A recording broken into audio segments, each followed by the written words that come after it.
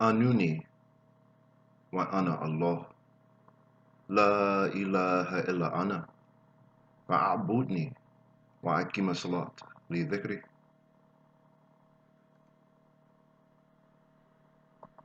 The Project Gutenberg EBook of the Way of the Initiation by Rudolf Steiner. This ebook is for the use of anyone, anywhere, at no cost, and with almost no restrictions whatsoever.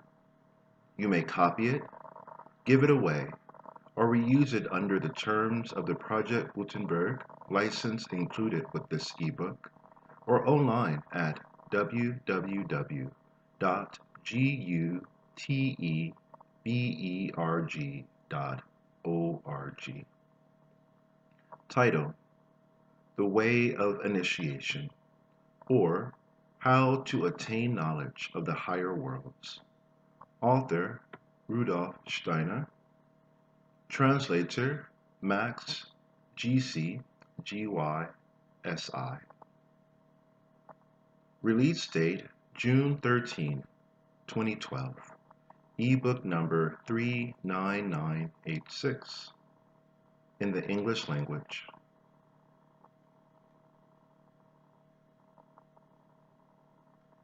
The Way of Initiation by the same author.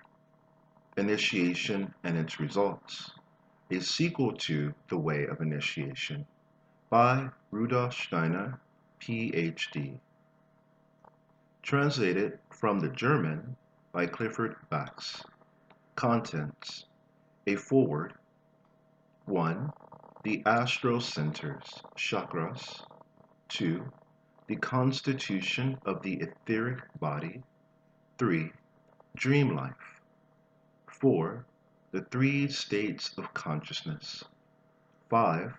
The dissociation of human personality during initiation.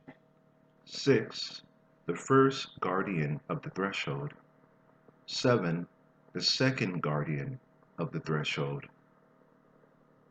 Selected list of occult works, in same clear print and rich binding as the book. With some biographical notes of the author by Edward Shore, first Americanized edition. McCoy Publishing and Masonic Supply Co., New York, USA. Original copyright 1910 by the same. 45, 47, 49 John Street, New York, USA. Read by Christopher Robert Neal, Nation. Entered Apprentice, Freemason. Cornerstone Masonic Lodge, Portland, Oregon. Translator's note for the English edition. Being deeply interested in Dr. Steiner's work and teachings, and desirous of sharing with my English-speaking friends the many invaluable glimpses of truth which are to be found therein, I decided upon the translation of the present volume. It is due to the kind cooperation of several friends who prefer to be anonymous that this task has been accomplished, and I wish to express my hearty thanks for the literary assistance rendered by them. Also to thank Dr. Diebers of Munich for permission to reproduce his excellent photograph of the author. The special value of this volume consists, I think, in the fact that no advice is given and no statement made which is not based on the personal experience of the author, who is, in the truest sense, both a mystic and an occultist. If the present volume should meet with a reception justifying a further venture, we propose translating and issuing during the coming year a further series of articles by Dr. Steiner in continuation of the same subject, and a third volume will consist of the articles now appearing in the pages of the Theosophy, entitled The Education of Children. Max Gysi. Publisher's note.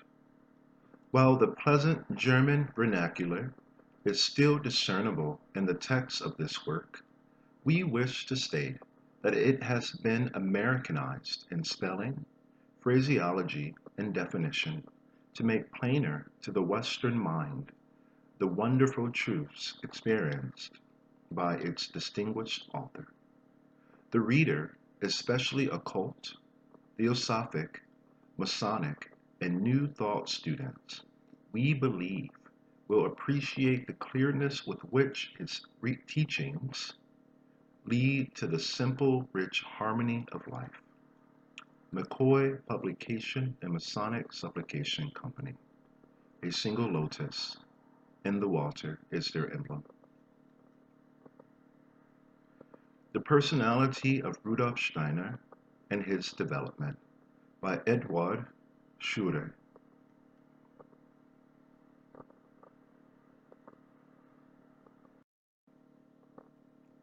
Many of even the most cultivated men of our time have a very mistaken idea of what is a true mystic and a true occultist. They know these two forms of human mentality only by their imperfect and or degenerate types, of which recent times have afforded but too many examples. To the intellectual man of the day, the mystic is a kind of fool and visionary who takes his fancies for facts. The occultist is a dreamer or a charlatan who abuses public credulity in order to boast of an imaginary science and of pretended powers. Be it remarked to begin with that this definition of mysticism, though deserved by some, would be as unjust as erroneous if one sought to apply it to such personalities as Joachim del Fiore of the 13th century, Jacob Boehme of the 16th, or Saint Martin, who is called the unknown philosopher of the 18th century. No less unjust and false would be the current definition of the occultist if one saw in it the slightest connection with such earnest seekers as Paracelsus, Mesmer, and Fabre de Olivet in the past, as William Crookes, de Rochat, or Camille Flammarion in the present. Think what we may of these bold investigators. It is undeniable that they have opened out regions unknown to science and furnished the mind with new ideas. No, these fanciful definitions can at most satisfy that scientific dilettantism which hides its feebleness under a supercilious mask to screen its indolence, or the worldly skepticism which ridicules all that threatens to upset its indifference. But enough of these superficial opinions. Let us study history, the sacred and profane books of all nations, and the last results of experimental science. Let us subject all these facts to impartial criticisms, inferring similar effects from identical causes, and we shall be forced to give quite another definition of the mystic and the occultist. The true mystic is a man who enters into full possession of his inner life, and who, having become cognizant of his subconsciousness, finds in it, through concentrated meditation and steady discipline, new faculties and enlightenment. These new faculties and this enlightenment instruct him as to the innermost nature of his soul and his relationships with the impalpable element which underlies all, with that eternal and supreme reality which religion calls God, and poetry the divine. The occultist, akin to the mystic, but differing from him as a younger from an elder brother, is a man endowed with intuition and with synthesis, who seeks to penetrate the hidden depths and foundations of nature by the methods of science and philosophy. That is to say, by observation and reason, methods invariable in principle, but modified in application by being adapted to the descending kingdoms of spirit, or the ascending kingdoms of nature, according to the vast hierarchy of beings and the alchemy of the creative word. The mystic, then, is one who seeks for truth and the divine directly within himself, by a gradual detachment and a veritable birth of his higher soul. If he attains it after prolonged effort, he plunges into his own glowing center. Then he immerses himself and identifies himself with the ocean of life, which is the primordial force. The occultist, on the other hand, discovers, studies, and contemplates this same divine outpouring, given forth in diverse portions, endowed with force and multiplied to infinity in nature and in humanity, according to the profound saying of Paracelsus. He sees in all beings the letters of an alphabet, which, united in man, form the complete and conscious word of life. The detailed analysis that he makes of them, the syntheses that he constructs with them, are to him as so many images and forecastings of this central divine, of this sun of beauty, of truth and of life, which he sees not, but which is reflected and bursts upon his vision in countless mirrors. The weapon of the mystic, the weapons of the mystic, are concentration and inner vision. The weapons of the occultist are intuition and synthesis. Each corresponds to the other. They complete and presuppose each other. These two human types are blended in the adept, in the higher initiate. No doubt one or the other, and often both, are met with in the founders of great religions and the loftiest philosophies.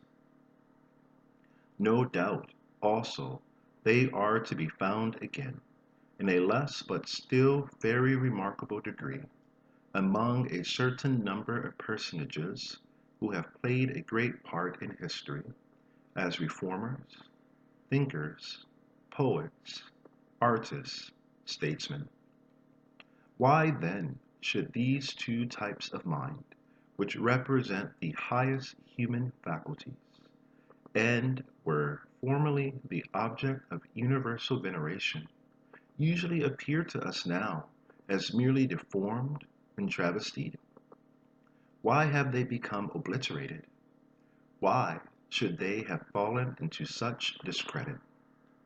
This is the result of a profound cause existing in an inevitable necessity of human evolution. During the last 2,000 years, but especially since the 16th century, humanity has achieved a tremendous work, namely, the conquest of the globe and the constitution of experimental science in what concerns the material and visible world. That this gigantic and Herculean task should be successfully accomplished, it was necessary that there should be a temporary eclipse of man's transcendental faculties, so that his whole power of observation might be concentrated on the outer world. These faculties, however, have never been extinct or even inactive. They lay dormant in the mass of men. They remain active in the elect, far from the gaze of the vulgar. Now, they are showing themselves openly under new forms. Before long, they will assume a leading and direct importance in human destinies. I would add that at no period of history, whether among the nations of the ancient Aryan cycle or in the Semitic civilizations of Asia and Africa, whether in the Greco-Latin world or in the Middle Ages and in modern times, have these royal faculties, for which positivism would substitute its dreary nomenclature, even ever ceased to operate at the beginning and in the background of all great human creations and of all fruitful work. For how can we imagine a thinker, a poet, an inventor, a hero, a master of science, or of art, a genius of any kind, without a mighty ray of those two master faculties, which make the mystic and the occultist, the inner vision and the sovereign intuition?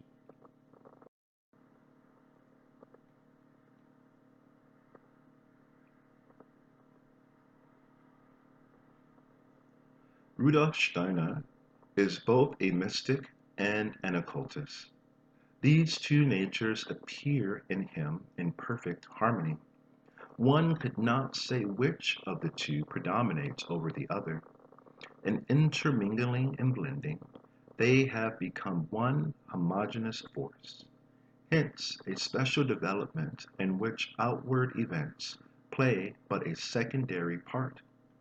Dr. Steiner was born in Upper Austria in 1861. His earliest years were passed in a little town situated on Leta, on the borders of Styria, the Carpathian, and Hungary. From childhood, his character was serious and concentrated. This was followed by a youth inwardly illuminated by the most marvelous intuitions, a young manhood encountering terrible trials, and a ripe age crowned by a mission which he had dimly foreseen from his earliest years, but which was only gradually formulated in the struggle for truth and life.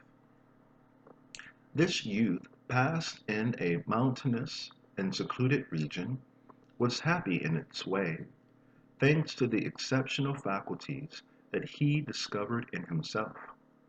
He was employed in a Catholic church as a choir boy. The poetry of the worship, the profundity of the symbolism, had a mysterious attraction for him. But as he possessed the innate gift of seeing souls, one thing terrified him.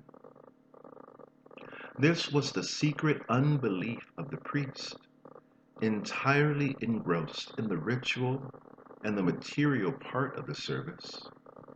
There was another peculiarity. No one, either then or later, allowed himself to talk of any gross superstition in his presence, or to utter any blasphemy, as if those calm and penetrating eyes compelled the speaker to serious thought. In this child, almost always silent, there grew up a quiet and inflexible will to master things through understanding. That was easier for him than for others, for he possessed from the first that self-mastery, so rare even in the adult, which gives the mastery over others. To this firm will was added a warm, deep, an almost painful sympathy, a kind of pitiful tenderness to all beings and even to an animate nature. It seemed to him that all souls had in them something divine. But in what a stony crust is hidden the shining gold, in what hard rock, in what dark gloom lay dormant the precious essence. Vaguely as yet did this idea stir within him. He was to develop it later, that the divine soul is present in all men, but in a latent state. It is a sleeping captive that has to be awakened from enchantment. To the sight of this young thinker, human souls became transparent, with their troubles, their desires, their paroxysms of hatred or of love, and it was probably owing to the terrible things he saw that he spoke so little. And yet, with delights unknown to the world, sprang from this involuntary clairvoyance.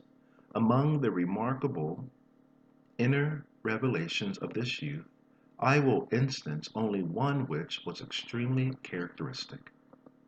The vast plains of Hungary, the wild Carpathian forests, the old churches of those mountains in which the monstrance glows brightly as a sun, and the darkness of the sanctuary, were not there for nothing, but they were helpful to meditation and contemplation. At 15 years of age, Steiner became acquainted with an herbalist, at that time staying in his country. The remarkable thing about this man was that he knew not only the species, families, and life of plants in their minutest details, but also their secret virtues. One would have said that he had spent his life in conversing with the unconscious and fluid souls of herbs and flowers.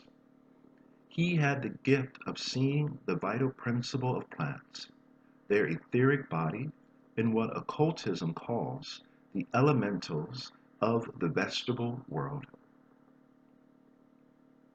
He talks of it as a quite ordinary and natural thing. The calm and coolly scientific tone of his conversation still further excited the curiosity and admiration of the youth. Later on, Steiner knew that this strange man was a messenger from the Master, whom as yet he knew not, but who was to be his real initiator, and who was already watching over him from afar. What the curious double-sided botanist told him, young Steiner found to be in accordance with the logic of things. That confirmed an inner feeling of long standing, and which more and more forced itself on his mind and the fundamental law, and as the basis of the great all. That is to say, the twofold current which constitutes the very movement of the world, and which might be called the flux and reflux of the universal life. We are all witnesses and are conscious of the outward current of evolution, which urges onward all beings of heaven and of earth, stars, plants, animals, and humanity, and causes them to move forward towards an infinite future, without our perceiving the initial force, which impels them and makes them go on without pause or rest. But there is in the universe an inverse current, which interposes itself and perpetually breaks in on the other. It is that of involution, by which the principles, forces, entities, and souls, which come from the invisible world and the kingdom of the eternal, infinite, and the kingdom of the eternal infiltrate and ceaselessly intermingle with the visible reality.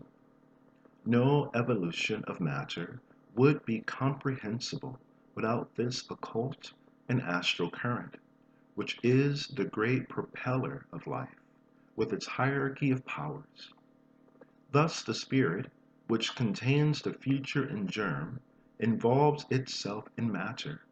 Thus matter, which receives the spirit, evolves toward the future. While then we are moving on blindly towards the unknown future, this future is approaching us consciously, infusing itself in the current of the world and man who elaborated.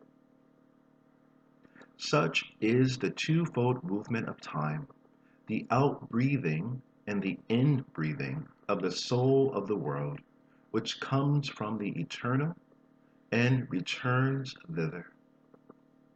From the age of 18, young Steiner possessed the spontaneous consciousness of this twofold current, a consciousness which is the condition of all spiritual vision.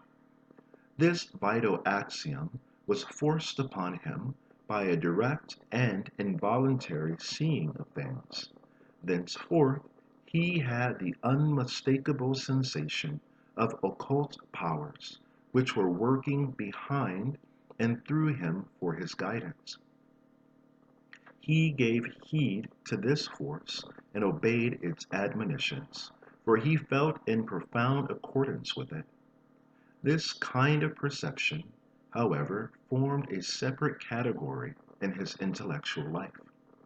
This class of truths seemed to him something so profound, so mysterious, and so sacred that he never imagined it possible to express it in words. He fed his soul thereon, and from a divine fountain, but as from a divine fountain, but to have scattered a drop of it beyond would have seemed to him a profanation. Beside this inner and contemplative life, his rational and philosophic mind was powerfully developing. From 16 to 17 years of age, Rudolf Steiner plunged deeply into the study of Kant, Fichte, and Schelling. When he came to Vienna some years after, he became an ardent admirer of Hegel, whose transcendental idealism borders on occultism. But speculative philosophy did not satisfy him. His positive mind demanded the solid basis of the sciences of observation. So he deeply studied mathematics, chemistry, mineralogy, botany, and zoology. These studies, he said, afford a sure basis for the construction of a spiritual system of the universe than history and literature. The latter, wanting in exact methods, would then throw no sidelights on the vast domain of German science, inquiring into everything, enamored of high art, and an enthusiastic poetry. Steiner nevertheless did not neglect literary studies. As a guide therein, he found an excellent professor in the person of Julius Scheurer, a distinguished scholar of the school of the brothers Grimm, who strove to develop in his pupils the art of oratory and of composition. To this distinguished man, the young student owed his great and refined literary culture. In the desert of prevailing materialism, says Steiner, his house was to me an oasis of idealism. But this was not yet the master whom he sought. Amidst these varied studies and deep meditations, he could as yet discern the building of the universe, but in a fragmentary way. His inborn intuition prevented any doubt of the divine origin of things, and of a spiritual beyond. A distinctive mark of this extraordinary man was that he never knew any of those crises of doubt and despair which usually accompany the transition to a definite conviction in the life of mystics and of thinkers. Nevertheless, he felt that the central light which illumines and penetrates the whole was still lacking in him. He had reached young manhood with its terrible problems. What was he going to do with his life? The Sphinx of destiny was facing him. How should he solve its problems? It was at the age of 19 that the aspirant to the mysteries met with his guide, the Master, so long anticipated. It is an undoubted fact, admitted by occult tradition and confirmed by experience, that those who seek the higher truth from an impersonal motive find a master to initiate them at the right moment. That is to say, when they are ripe for its reception. Knock, and it shall be opened to you, said Jesus. That is true with regard to everything, but above all with regard to truth. Only the desire must be ardent as a flame, and a soul pure as crystal. The master of Rudolf Steiner was one of those men of power who live, unknown to the world, under cover of some civil state, to carry out a mission unsuspected by any but their fellows in the brotherhood of self-sacrificing masters. They take no ostensible part in human events. To remain unknown is the condition of their power, but their action is only the more efficacious, for they inspire, prepare, and direct those who will act in the sight of all. In the present instance, the master had no difficulty in completing the first and spontaneous initiation of his disciple. He had only, so to speak, to point out to him his own nature, to arm him with his needful weapons. Clearly did he show him the connection between the official and the secret sciences, between the religious and the spiritual forces, which are now contending for the guidance of humanity, the antiquity of the occult tradition, which holds the hidden threads of history, which mingles them, separates and reunites them in the course of ages. Swiftly he made him clear the successive stages of inner discipline, in order to attain conscious and intelligent clairvoyance. In a few months, the disciple learned from oral teaching the depth and incomparable splendor of the esoteric synthesis. Rudolf Steiner had already sketched for him his intellectual mission, to reunite science and religion, to bring back God into science and nature into religion, thus to re-fertilize both art and life. But how to set about this vast and daring undertaking? How conquer, or rather, how to tame and transform the great enemy, the materialistic science of the day, which is like a terrible dragon, covered with its carapace and couched on its huge treasure. How to master this dragon of modern science and yoke it to the car of spiritual truth, and above all, how to conquer the bull of public opinion. Rudolf Steiner's master was not in the least like himself. He had not the extreme and feminine sensibility which, though not excluding energy, makes every contact an emotion and instantly turns the suffering of others into a personal pain. He was masculine in spirit, a born ruler of men, looking only at the species, and for whom individuals hardly existed. He spared not himself, and he did not spare others. His will was like a ball which, once shot from the cannon's mouth, goes straight to its mark, sweeping off everything in its way.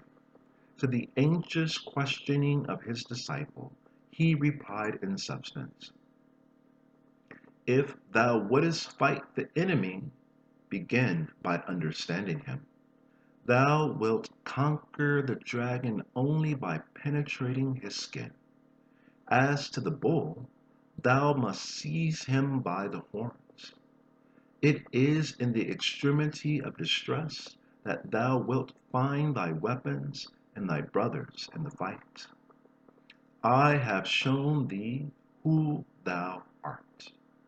Now go and be thyself." Rudolf Steiner knew the language of the masters well enough to understand the rough patch that he was thus commanded to tread. But he also understood that this was the only way to attain the end. He obeyed and set forth.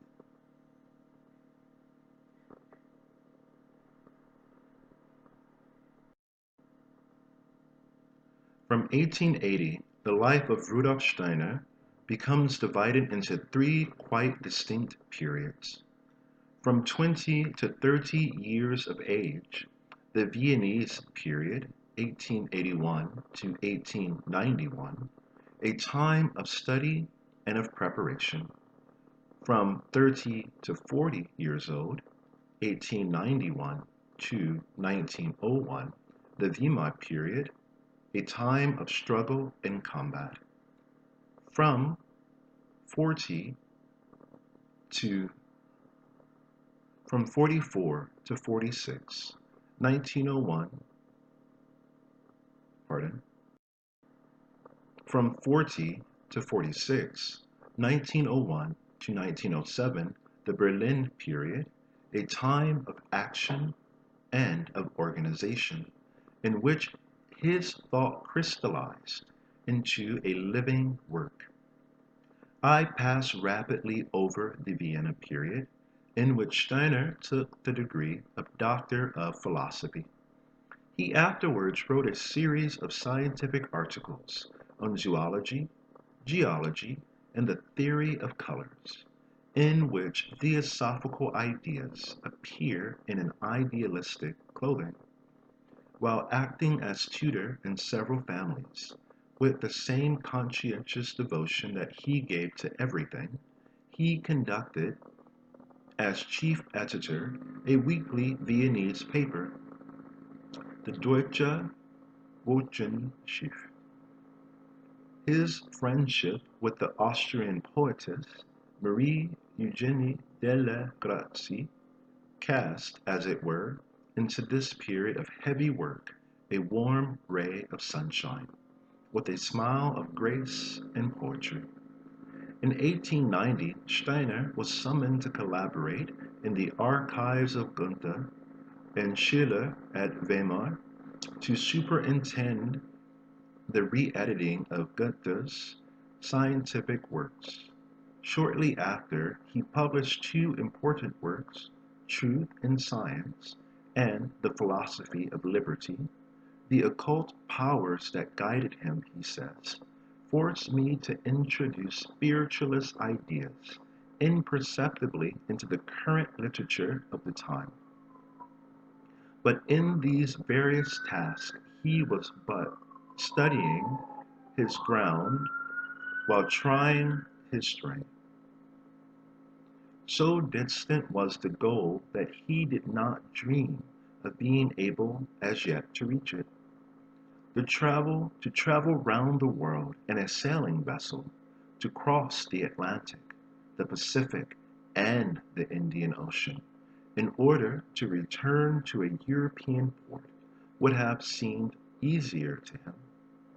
while awaiting the events that would allow him to equip his ship and to launch it on the open sea, he came into touch with two illustrious personalities who helped to determine his intellectual position in the contemporary world. These two persons were the celebrated philosopher Friedrich Nietzsche and the no less famous naturalist Ernst Haeckel.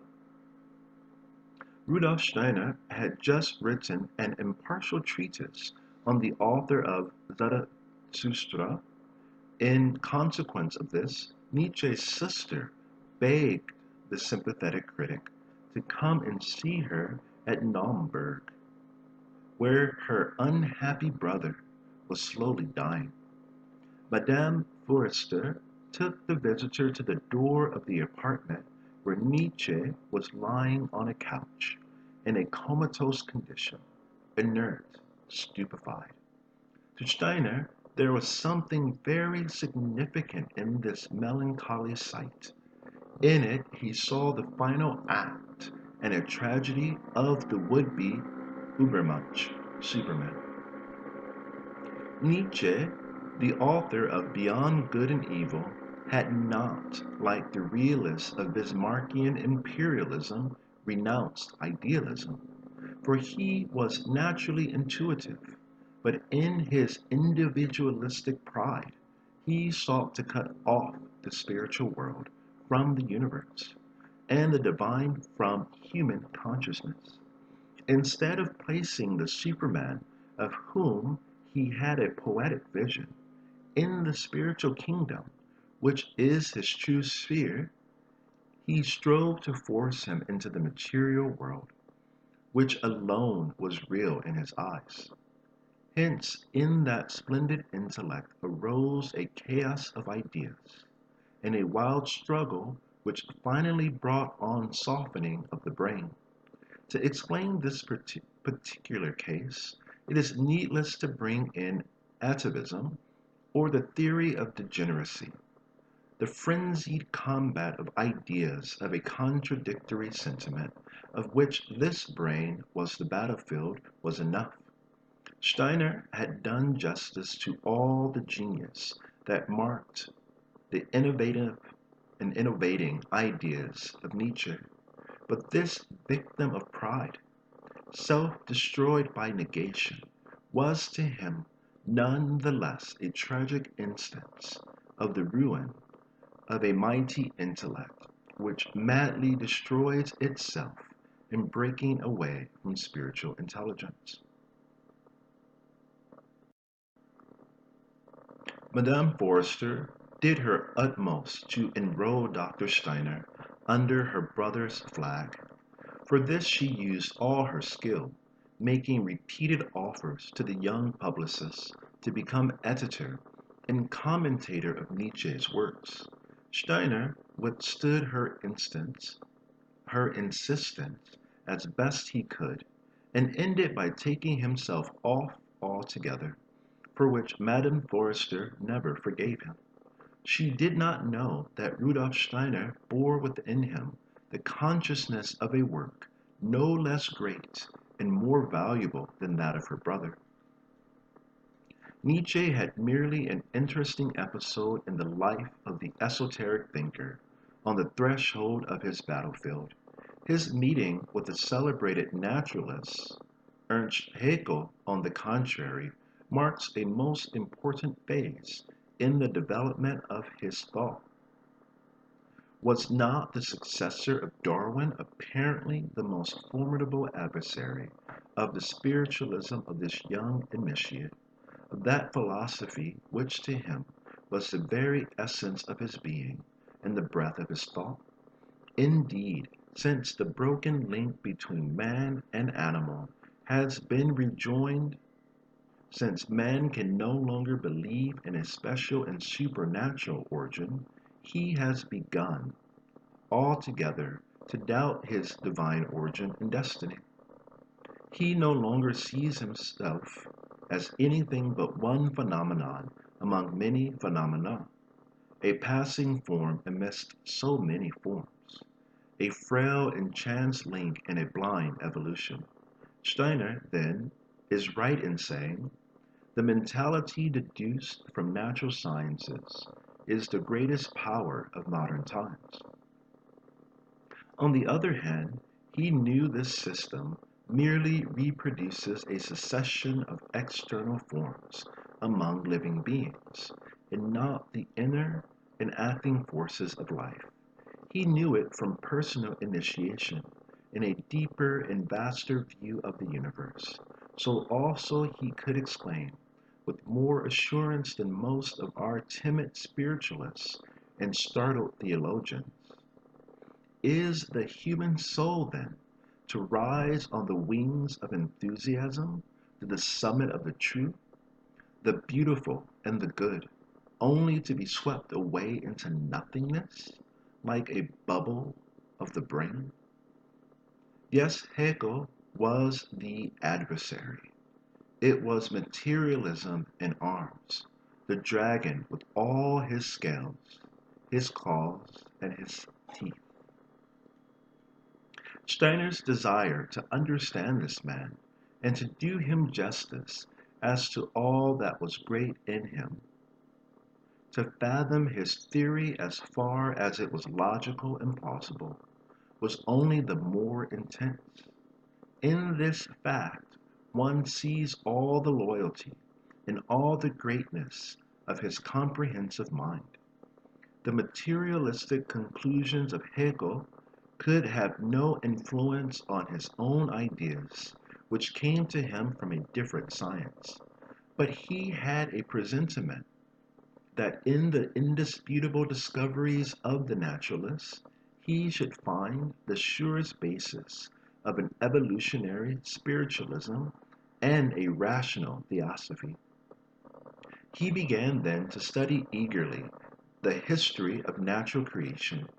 In it, Haeckel, Haeckel, gives a fascinating picture of the evolution of species, from the amoeba to man. In it, he shows the successive growth of organs and the physiological process by which living beings have raised themselves to organisms more and more complex and more perfect. But in this stupendous transformation, which implies millions and millions of years, he never explains the initial force of this universal ascent, nor the series of special impulses which cause beings to rise step by step. To these primordial questions, Hegel has never been able to reply except by admitting spontaneous generation, which is tantamount to a miracle as great as the creation of man by God from a clod of earth.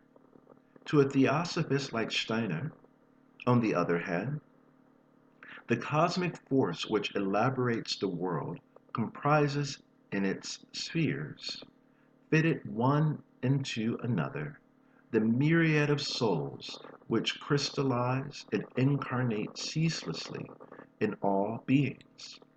He who saw the underside of creation could but recognize and admire the extent of all-round gaze, with which Hegel surveyed him above. He who saw the underside of creation could but recognize and admire the extent of the all-round gaze with which Hegel surveyed his above. It was in vain that the naturalists would deny the divine author of the universal scheme. He proved it in spite of himself, in so well describing his work. As to the theosophists, he greets it in the surging of species and in the breath which urges them onward. Man in the making, the very thought of God, the visible expression of the planetary word. While thus pursuing his studies, Rudolf Steiner recalled the saying of his master, "To conquer the dragon, his skin must be penetrated." While stealing within the carapace of present-day materialism, he had seized his weapons. Henceforth, he was ready for the combat. He needed but a field of action to give battle, and a powerful aid to uphold him therein. He was to find his field in the Theosophical Society, and his aid in a remarkable woman. In 1897, Rudolf Steiner went to Berlin to conduct a literary magazine and to give lectures there. On his arrival, he found there a branch of the Theosophical Society. The German branch of this society was always noted for its great independence, which is natural in a country of transcendental philosophy and of fastidious criticism. It had already made a considerable contribution to occult literature through the interesting periodical The Sphinx, conducted by Dr. Hubert Schleiden in Dr. Karl de Prell's book Philosophie der Mystique. But, the leaders having retired, it was almost over with the group. Great discussions and petty wranglings divided the Theosophists beyond the Rhine. Should Rudolf Steiner enter the Theosophical Society? This question forced itself urgently upon him, and it was of the utmost gravity, both for himself and for his cause. Through his first master, through the brotherhood with which he was associated, through his first master, through the brotherhood with which he was associated, and by his own innermost nature, Steiner belongs to another school of occultism. I mean the esoteric Christianity of the West, most especially to the Rosicrucian initiation. After mature consideration, he resolved to join the Theosophical Society, of which he became a member in 1902.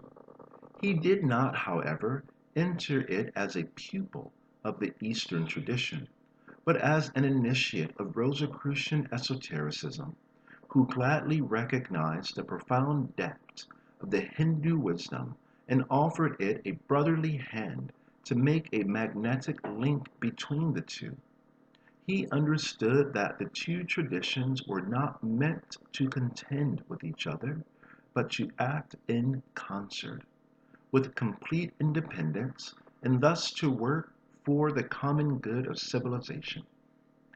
The Hindu tradition, in fact, contains the greatest treasure of occult science as regards cosmogony and the prehistoric periods of humanity, while the tradition of Christian and Western esotericism looks from its immeasurable height upon the far-off future and the final destinies of our race.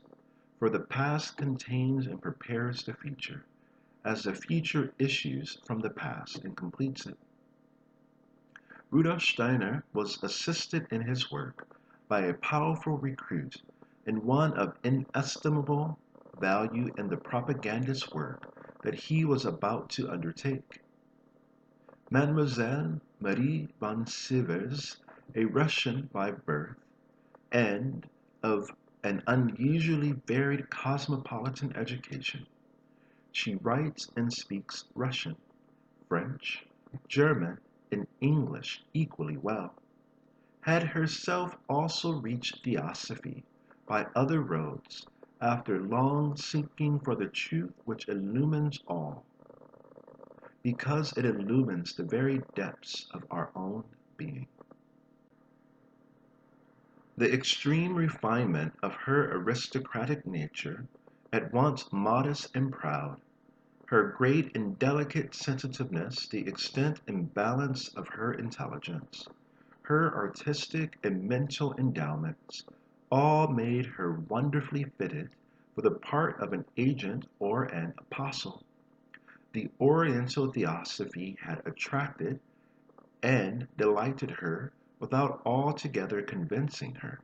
The lectures of Dr. Steiner gave her the light which convinces by casting its beams on all sides.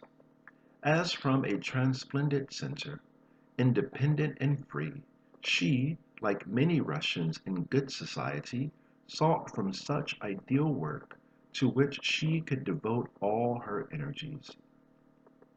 She had found it. Dr. Steiner, having been appointed General Secretary of the German section of the Theosophical Society, Mademoiselle Marie von Sievers became his assistant. From that time, in spreading the work throughout Germany and the adjacent countries, she displayed a real genius for organization, maintained with unwearied activity. As for Rudolf Steiner, he had already given ample proof of his profound thought and his eloquence. He knew himself, and he was master of himself. But such faith, such devotion must have increased his energy 100-fold and given wings to his words. His writings on esoteric questions followed one another in rapid succession. He delivered lectures in Berlin, Leipzig, Kassel, Munich, Stuttgart, Vienna, Budapest, etc. All his books are of a high standard. He is equally skilled in the deduction of ideas in philosophical order and in rigorous analysis of scientific fact. And when he so chooses, he can give a poetical form to his thought, an original and striking imagery, but his whole self is shown only by his presence and his speech, private or public. The characteristic of his eloquence is a singular force, always gentle in expression, resulting undoubtedly from perfect serenity of soul combined with wonderful clearness of mind. Added to this at times is an inner and mysterious vibration which makes itself felt by the listener from the very first words. Never a word that could shock or jar. From argument to argument, from analogy to analogy, he leads you on from the known to the unknown, whether following up the comparative development of the earth and of man, according to occult tradition, through the Lemurian, Atlantean, Asiatic, and European periods, whether explaining the physiological and psychic constitution of man as he now is, whether enumerating the stages of Rosicrucian initiation or commenting on the Gospel of St. John and the Apocalypse, or applying his root ideas to mythology, history, and literature, that which dominates and guides his discourse is ever this power of synthesis, which coordinates facts under one ruling idea and gathers them together in one harmonious vision.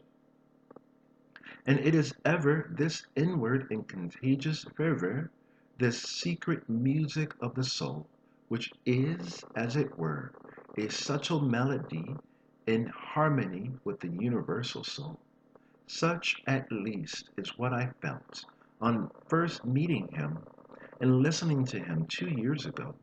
I could not better describe this undefinable feeling than by recalling the saying of a poet friend to whom I was showing the portrait of the German Theosophist, standing before those deep and clear-seeing eyes, before that countenance, hallowed by inward struggles, molded by a lofty spirit, which has proved its balance on the heights of its calm.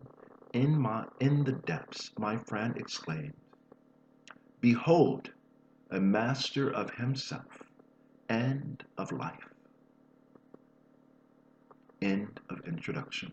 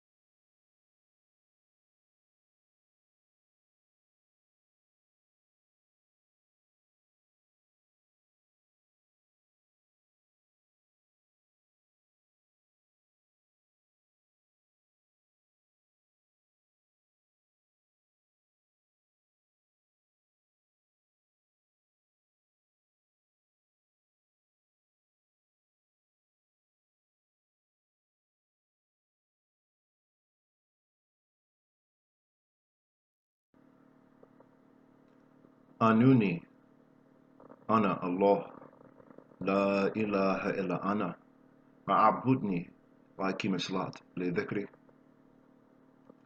The Way of Initiation by Rudolf Steiner, read by Christopher Robert Neal Nation, an entered apprentice Mason.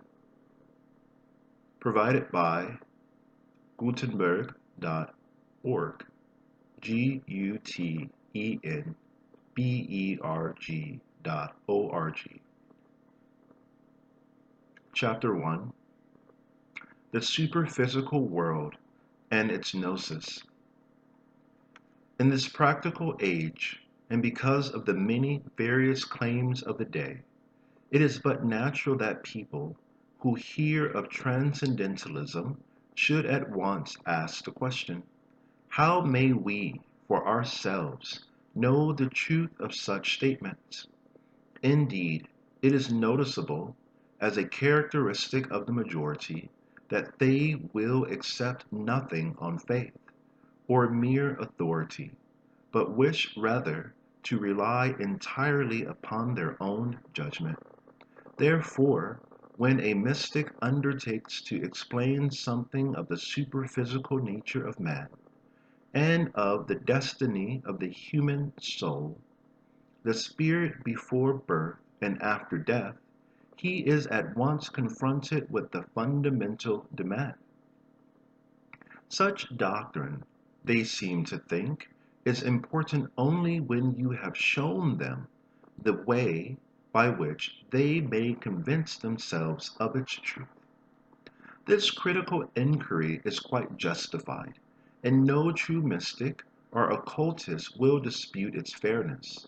Yet it is unfortunate that with many who make the demand, there exists a feeling of skepticism or antagonism toward the mystic, or any attempt on his part to explain anything occult.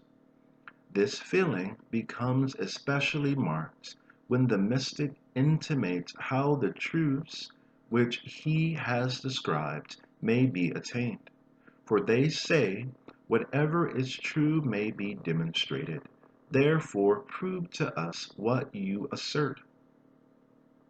They demand that the truth must be something clear and simple, something which an ordinary intellect may comprehend. Surely, they add, this knowledge cannot be possessed by a chosen few, to whom it is given by a special revelation. And in this way, the real messenger of transcendental truth is frequently confronted with people who reject him, because, unlike the scientist, for example, he can produce no proofs for his assertions of such a nature as they are able to understand.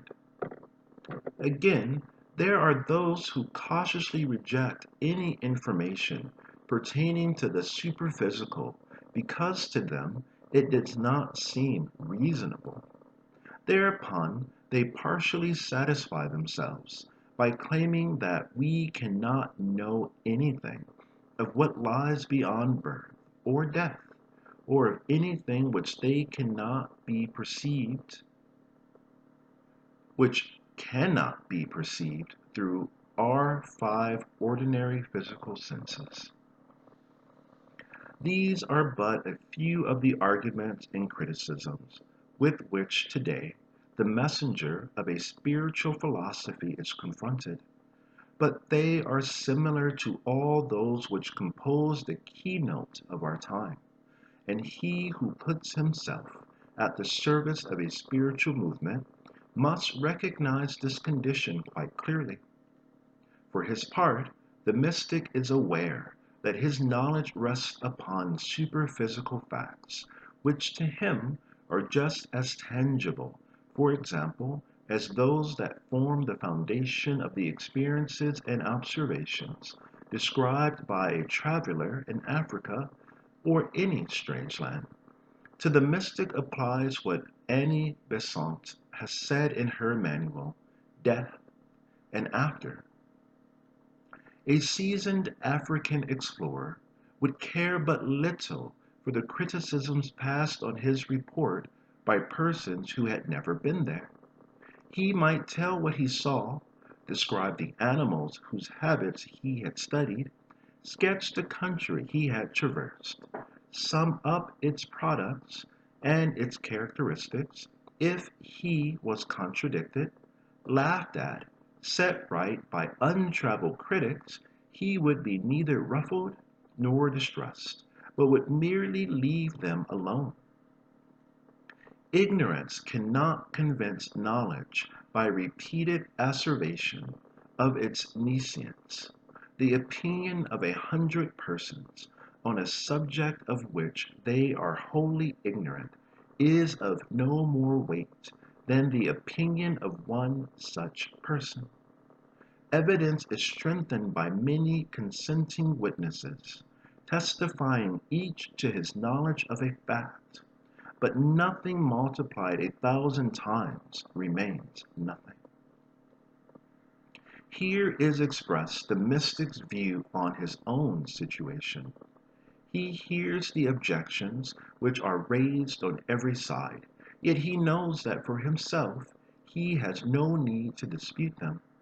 He realizes that this certain knowledge is being criticized by those who have not had his experience, that he is in the position of a mathematician who has discovered a truth which can lose no value, though 1,000 voices are raised in opposition. Then again will arise the objection of the skeptics. Mathematical truths may be proven to anyone. They will say, and though perhaps you have really found something, we shall accept it only when we have learned of its truth through our own investigation. Such then have reason to consider themselves to be in the right, because it is clear to them that anyone who acquires the necessary knowledge can prove a mathematical truth, while the experiences professed by the mystic, if true, depend upon the special faculty of a few elect mystics in whom they assume they are expected to blindly believe. For him who rightly considers this objection, all justification for the doubt immediately vanishes. And mystics can here use the very logical reasoning of the skeptics themselves by emphasizing the truth that the way to higher knowledge is open to anyone who will acquire for himself the faculties by which he may prove the spiritual truths herein claimed. The mystic asserts nothing which his opponents would not also be compelled to assert if they did but fully comprehend their own statements. They, however, in making an assertion, often formulate a claim which constitutes a direct contradiction of that assertion. Skeptics are seldom willing to acquire the necessary faculties to test the assertions of the mystic, but prefer to judge him offhand, without regard to their own lack of qualification. The sincere mystic says to them, I do not claim to be chosen in the sense that you mean. I have merely developed within myself some of man's additional senses in order to acquire the faculties through which it is possible to speak of glimpses into super-physical regions. These senses are dormant within you and every other person until they are developed, as is necessary with the usual senses and faculties more noticeable in the growth of a child. Yet his opponents answer, you must prove your truths to us as we now are. This at once appears a difficult task, for they have not complied with the necessity of developing the dormant powers within them. They are still unwilling to do so, and yet they insist that he shall give them proofs, nor do they see that this is exactly as if a peasant at his plough should demand of the mathematician the proof of a complicated problem, without his undergoing the trouble of learning mathematics. This mixed mental condition appears to be so general, and its solution so simple, that one almost hesitates to speak of it, and yet it indicates a delusion under which millions of people continue living at the present time. When explained to them, they always agree in theory, since it is quite as plain as that 2 and 2 make 4, yet in practice they continually act in contradiction. The mistake has grown to be second nature with many. They indulge it without realizing that they do so without desiring to be convinced of its error, just as they set themselves against other laws which they should and would at all times recognize as embodying a principle of the simplest nature. If they but gave it an unbiased contradiction, it matters not whether the mystic today moves among thinking artisans or in a more educated circle. Wherever he goes, he meets with the same prejudice, the same self-contradiction. One finds it in popular lectures, in the newspapers and magazines, and even in the more learned works or treatises. Here we may recognize quite clearly that we are dealing with a consensus of opinion that amounts to a sign of the times, which we may not simply pronounce as incompetent, nor deal with as possibly a correct but unjust criticism. We must understand that this prejudice against the higher truths lies deep in the very being of our age. We must understand clearly that the great successes, the immense advance marking our time, necessarily encourages this condition. The 19th century especially had in the above respect a dark side to its wonderful excellencies. Its greatness rests upon discoveries in the external world and conquest of natural forces for technical and industrial purposes. These successes could have been attained only by the employment of the mind directed toward material results. The civilization of the present day is the result of the training of our senses and of that part of our mind which is occupied with the world of sense. Almost every step we take in the busy march of today shows us how much we owe to this kind of training. And it is under the influence of these blessings of civilization that the habits of thought prevalent among our fellow men have been developed. They continue to abide by the senses and the mind, because it is by means of these that they have grown great. People were taught to train themselves to admit nothing as true except those things that they were presented by the senses or the intellect. And nothing is more apt to claim for itself the only valid testimony, the only absolute authority than the mind or the senses. If a man has acquired by means of them a certain degree of culture, he thenceforth accustoms himself to submit everything to their consideration, everything to their criticism. And again, in another sphere, in the domain of social life, we find a similar trait.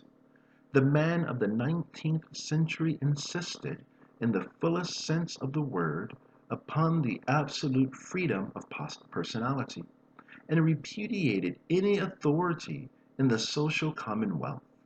He endeavored to construct the community in such a way that the full independence, the self-chosen vocation of each individual should, without interference, be assured. In this way, it became habitual for him to consider everything from the standpoint of the average individual. This same individuality is also helpful in the search of knowledge on the spiritual plane, for the higher powers which lie dormant in the soul may be developed by one person in this direction, by another in that. One will make progress, another less. But when they develop those powers and attach value to them, men begin to differentiate themselves. And then one must allow to the advanced student more right to speak on the subject or to act in a certain way than to another who is less advanced. This is more essential in matters of the higher realm than on the plane of the senses and the mind, where experiences are more nearly the same. It is also noticeable that the present formation of the social commonwealth has helped to bring about a revolt against the higher powers of man. According to the mystic, civilization during the 19th century has moved altogether along physical lines, and people have accustomed themselves to move on the physical plane alone and to feel at home there. The higher powers are developed only on planes higher than the physical, and the knowledge which these faculties bring is, therefore, unknown to the physical man. It is only necessary to attend mass meetings if one wishes to be convinced of the fact that the speakers there are totally unable to think any thoughts but those which refer to the physical plane, the world of sense. This can also be seen through the leading journalists of our papers and magazines, and indeed, on all sides one may observe the haughtiest comprehended by the average mind. One may observe the haughtiest and most complete denial of everything that cannot be seen with the eyes, or felt with the hands, or comprehended by the average mind. We do not condemn this attitude, for it denotes a necessary stage in the development of humanity. Without the pride and prejudices of mind and sense, we should never have achieved our great conquest over material life, nor have been able to impart to the personality a certain measure of elasticity. Neither can we hope that many ideals, which must be founded on man's desire for freedom and the assertion of personality, may yet be realized.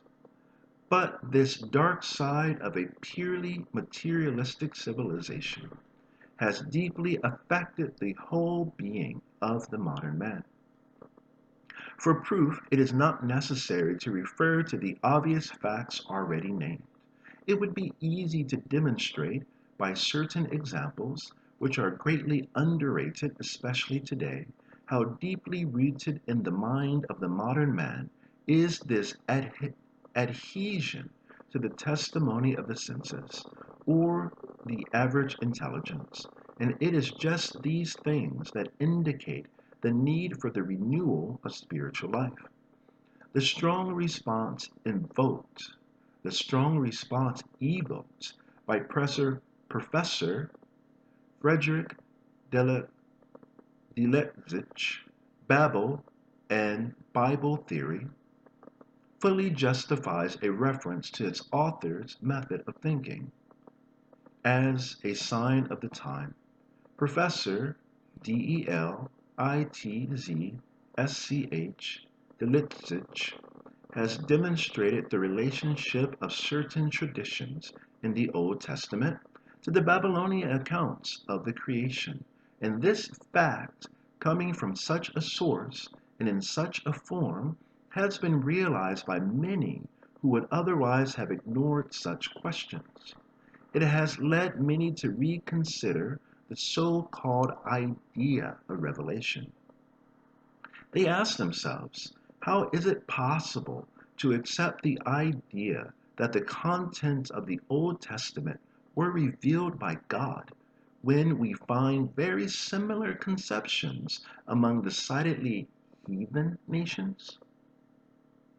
This problem cannot here be further discussed.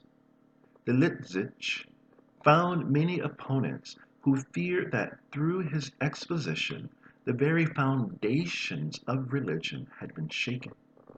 He has defended himself in a pamphlet, Babel and Bible, a retrospect and a forecast.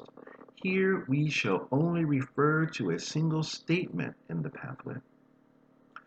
On one of importance, because it reveals the view of any eminent scientist regarding the position of man with respect to transcendental truths. And today, innumerable other people think and feel like Delitzsch.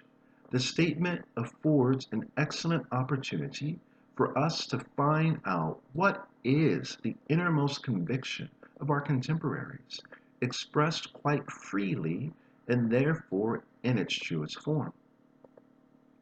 Delitzsch turns to those who reproach him with a somewhat liberal use of the term revelation, and who would fain regard it as a kind of old priestly wisdom, which has nothing at all to do with the layman, making this reply.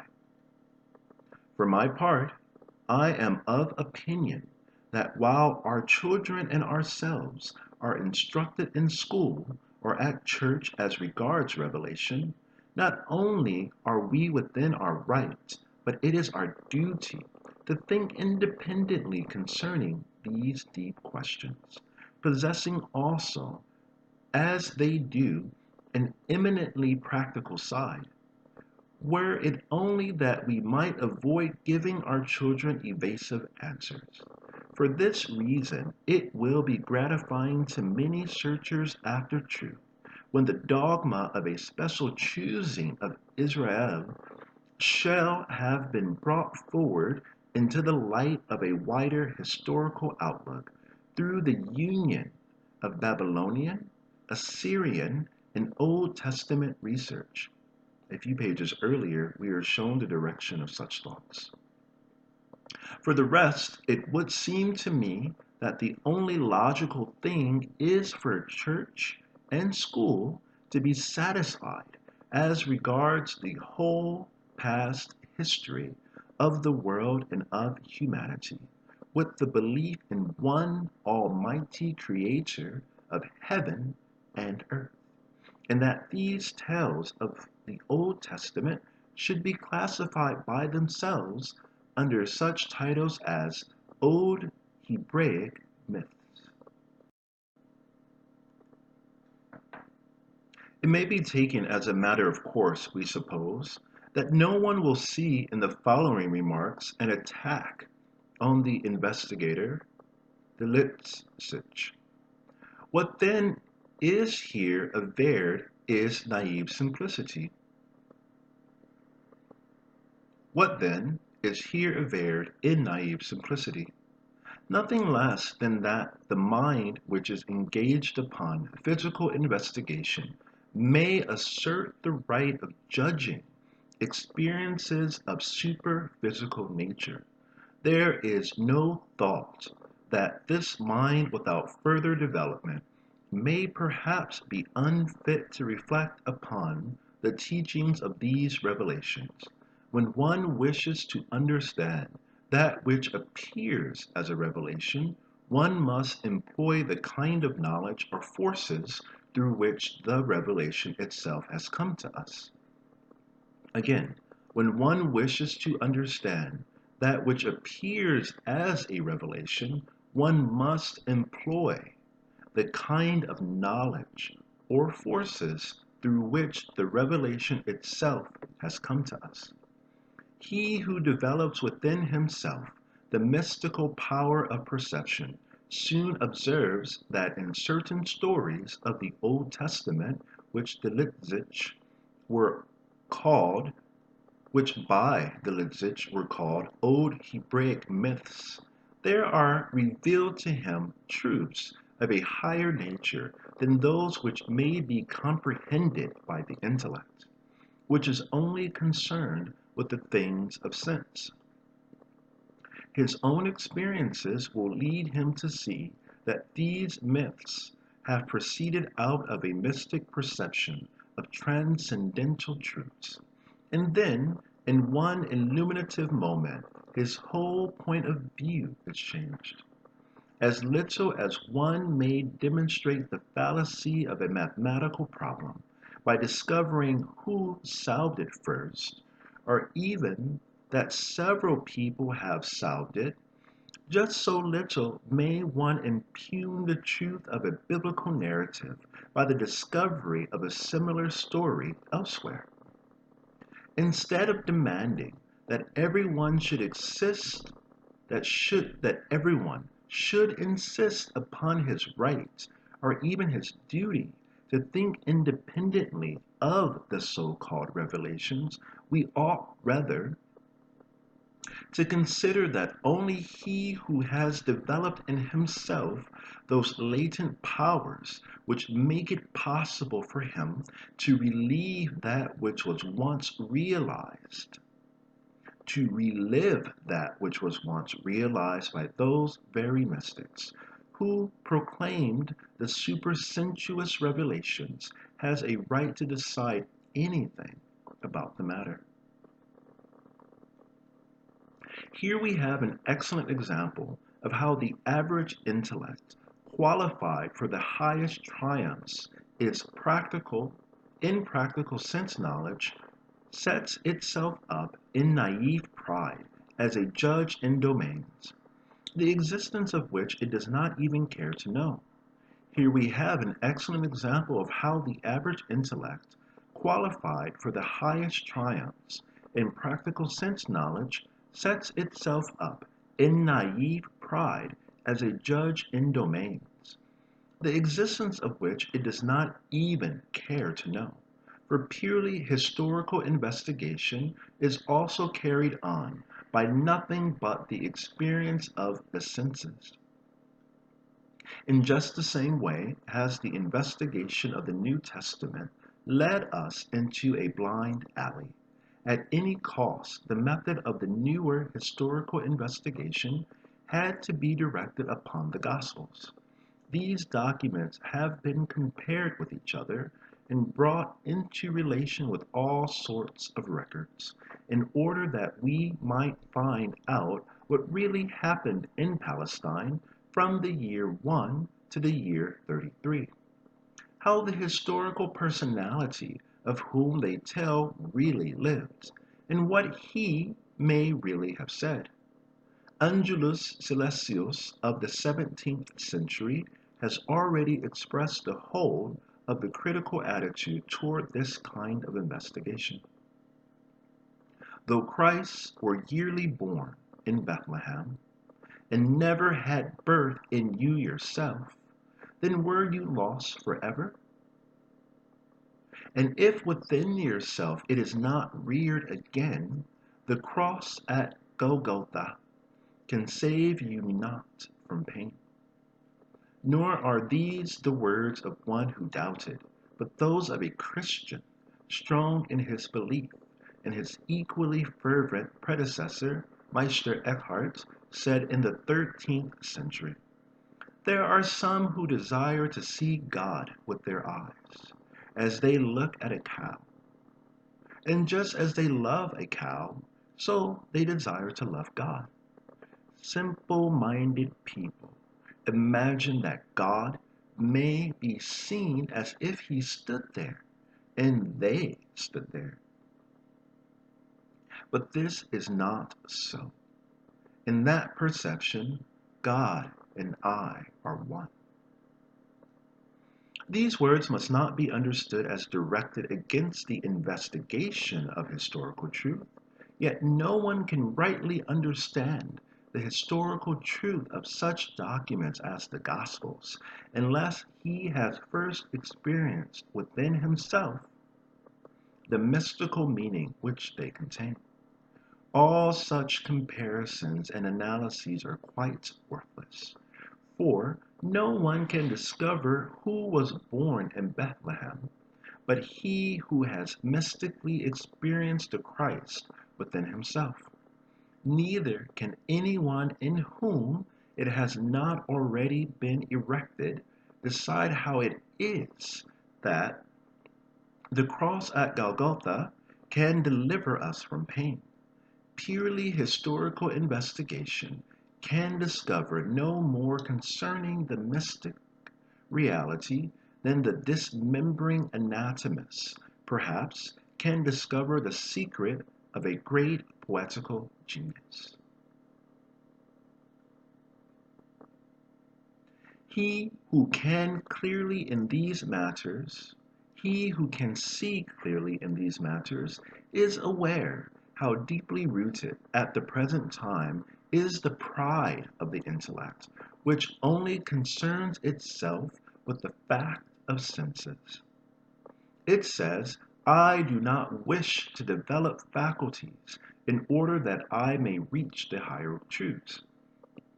I wish to form my decisions concerning them with the powers I now possess.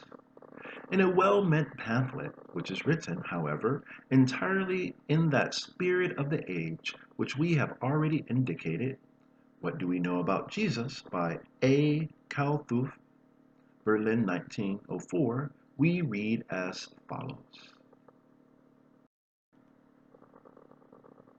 Christ, who symbolizes the life of the community, may be discerned within himself by the man of today. Out of his own soul, the man of today can create Christ just as well as the author of a gospel created him. As a man, he may put himself in the same position as the gospel writers because he can reinstate himself into the same soul processes, can himself speak or write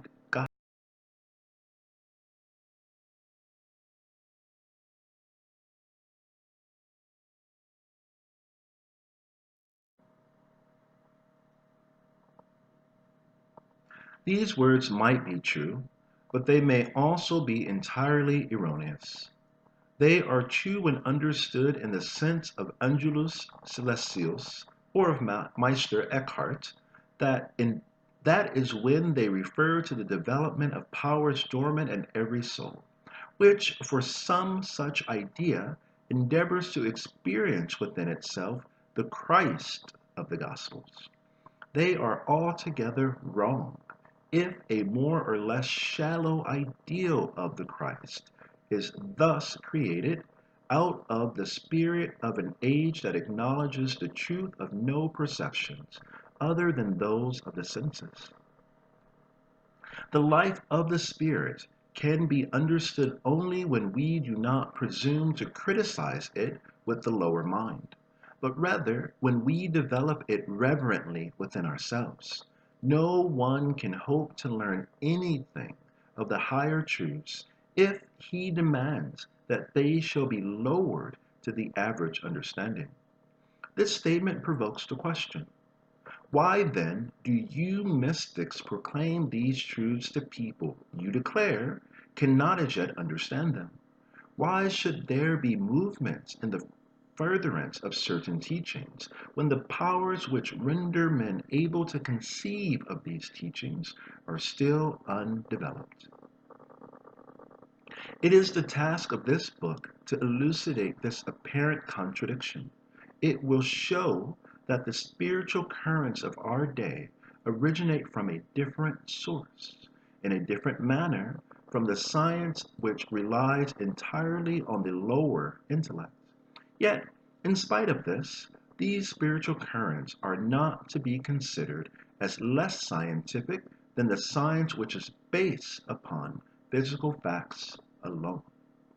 Rather, do they extend the field of scientific investigation into the superphysical. We must close this chapter with one more question, which is likely to arise. How may one attain to superphysical truths? And of what help are spiritual movements toward this attainment? Chapter 2: How to attain knowledge of the higher worlds.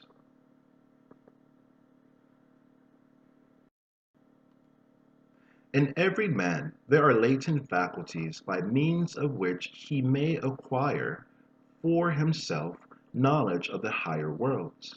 The mystic, master, theosophist, or gnostic speaks of a soul world and a spirit world, which are for him just as real as the world which we see with our physical eyes, or touch with our physical hands. And those who wish to develop the spiritual senses, which unfold psychic knowledge, should understand that safe advice can be given only by those who have already developed such power within themselves. As long as the human race has existed, there have been lodges and schools in which those who possess these higher faculties have been given instruction to those who were in search of them. Such are called occult schools, and the instruction which is imparted therein is called esoteric science, or occult teaching. This designation sometimes leads to misunderstanding. He who hears it may be very easily misled into the belief that those who work in these schools desire to represent a special, privileged class, which arbitrarily withholds its knowledge from its fellow creatures. Indeed, he may even think that perhaps there is nothing really important behind such knowledge, for he is tempted to think that if it were a true knowledge, there would be no need of making a secret of it. One might then communicate it publicly to the advantage of all men. Those who have been initiated into occult knowledge are not in the least surprised that the uninitiated should so think. Only he who has to a certain degree experienced this initiation into the higher knowledge of being can understand the secret of that initiation. But it may be asked, how then shall the uninitiated, considering the circumstances, develop any interest at all in this so-called mystic knowledge? How and why ought they to search for something of the nature of which they can form no idea? Such a question is based upon an entirely erroneous conception of the real nature of occult knowledge. There is, in truth, no fundamental difference between occult knowledge and all the rest of man's knowledge and capacity. This mystic knowledge is no more a secret for the average man than writing is a secret to him who has never learned to read. And just as everyone who chooses the correct method may learn to write, so too can everyone who searches after the right way become a disciple and even a teacher. In only one respect are the conditions here different from those that apply to external thought activities. The possibility of acquiring the art of writing may be withheld from someone through poverty, or through the state of civilization into which he has been born. But for the attainment of knowledge,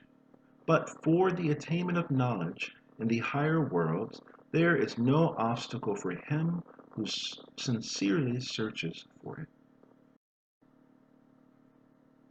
Many believe it is necessary to find, here and there, the masters of the higher knowledge in order to receive enlightenment from them. In the first place, he who strives earnestly after the higher knowledge need not be afraid of any difficulty or obstacle in his search for an initiate who shall be able to lead him into the profounder secrets of the world. Everyone, on the contrary, may be certain that an initiate will find him, under any circumstances, if there is in him an earnest and worthy endeavor to attain this knowledge.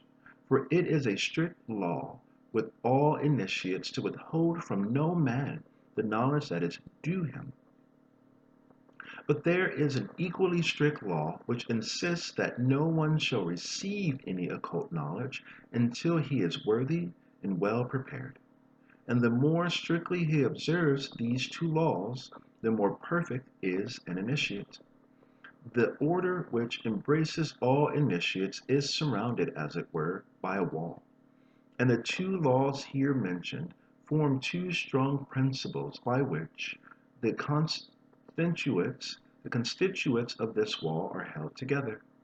You may live in close friendship with an initiate, yet this wall will separate him from you just as long as you have not become an initiate yourself. You may enjoy in the fullest sense the heart, the love of an initiate, yet he will only impart to you his secret when you yourself are ready for it. You may flatter him, you may torture him, nothing will induce him to divulge to you anything which he knows ought not be disclosed, inasmuch as you, at the present stage of your evolution, do not understand rightly how to receive the secret into your soul. The ways which prepare a man for the reception of such a secret are clearly prescribed. They are indicated by the unfading, everlasting letters within the temples where the initiates guard the higher secrets. In ancient times anterior to history, these temples were outwardly visible. Today, because our lives have become so unspiritual, they are mostly quite invisible to external sight. Yet they are present everywhere, and all who seek may find them. Only within his soul may a man discover the means which will open for him the lips of the initiate. To a certain high degree, he must develop within himself special faculties and then the greatest treasures of the Spirit become his own. He must begin with a certain fundamental attitude of the soul. The student of occultism calls it the path of devotion or veneration. Only he who maintains this attitude can, in occultism, become a disciple, and he who has experience in these things is able to perceive, even in the child, the signs of approaching discipleship. There are children who look up with religious awe to those whom they venerate. For such people, they have a respect which forbids them to admit, even in the innermost sanctuary of the heart, any thought of criticism or opposition. These children grow up into young men and maidens who feel happy when they are able to look up to anything venerable. From the ranks of such children are recruited many disciples. Have you ever paused outside the door of some venerated man? And have you, on this your first visit, felt a religious awe as you pressed the handle, in order to enter the room which for you is a holy place? Then there has been manifested in you an emotion which may be the germ of your future discipleship. It is a blessing for every developing person to have such emotions upon which to build. Only it must not be thought that such qualities contain the germ of submissiveness and slavery. Experience teaches us that those can best hold their heads erect who have learned to venerate where veneration is due. And veneration is always in its own place when it rises from the depths of the heart. If we do not develop within ourselves this deeply rooted feeling that there is something higher than ourselves, we shall never find enough strength to evolve to something higher. The initiate has only acquired the power of lifting his intellect to the heights of knowledge by guiding his heart into the depths of veneration and devotion. The heights of the Spirit can only be reached by passing through the portals of humility. Man can certainly have the right to gaze upon the reality, but he must first earn this right. You can only acquire right knowledge when you are ready to esteem it. There are laws in the spiritual life, as in the physical life. Rub a glass rod with an appropriate material, and it will become electric. So that is to say, it will acquire the power of attracting small bodies. This exemplifies natural law. And if one has learned even a little of physics, one knows this. Similarly, if one is acquainted with the first principles of occultism, one knows that every feeling of true devotion aids in the developing qualities which sooner or later lead to the path of knowledge. He who possesses within himself this feeling of devotion, or who is fortunate enough to receive it from his education, brings a great deal along with him when later in life he seeks an entrance to the higher knowledge. But he who has had no such preparation will find himself confronted with difficulties, even upon the first step of the path of knowledge, unless he undertakes by rigorous self-education to create the devotional mood within himself. In our time, it is especially important that full attention be given to this point. Our civilization tends much more toward criticism, the giving of judgments, and so forth, than toward devotion and a selfless veneration.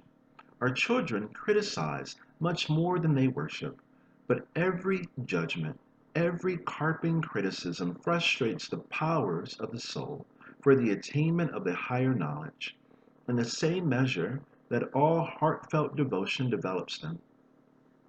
In this, we do not wish to say anything against our civilization, nor pass judgment upon it, for it is to this critical faculty, this self-conscious human discernment, this prove all things and hold fast to the good, that we owe the greatness of our civilization. We could never have attained the science, the commerce, the industry, the law of our time, had we not exercised our critical faculty everywhere. Had we not everywhere applied the standard of our judgment, but what we have thereby gained in external culture, we have had to pay for with corresponding loss of the higher knowledge of the spiritual self.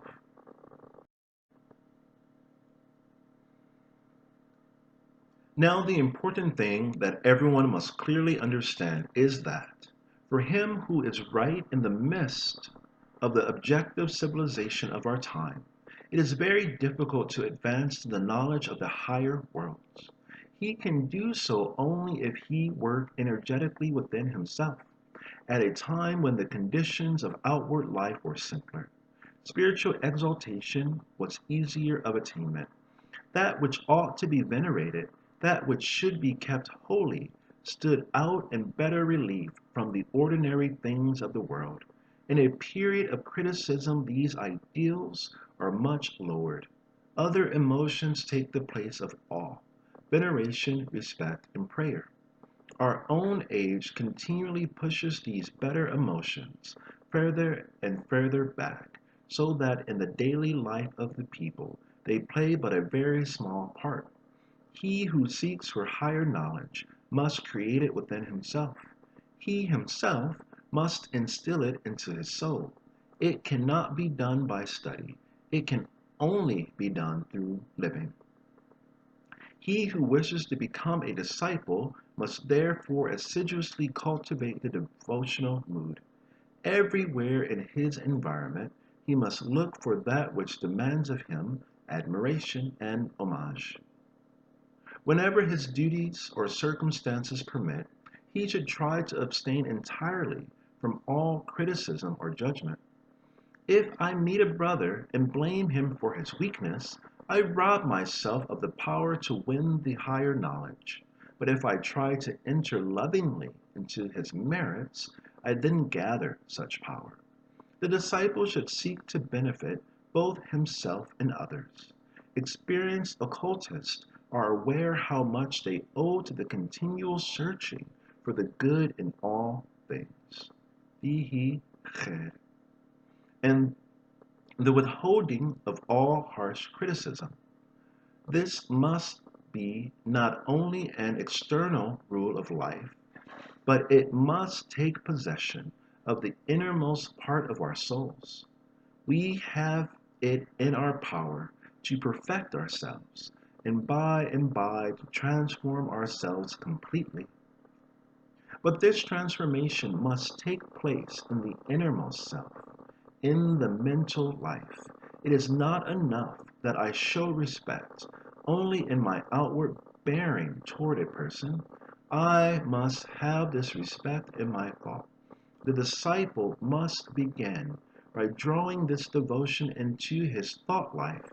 He must altogether banish from his consciousness all thoughts of disrespect, of criticism, and he must endeavor straightway to cultivate thoughts of devotion. Every moment in which we set ourselves to banish from our consciousness whatever remains in it of disparaging, suspicious judgment of our fellow men, brings us nearer to the knowledge of higher things, and we rise rapidly when, in such moments, we fill our consciousness with only those thoughts that evoke admiration, respect, and veneration for men and things. He who has experience in these matters will know that in every such moment, powers are awakened in man, which otherwise would remain dormant. In this way, the spiritual eyes of a man are opened. He begins to see things around him which hitherto he was unable to perceive. He begins to understand that hitherto he had seen only a part of the world around him. The man with whom he comes in contact now shows him quite a different aspect from that which he showed before. Of course, through the single rule of life, he will not yet be able to see what has elsewhere been described as the human aura, because for that a still higher training is necessary, but he may rise to that higher development if he has previously had a thorough training in devotion. Noiseless and unnoticed by the outer world is the following of the path of discipleship. It is not necessary that anyone should observe a change in the disciple. He performs his duties as hitherto. He attends to his business as usual. The transformation goes on only in the inner part of the soul, hidden from outward sight. At first, the entire soul life of a man is flooded by this fundamental spring of devotion. For everything which is truly venerable, his entire soul life finds in this devotional mood its pivot, just as the sun, through its rays, will vivify everything living. So in the life of the disciple, this reverence vivifies all the perceptions of the soul. At first, it is not easy for people to believe that feelings like reverence, respect, and so forth have anything to do with their perceptions. This comes from the fact that one is inclined to think of perception as a faculty quite by itself, one that stands in no relation to what otherwise happens in the soul. In soul thinking, we do not remember that it is the soul which perceives, and feelings are for the soul that food is for the body. If we give the body stones in place of bread, its activity will cease. It is the same with the soul. Veneration, homage, devotion are as nutriment which make it healthy and strong, especially strong for the activity of perception. Disrespect, antipathy, and underestimation bring about the starvation and the withering of this activity. For the occultist, this fact is visible in the aura. A soul which harbors the feelings of devotion and reverence brings about a change in its aura. Certain yellowish red and brown red tints will vanish, and tints of bluish red will replace them. And then the organ of perception opens. It receives information of facts in its environment of which it hitherto had no knowledge. Reverence awakens a sympathetic power in the soul, and through this we attract similar qualities in the beings which surround us, that would otherwise remain hidden. More effective still is that power which can be obtained by devotion when another feeling is added. One learns to give up oneself less and less to the impressions of the outer world, and to develop in its place a vivid inward life.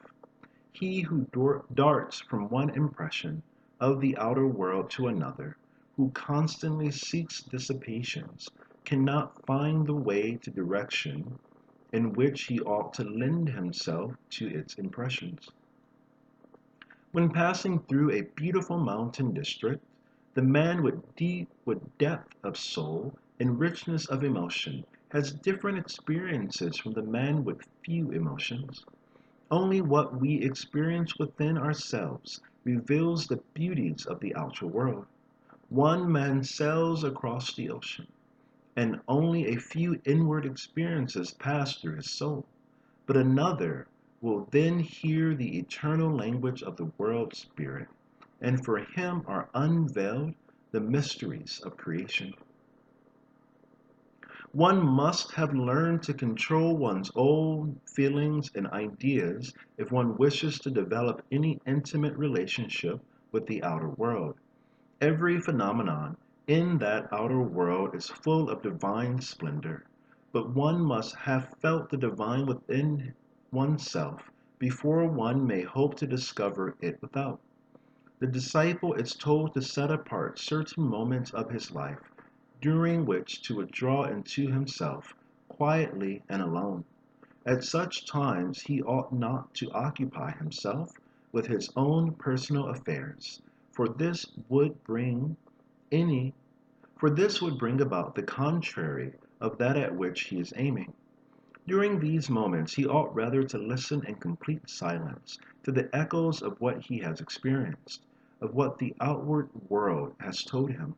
Then, in these periods of quiet, every flower, every animal, every action will unveil to him secrets undreamed of. And thus will he prepare himself to receive new impressions of the external world. And if we viewed it with different eyes, for he who merely desires to enjoy impression after impression only stultifies the perceptive faculty, while he who lets the enjoyment afterwards reveal something to him thus enlarges and educates it.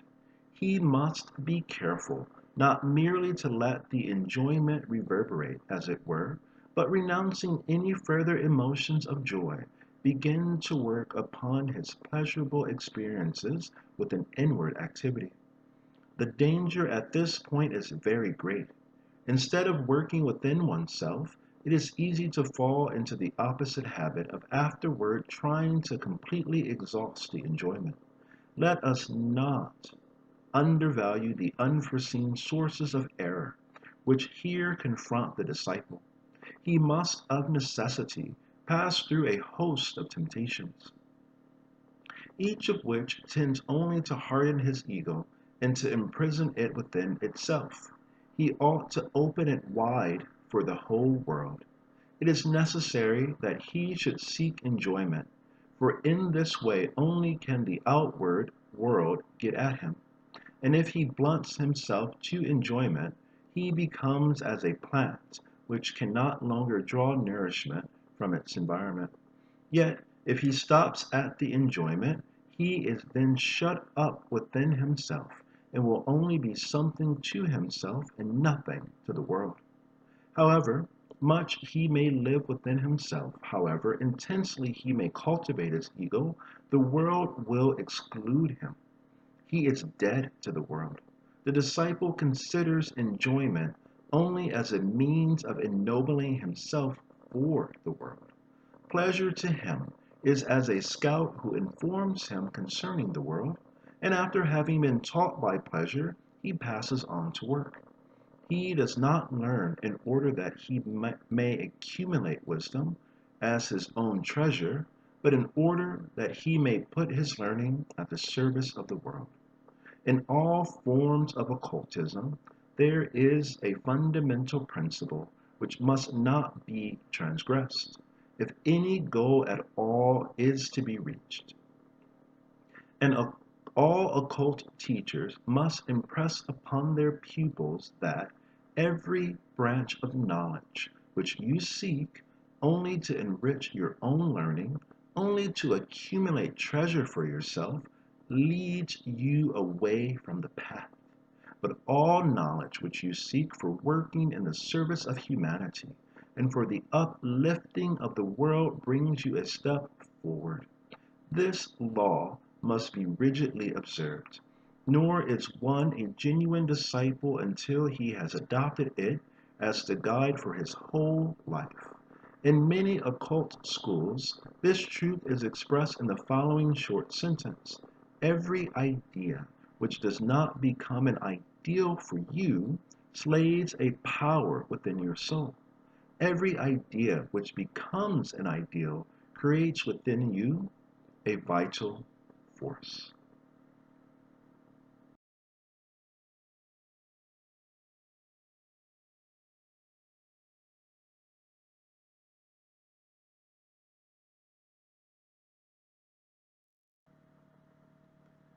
Ya Halim Anahato. The Way of the Initiate by Rudolf Steiner, read by Christopher Robert Neal, Nation, provided by Gutenberg.org. Gutenberg.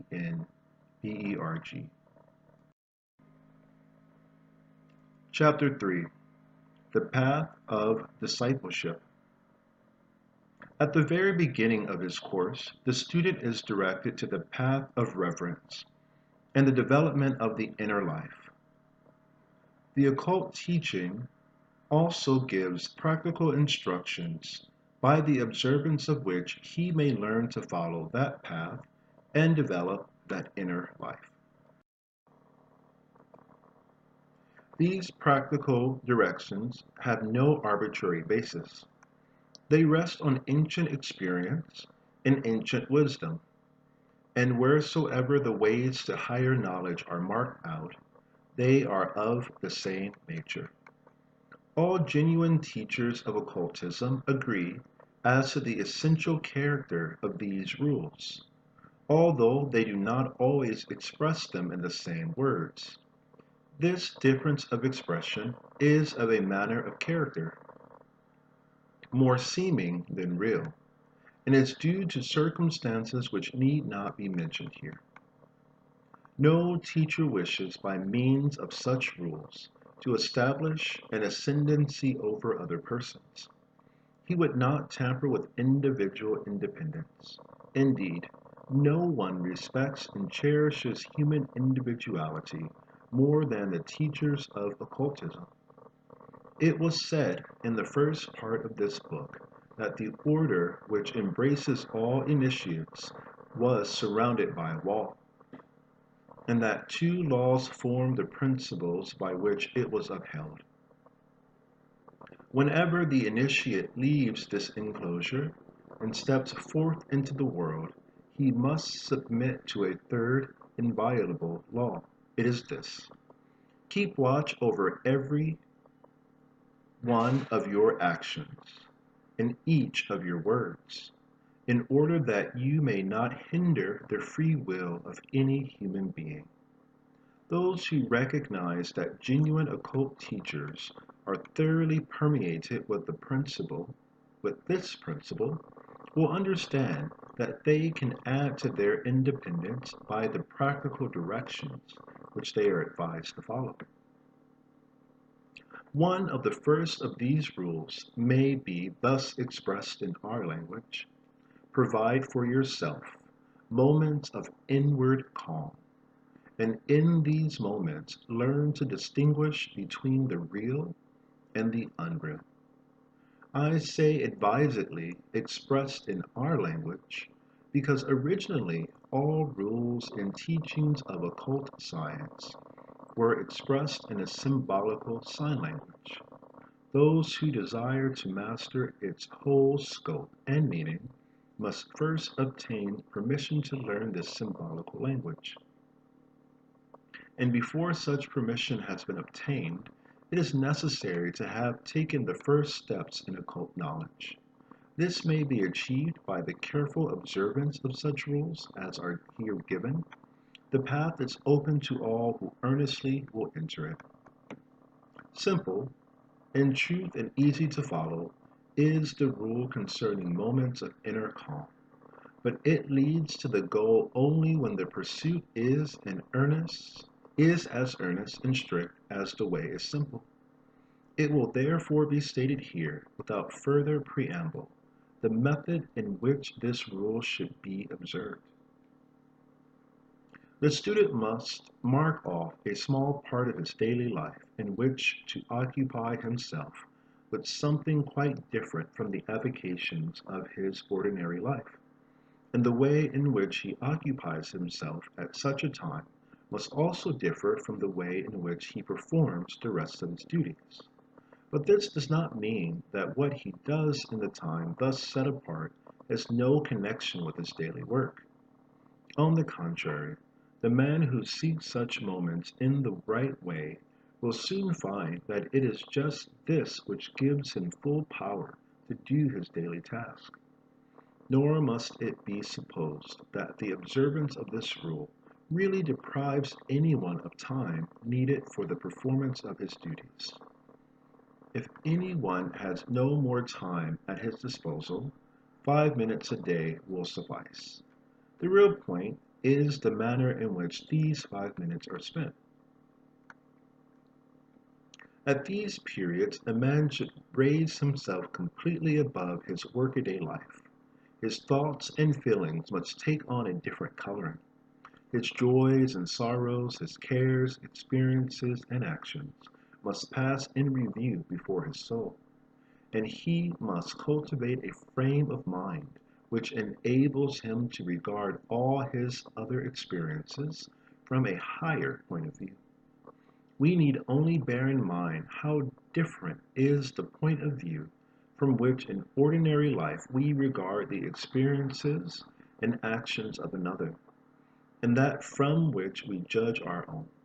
This is inevitable, for we are interwoven with our own actions and experiences, while we only contemplate those of another. Our aim in moments of retirement must be to contemplate. Our aim in moments of retirement must be to contemplate and judge our own experiences and actions, as though it were not ourselves but some other person to whom they apply. Suppose, for example, that a certain misfortune has befallen someone. What a different attitude that person takes towards it as compared with an identical misfortune that has befallen his neighbor. No one can blame this attitude as unjustifiable. It is a part of human nature, and just as it is in exceptional circumstances, so it is also in the daily affairs of life. The student must endeavor to attain the power of regarding himself at certain times as he would regard a stranger. He must contemplate himself with the inward calm of the critic. When this is attained, our own experiences present themselves in a new light.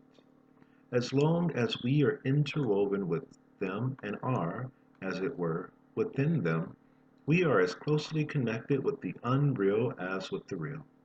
When we attain to a calm survey, the real is separated from the unreal.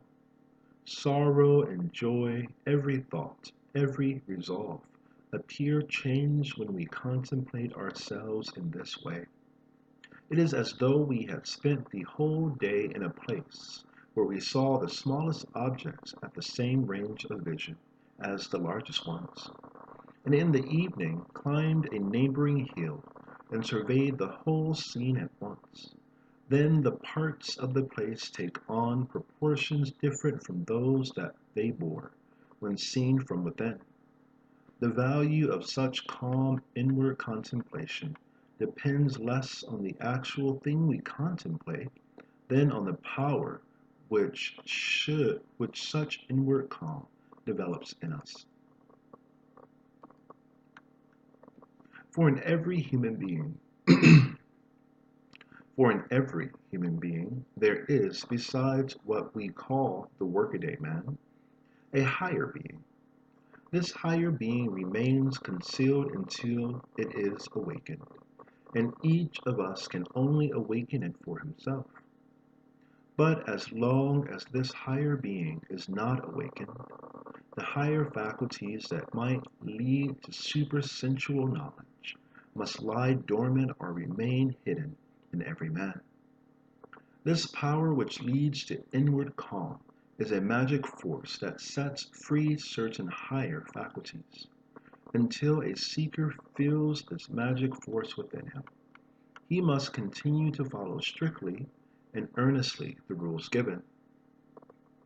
To every man who thus perseveres, the day will come when a spiritual light is revealed to him, and a whole new world, whose existence was hitherto unsuspected, is discerned by an eye within him.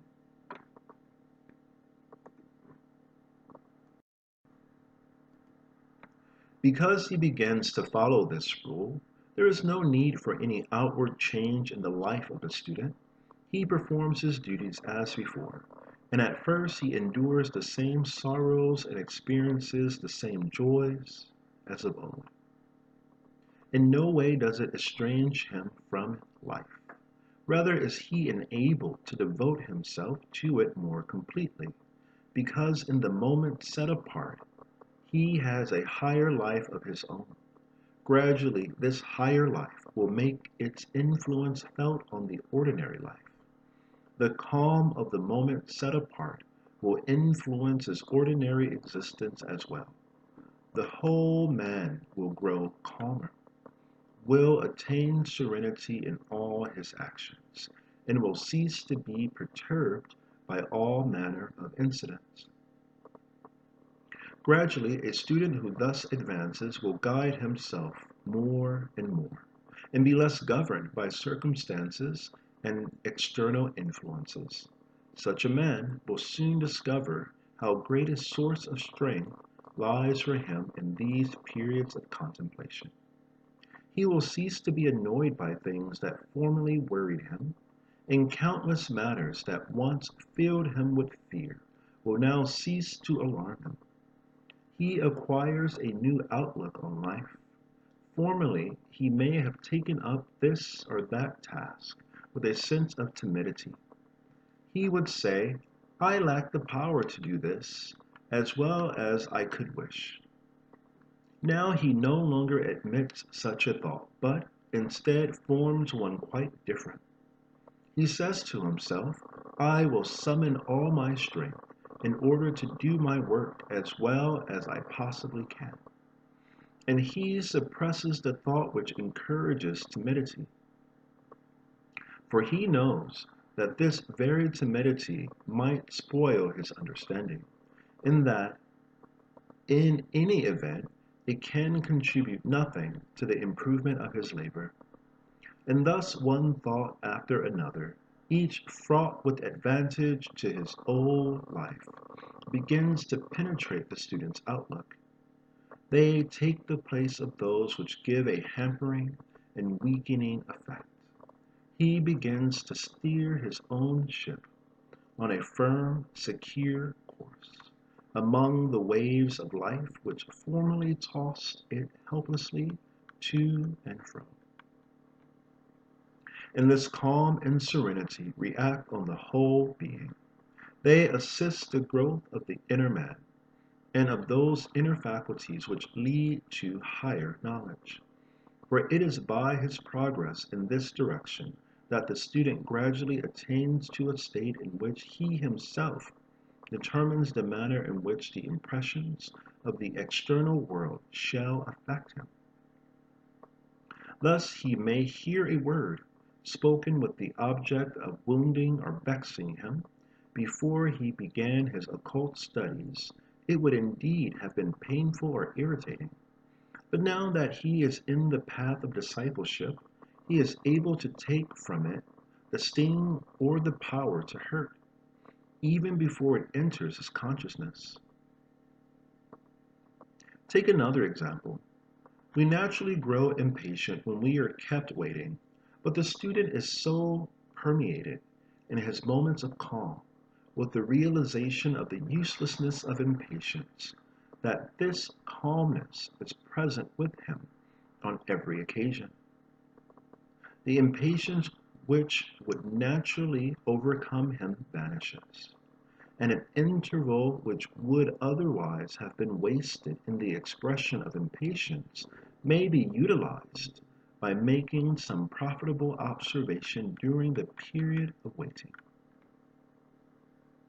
Now we must realize the significance of these facts. We must remember that the higher being in a man is in constant development, and only the state of calm and serenity here described renders an orderly development possible. The waves of outward life press in upon the inner man from all sides. If, instead of controlling this outward life, he is controlled by it, Such a man is like a plant which tries to expand in a cleft in the rock, and is stunted in its growth until new space is given it. No outward forces can supply space for the inner man. It can only be supplied by the inner calm, which he may give to his soul. Outward circumstances can only alter the course of his outward life. They can never awaken the spiritual inner man. The student must himself give birth to the new and higher man within him. The higher man becomes the inner ruler, who directs the circumstances of the outer man with sure guidance. As long as the latter has the upper hand, the inner man is enslaved, and cannot therefore develop his powers. If another than myself has the power to make me angry, I am not master of myself. Or to put it better, I have not yet found the ruler within me. I must develop the power within, of letting the impressions of the outer world approach me only in the way in which I myself choose. Then only do I really become an occult student, and only by earnestly striving after this power can a student reach the goal. It is not of so much importance to achieve a great deal in a given time as to be earnest in the search. Many have striven for years without noticing any marked advance, but many of those who did not despair and struggled on undaunted have sometimes quite suddenly achieved the inner victory. In many situations, it requires a good deal of effort to achieve these moments of inward calm. But the greater the effort needed, the more important is the achievement.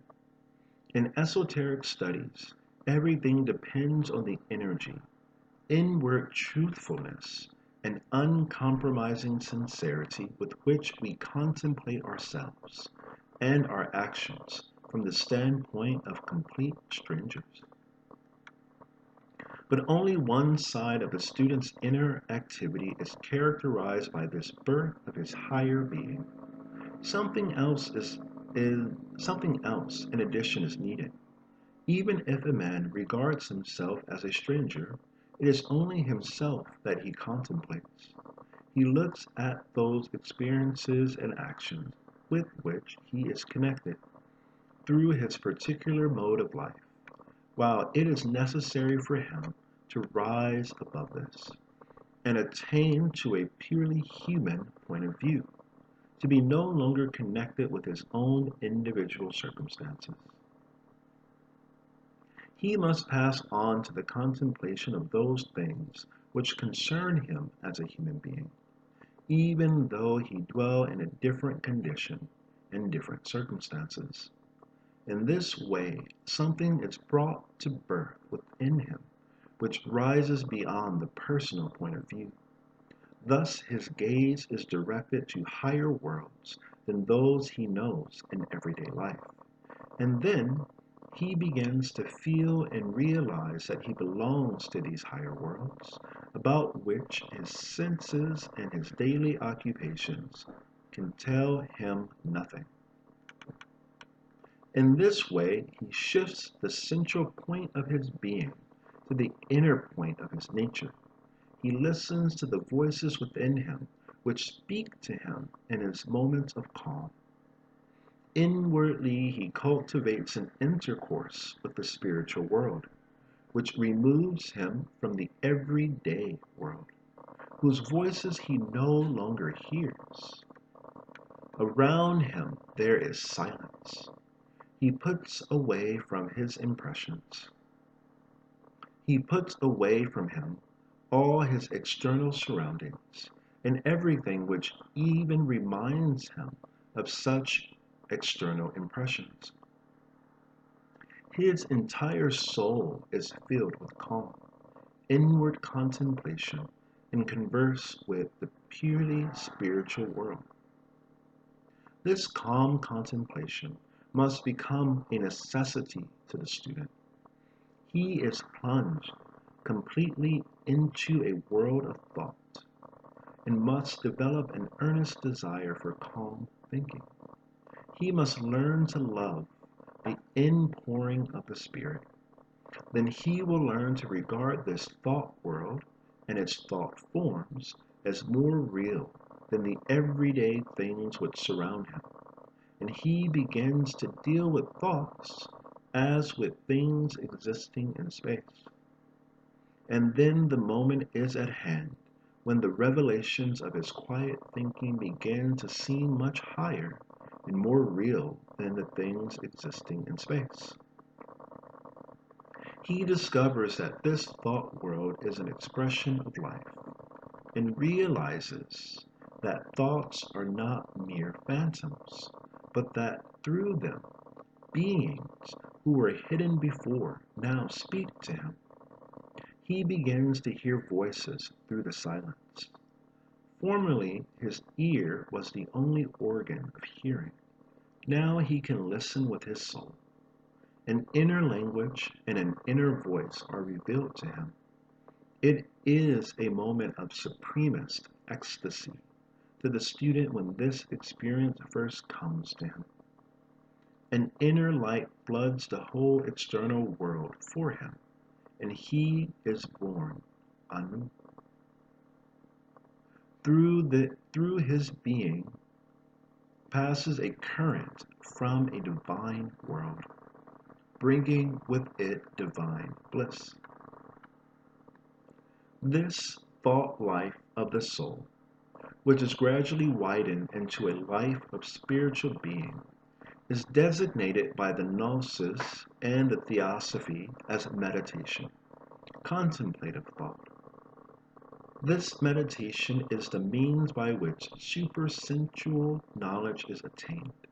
But during such moments, the student must not be content to give himself up to the luxury of sensation.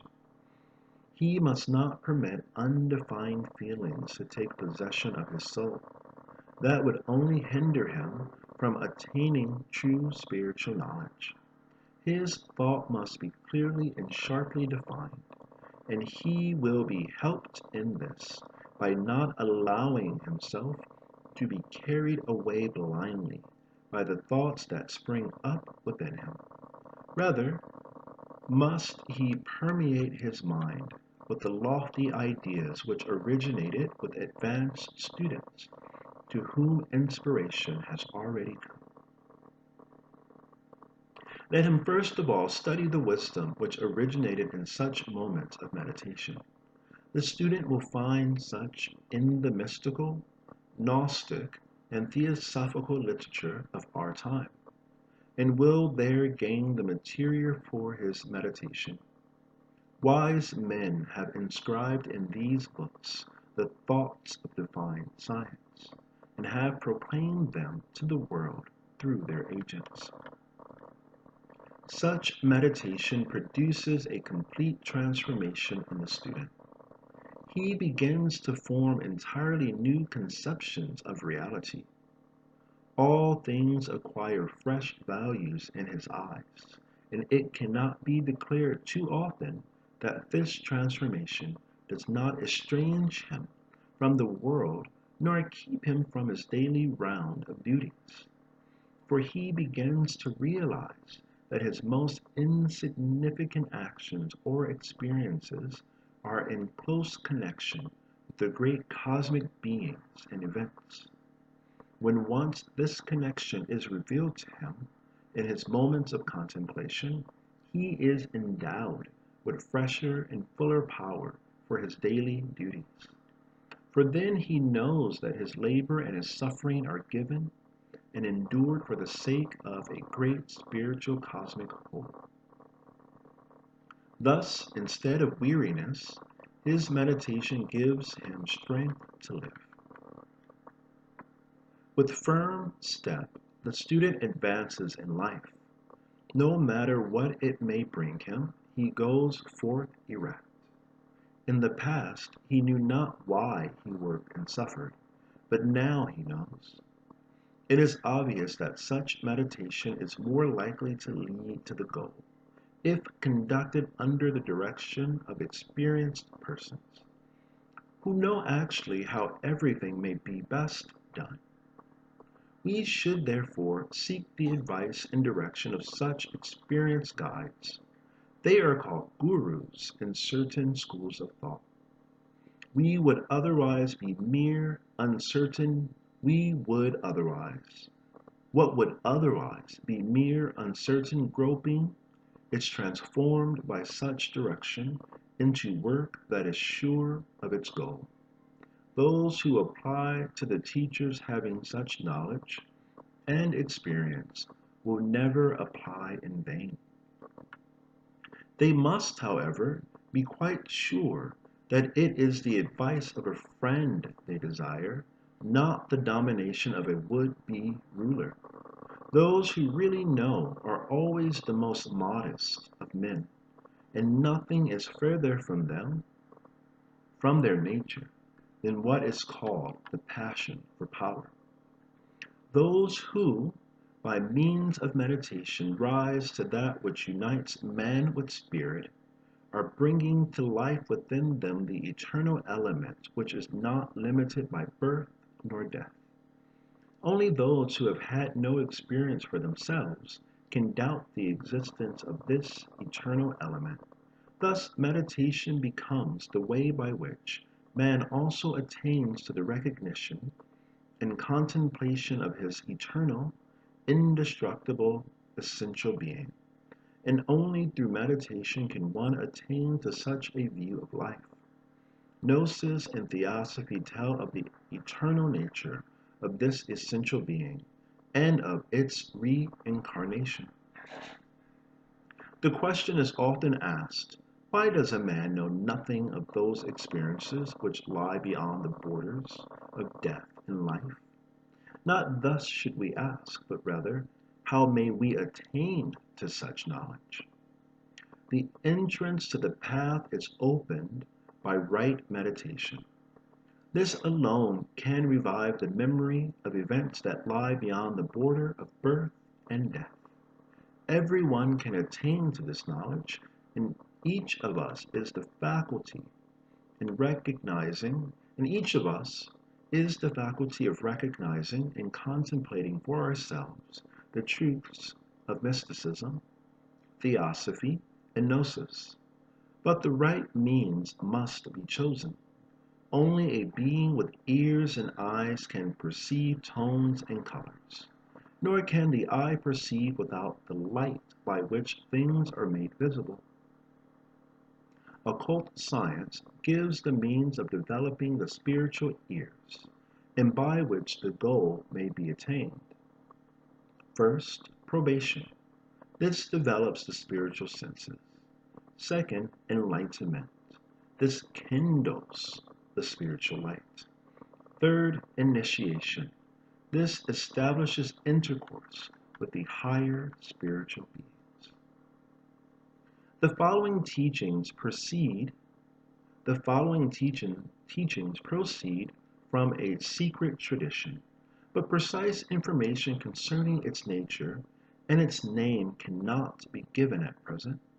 They refer to the 3 steps which, in the school of this tradition, lead to a certain degree of initiation. But here we shall find only so much of this tradition as may be openly declared. These teachings are extracted from a much deeper and more secret doctrine.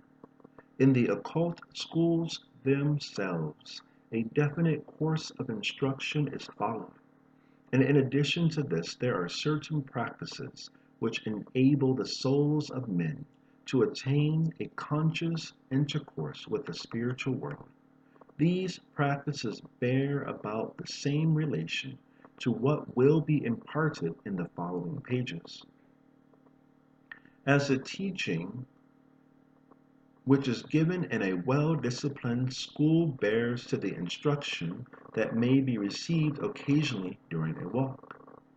And yet, the ardent and persevering search for what is here hinted at will lead to the way by which one obtains access to genuine, and yet the ardent and persevering search for what is here hinted at will lead to the way by which one obtains access to a genuine occult school. But of course, an impatient perusal, devoid of sincerity and perseverance, can lead to nothing at all. He who believes himself ready for more must apply to an occult teacher. The study of these things can only be successful if the student will observe what has already been written in previous chapters.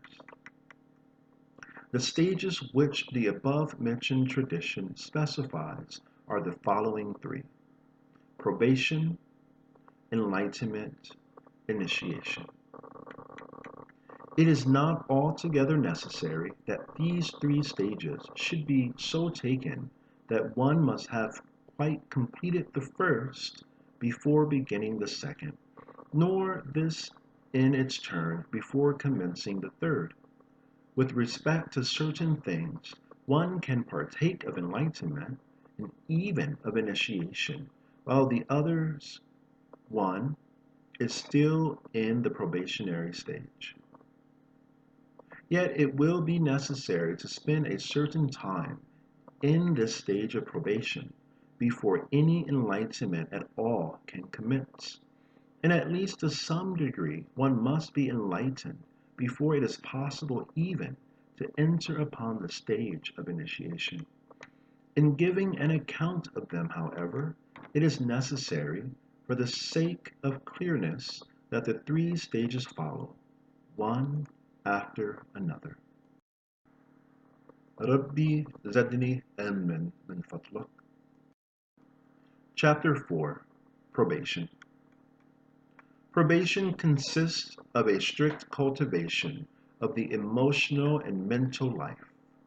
Through this cultivation, the spiritual body becomes equipped with new instruments of perception and new organs of activity. Just as, out of indeterminate living matter, the natural forces have fitted the physical body with the various organs so well known to the physical senses. The beginning of this cultivation is made by directing the attention of the soul to certain events in the world that surrounds us.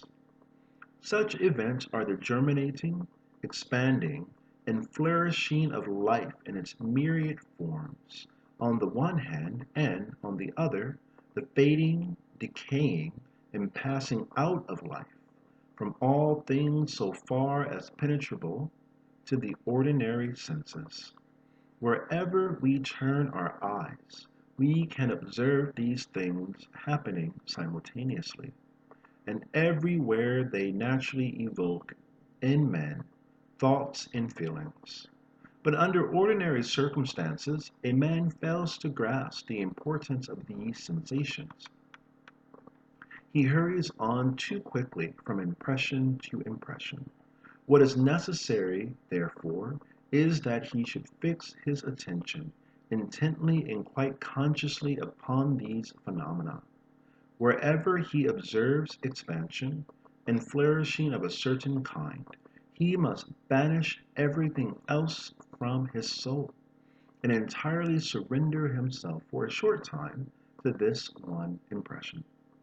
He will soon convince himself that a sensation which heretofore in a similar case would have merely flitted through his soul is now so magnified that it becomes of a powerful and energetic nature. He should at once allow this thought form to reverberate throughout his whole being, yet quietly within himself, and to do so he must become inwardly quite still. He should draw himself away from the outward world and follow only that which his soul tells him.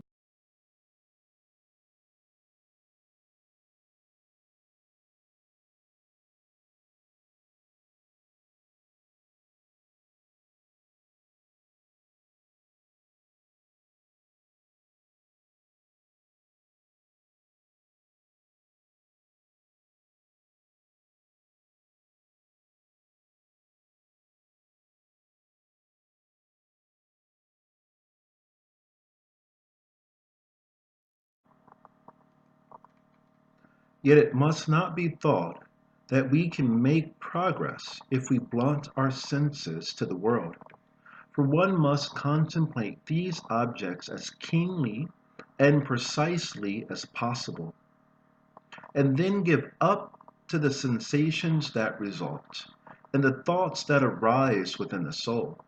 What is most important is that one should direct the attention with perfect inner balance upon both of these phenomena. If one obtains the necessary quiet and surrenders himself to that which arises in the soul, he will, in due time, experience many wonderful thoughts and feelings unknown to him before. Indeed, the more one fixes the attention in such a way, alternate, alternately upon something growing, expanding, and flourishing, and upon something else that is fading and decaying, the more vivid will these feelings become. And just as natural forces evolve the physical eyes and ears of the physical body out of living matter, so will the organs of clairvoyance evolve themselves from the spiritual feelings which are thus evoked. A definite thought form unites itself with the germinating and expanding object, and another, equally definite, with that which is fading and decaying. But this will only take place if the cultivation of these feelings be striven for in the way described. It is possible to describe only approximately what these feelings are like. Indeed, everyone must arrive at his own conception of them as he passes through these inward experiences. He who has frequently fixed his attention on the phenomena of germinating, expanding, and flourishing will feel something remotely allied to the sensation caused by witnessing a sunrise. And the phenomena of fading and decaying will produce in him an experience comparable in the same way to the gradual uprising of the moon on the horizon. Both these feelings are forces which, when carefully cultivated with a continually increasing improvement, will lead to the greatest occult results. To him who again and again, systematically and with design, surrenders himself to such feelings, a new world is opened. The spiritual world, the so-called astral plane, begins to dawn upon him. Blooming and fading are facts which no longer make indefinite impressions on him, Uranus sets as of old, but instead they form themselves into spiritual lines and figures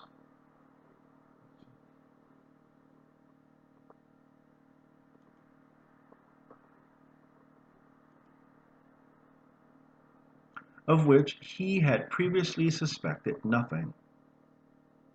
And these lines and figures have for the different phenomena different forms: a blooming flower, an animal growing, a decaying tree, evoke in his soul definite lines. The astral plane slowly broadens out before him. Its forms are not in any sense arbitrary. For two students who find themselves at the same stage of development will always see the same lines and figures under the same conditions. Just as certainly as a round table will be seen as round by two normal persons, not as round by the one and square by the other, so too before the perception of two souls, a blooming flower will present the same spiritual form. And just as the shapes of animals and plants are described in ordinary natural history, so too the teacher in an occult school describes and delineates the spiritual forms of growing and decaying processes after their nature and species.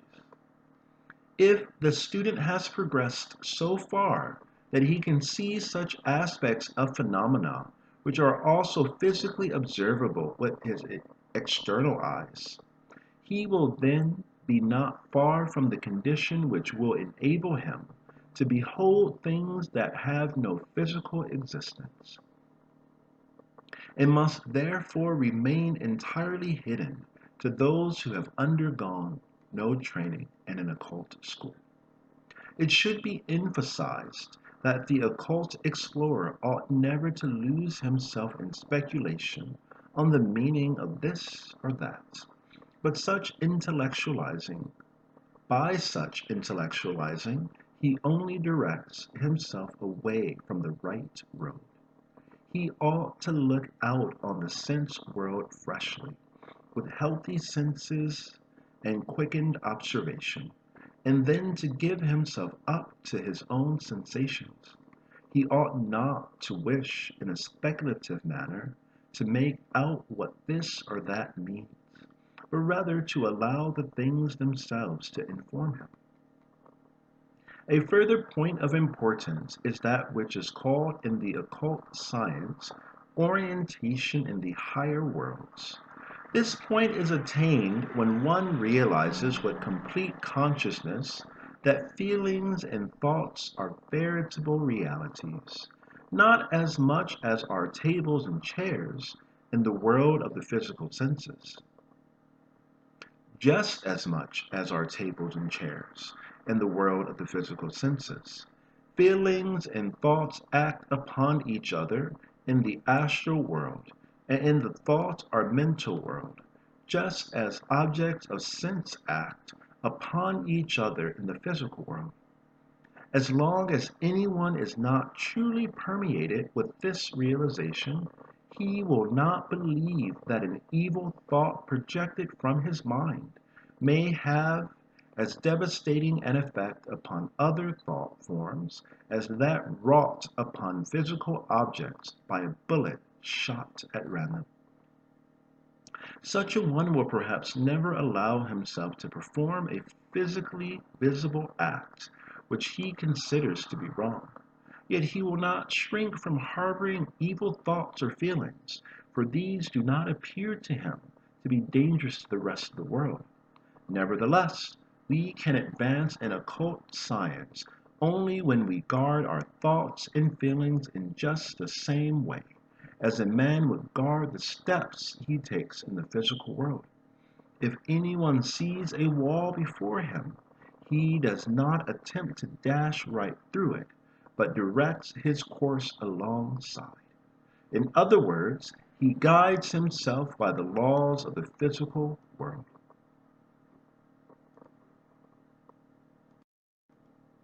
There are such laws also in the world of thought and feeling, but they cannot impose themselves upon us from without. They must flow out of the life of the inner soul. We arrive at such a condition when we forbid ourselves at all times, to foster wrong thoughts or feelings. All arbitrary goings to and fro, all idle fancies, all accidental ups and downs of emotion must be forbidden in the same way. But in doing so, let it not be thought that we bring about a deficiency of emotion. On the contrary, if we regulate our inner life in this manner, we shall speedily find ourselves rich in feelings and in genuine creative imagination. In place of a mere chaos of petty feelings and fantastic trains of thought, there appear significant emotions, and thoughts that are fruitful, and it is emotions and thoughts of this kind that lead a man to orientation in the higher world.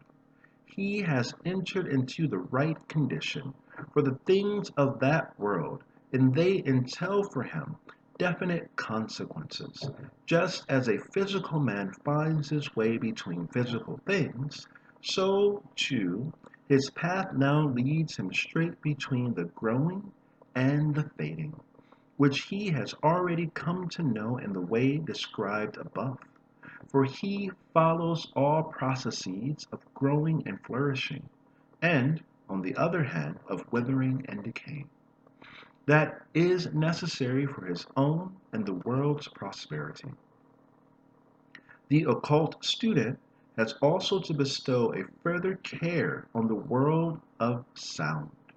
He must discriminate between the tones which are produced from the so-called inert, lifeless bodies, for example, a bell, a musical instrument, or a falling mass, and those which proceed from a living creature, an animal or a person.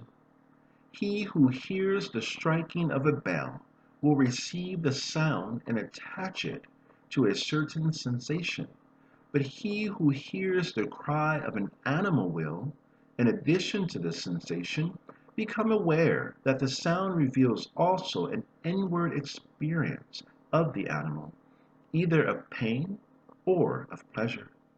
The student is concerned with the latter aspect of the sound. He must concentrate his whole attention upon it, so that the sound reveals to him something that lies outside of his soul, and more than this, must merge himself in this exterior thing. He must closely connect his own emotion with the pleasure or pain communicated to him by means of the sound, and must care nothing whether the sound be pleasant or unpleasant to him. Whether or not, his soul must be filled with only that which proceeds from the creature, out of whom the sound has come. He who systematically and deliberately performs such exercises will develop within himself the faculty of intermingling, as it were, with the creature from which the sound proceeded. A person sensitive to music will find it easier to cultivate his spiritual life in this respect than one who is unmusical. But no one should think that a mere sense of music will take the place of this culture. As an occult student, one must learn to contemplate the whole of nature in this way. By so doing, a new faculty is developed in the world of thought and feeling. Through her manifold sounds, the whole of nature begins to whisper secrets to the student. What hitherto was merely incomprehensible noise to his soul will become by this means a coherent language of nature.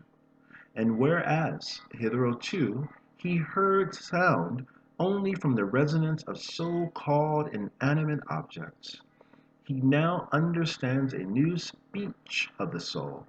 Should he advance in this culture of the soul, he will soon learn that he can hear what hitherto he did not even surmise. He begins to hear with the soul. One thing more must be added before we can reach the topmost point in this direction. What is of special importance in the development of the student is the way in which he hears the speech of other men. He must accustom himself to do this in such a way that while doing so his inner self is absolutely still. If someone expresses an opinion and another hears it, the inner self of the latter will be stirring in general assent or contradiction. Many people in such a case feel themselves urged to an expression of their assent, or more especially of their contradiction. All such assent or contradiction must, in the occult student, be silenced. It is not imperative that he should, therefore, quite suddenly begin to make his life entirely different, in order that he may attain to this inward and fundamental calm. He might, therefore, begin by doing so in special cases, deliberately selected by himself. Thus, quite slowly and by degrees, will this new way of listening creep into his habits, as of itself. In the occult schools, these things are systematically practiced. For the sake of practice, the student is obliged to listen for a certain period to the most contradictory thoughts, and at the same time to express all assent, and much more especially all adverse criticism. The point is that in such a way, not only all intellectual judgment is silenced, but also all sense of displeasure, denial, or even acceptance. The student must be particularly watchful that such feelings, even if they are not upon the surface, do not still remain lurking in the innermost recesses of his soul.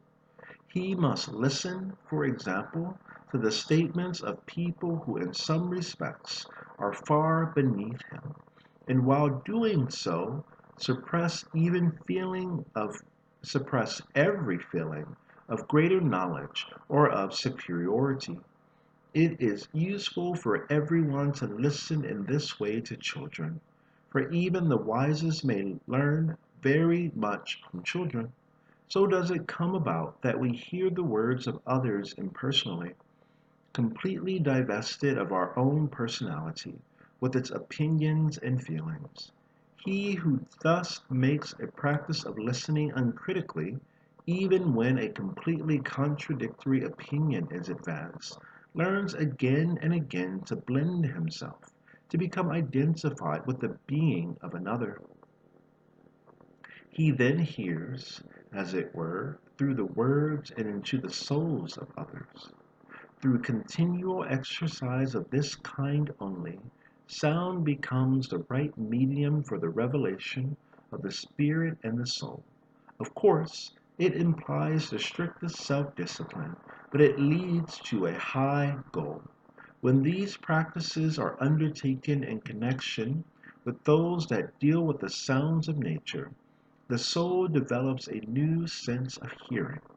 It is enabled to receive demonstrations from the spiritual world which do not find their expression in outward sounds, apprehensible by the physical ear. The perception of the inner world awakens. Gradually truths from the spiritual world reveal themselves to the student, and he hears them expressed in a spiritual way. All high truths are attained through such inner encouragement, and what we hear from the lips of a genuine occult teacher has been experienced in this manner. In so saying, it must not be supposed that it is useless to acquaint oneself with the writings on occult science before one can actually gain this inner encouragement. On the contrary, the reading of such writings and the listening to eminent teachers of occult lore are themselves the means of attaining a personal knowledge. Every sentence of the esoteric wisdom which one hears is adapted to direct the senses to the point which must be attained before the soul can experience a real advance. To the practice of all that has been indicated must be added an ardent study of what the occult teacher gives out to the world. In all occult schools, such a study belongs to the probationary period, and he who would employ other methods will attain no goal if he omits the instructions of the occult teacher. For inasmuch as these instructions proceed from an actual inner word or actual encouragement, they possess in themselves a spiritual vitality. They are not mere words, they are living powers. And while you follow the words of an occultist, while you read a book which comes from a genuine inner experience, powers are at work in your soul which make you clairvoyant, just as natural forces have created out of living matter your eyes and ears. Inna Allaha huwa razaq Chapter 5. Enlightenment. Enlightenment is the result of many simple processes. Here, too, it is a matter of developing certain feelings and thoughts which are dominant within all men, but must be awakened. Only he who carries out these simple processes with complete patience, continuously and strenuously, can be led by them to the reception of inner illumination. The primary step is taken by observing a particular way different natural objects. A transparent stone of beautiful form, a crystal, a plant, and an animal. One should endeavor at first to direct one's whole attention to a comparison of the stone with the animal as follows. The thoughts which, accompanied by strong emotions, are thus induced must pass through the soul, and no other emotions or thoughts must be mixed with them, or disturb the intense contemplation. One then says to himself, the stone has a form, and the animal also has a form. The stone remains motionless in its place, but the animal is able to move about. It is impulse, desire, which causes the animal to change its place. And it is these impulses to which the form of the animal is of use. Its organs and instruments are the expression of these impulses. The form of the stone, on the contrary, is fashioned not in accordance with impulses, but in accordance with an impulseless force. If one sinks deeply into such thoughts, and while so doing observes the stone and the animal with fixed attention, then there arise in the soul two separate kinds of emotion. From the stone into the soul were streams one kind of emotion, and from the animal another. Probably in the beginning the experiment will not succeed, but little by little, with genuine and patient practice, these emotions become manifest. Again and again one should practice. At first, the emotions last only as long as the contemplation. Later on, they work afterwards, and then they grow to something which remains alive in the soul. One then needs only to reflect, and both emotions invariably arise, apart from all contemplation of an external object. Out of these emotions and the thoughts which are bound up with them, clairvoyant organs are formed. Should the plant be added to the contemplation, one will notice that the feeling outflowing from it, both in its quality and in its degree, lies between that which emanates from the stone and that from the animal. The organs which are so formed are spiritual eyes. We learn by degrees and through their means to see both astral and mental colors. As long as one has attained only the condition described as probation, the spiritual world with its lines and figures remains dark. But through enlightenment it will become clear. It must be noted here that the words dark and light, as well as the other common expressions, only approximately describe what is really meant. For language as usually understood is constructed to suit physical conditions alone.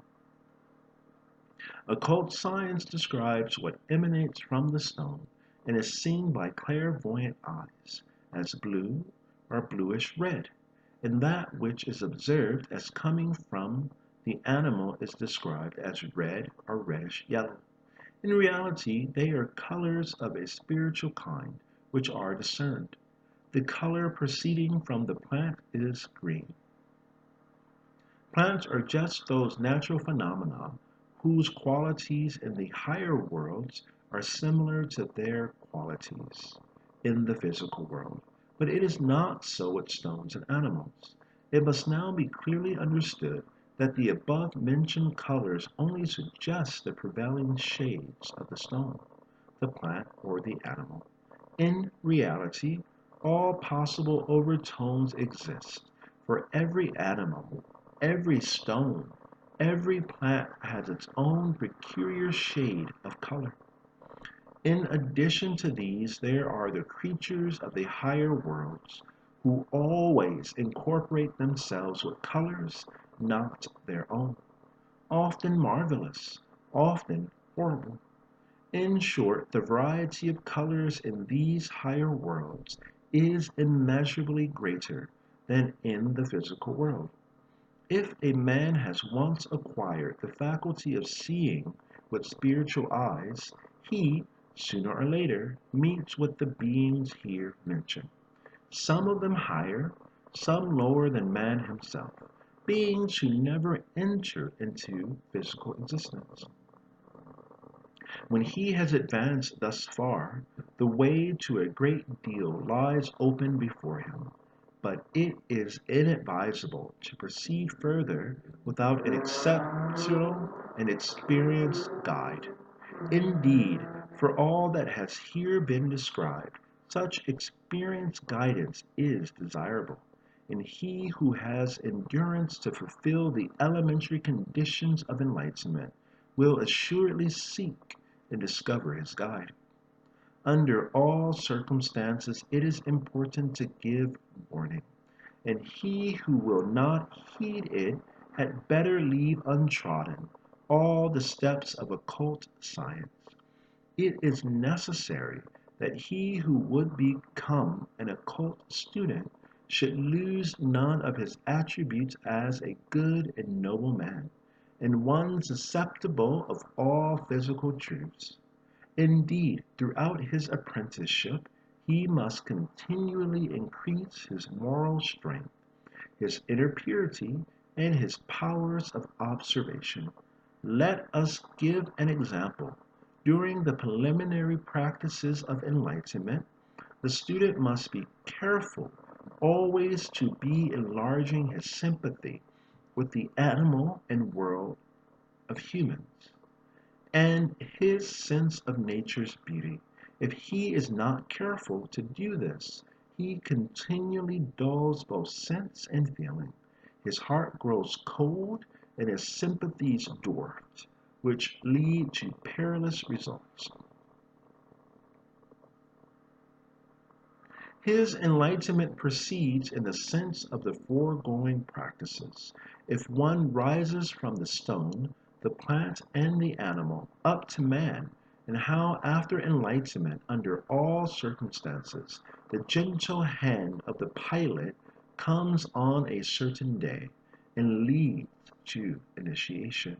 Of these things the next chapter will deal, in so far as it can and may do so. In our time, the path to occult science is sought after by many. It is sought in various ways, and many dangerous and even objectionable modes are practiced. Therefore, it is that those who know of the truth and dangers concerning these things have allowed a greater portion of the occult training and the necessary warning to be published. Only so much is here imparted as this permission allows, and it is necessary that something of the truth should be known in order that it may counteract the great danger of these errors. If nothing be forced, there is no danger for him who follows the way already described. Only one thing should be noted.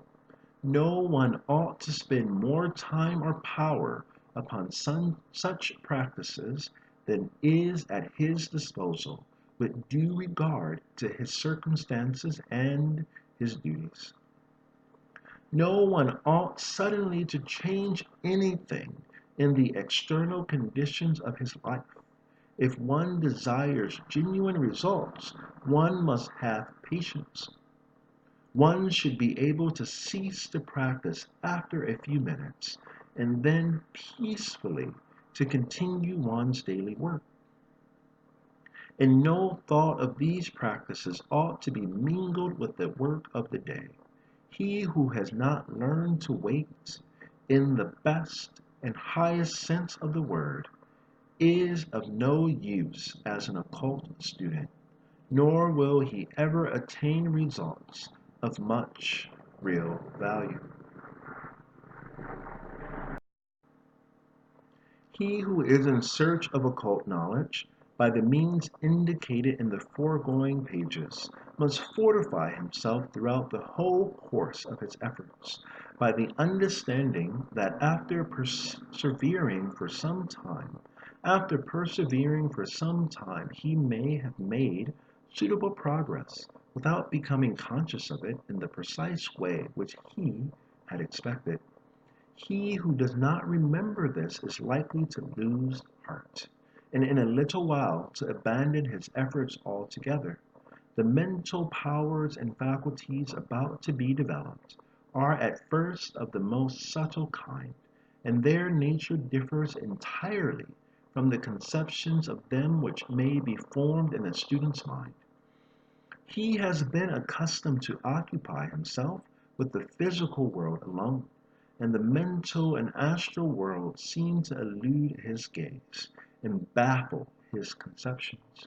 It is, therefore, not remarkable if, at first, he fails to realize the new forces, mental and astral, which are developing in his own being. This is why it is dangerous to enter the path leading to occult knowledge without experienced guidance. The teacher can see the progress made by the pupil long before the latter becomes conscious of it for himself.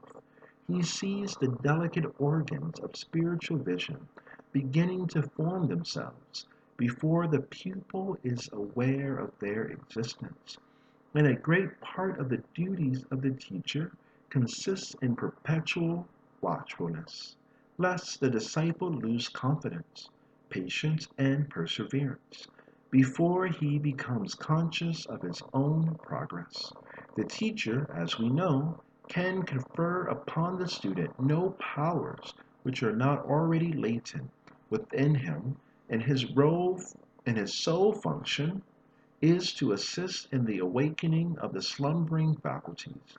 But he may be a pillar of strength to him who strives to penetrate through darkness into light. There are many who leave the occult path soon after setting foot upon it, because they are not immediately conscious of their own progress. And even when higher experiences begin to dawn upon the seeker, he is apt to regard them as illusions, because he had anticipated them quite differently. He loses courage, either because he regards these first experiences as of no value, or because they appear so insignificant that he has no hope of their leading to any appreciable results within a measurable time. Courage and self-confidence are the two lamps which must never be allowed to burn themselves out on the pathway to the occult. He who cannot patiently repeat an exercise which has failed for an apparently unlimited number of times will never travel far. Long before one is aware of any distinct perception of progress, comes an inarticulate mental impression that the right road has been found. This is a feeling to be welcomed and to be encouraged, since it may evolve into a trustworthy guide. Above all, it is imperative to extirpate the idea that any fantastic, mysterious practices are required for the attainment of higher experiences. It must be clearly realized that ordinary, everyday human feelings and thoughts must form the basis from which the start is to be made, and that it is only needful to give these thoughts and feelings a new direction. Everyone must say to himself, "In my own sphere of thoughts and sensations lie enfolded the deepest mysteries." but hitherto I have been unable to perceive them. In the end, it all resolves itself into the fact that man ordinarily carries body, spirit, soul about with him, yet is conscious only of the body, not of the spirit or the soul, and that the student in due time attains to a similar consciousness of spirit and soul. Hence, it is highly important to give the proper direction to thoughts and feelings, in order that one may develop the perception of that which is invisible to a person living in the ordinary life. One of the ways by which this development may be carried out will now be indicated. Again, like almost everything else we have explained so far, it is quite a simple matter. Yet the results are of the greatest consequence if the experiment is carried out with perseverance and in the right frame of mind. Place before you the small seed of a plant. It is then necessary, when contemplating this significant object, to create with intensity the right kind of thoughts, and through these thoughts to develop certain feelings. In the first place, let the student clearly grasp what is really presented to his vision. Let him describe to himself the shape, color, and all other qualities of the grain of seed. Then let his mind dwell upon the following train of thought. This grain of seed, if planted in the soil, will grow into a plant of complex structure. Let him clearly picture the seed to himself. Let him build it up in his imagination, and then let him reflect that the object now existing only in his imagination will presently be brought into actual physical existence by the forces of the earth and of light. If the thing contemplated by him were an actually made object, though such a close imitation of nature that no external difference could be detected by human eyesight, no forces inherent in the earth or light could avail to produce it from a plant. He who thoroughly grasps this thought and inwardly assimilates it will also be able to form the following idea with the right feeling. He will reason thus: that which is ultimately to grow out of this seed is already, as a force, now secretly enfolded within it. The artificial duplicate of the seed contains no such force, and yet both appear to be alike to my eyes. The real seed, therefore, contains something invisible which is not present in the imitation. It is this invisible something on which thoughts and feeling are now to be concentrated.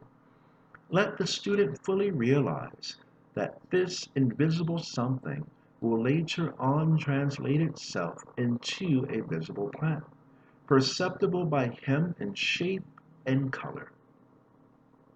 Let him dwell upon the thought: the invisible will become visible. And I could not think, then I could not realize that which will become visible later on. If I could not think, then I could not realize that which will become visible later on. Particular stress must be laid on the importance of feeling with intensity that which one thinks in calmness of mind. A single thought must be vitally experienced within oneself to the exclusion of all disturbing influences. Sufficient time must be taken to allow the thought, and the state of feeling connected therewith, to become, as it were, embedded in the soul. If that is accomplished in the right way, possibly not until after numerous attempts an inward force will make itself felt, and this force will create new powers of perception. The grain of seed will appear as if enclosed in a small, luminous cloud. The spiritualized vision of the student perceives it as a kind of flame. This flame is of a lilac color in the center, blue at the edges. Then appears that which one could not see before, and which was created by the power of thought and feeling, brought into life within oneself. That which was physically invisible, the plant which will not become visible until later on, has there revealed itself to the spiritual eye. It is pardonable if, to many men, all this appears to be mere illusion. Many will say, what is the value of such visions or such hallucinations? And many will thus fall away and no longer continue to tread the path. But this is precisely the important point, not to confuse, at this difficult stage of human evolution, spiritual reality with the more or mere creations of fantasy, and to have the courage to press manfully onward, instead of growing timorous and faint-hearted. On the other hand, however, it is necessary to insist on the necessity of maintaining unimpaired and of perpetually cultivating the healthy attitude of mind which is required for the distinguishing of truth from illusion. Never during all these exercises must the student surrender the fully conscious control of himself. He must continue to think as soundly and sanely in these spiritual conditions as he does with regard to the things and occurrences of ordinary life. It would be unfortunate if he lapses into reveries.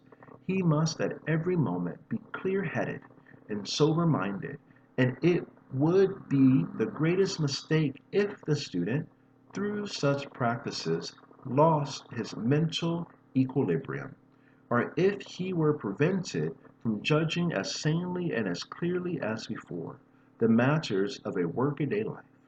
The disciple should therefore examine himself again and again to find out whether he has remained unaltered in relation to the circumstances among which he lives, or whether perchance he has lost his open mind for everything, being careful at the same time not to drift into vague reveries or to experiment with all sorts of exercises. The lines for development here indicated belong to those which have been followed, and whose efficacy has been demonstrated in the schools of occultism from the earliest ages, and none but such will here be given. Anyone attempting to employ methods of meditation devised by himself, or which he may have come across in the course of promiscuous reading, will inevitably be led astray, and will lose himself in a boundless morass of incoherent fantasies. A further exercise which may succeed the one described above is the following. Let the disciple place himself in front of a plant which has attained the stage of full development. Let his mind be absorbed by the reflection that the time is near at hand when this plant will wither and die. Nothing, he should say to himself, nothing of what I now see before me will endure. But this plant will have evolved seeds, which in their turn will grow into new plants. Again, I become aware that in what I see something lies concealed which I cannot see. I will fill my mind wholly with the thought that this plant form with its colors will cease to be. But the reflection that the plant has produced seeds teaches me that it will not disappear into nothing. That which will prevent this disappearance I can at present no more see with my eyes than I could originally discern the plants in the grain of seed. The plant therefore contains something which my eyes are unable to see. If this thought fully lives in me and combines with the corresponding state of feeling, then in due time there will again develop a force in my soul which will ripen into a new kind of perception.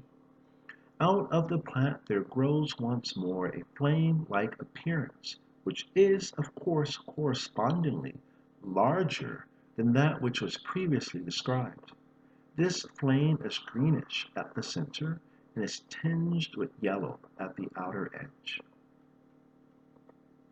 He who has won this vision has gained greatly, inasmuch as he sees things not only in their present state of being, but also in their development and decay.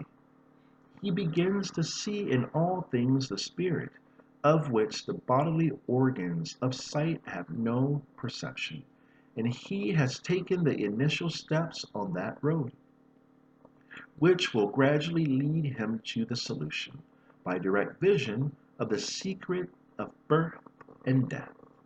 To the outer senses, a being begins to exist at its birth and ceases to exist at its death. This, however, only appears to be so because these senses are unable to apprehend the concealed spirit. Birth and death are only for the spirit transformations, but as the unfolding of the flower from the buds is a transformation enacted before our physical eyes. But if one desires to attain to direct perception of these facts, one must first awaken the spiritual vision by the means here indicated.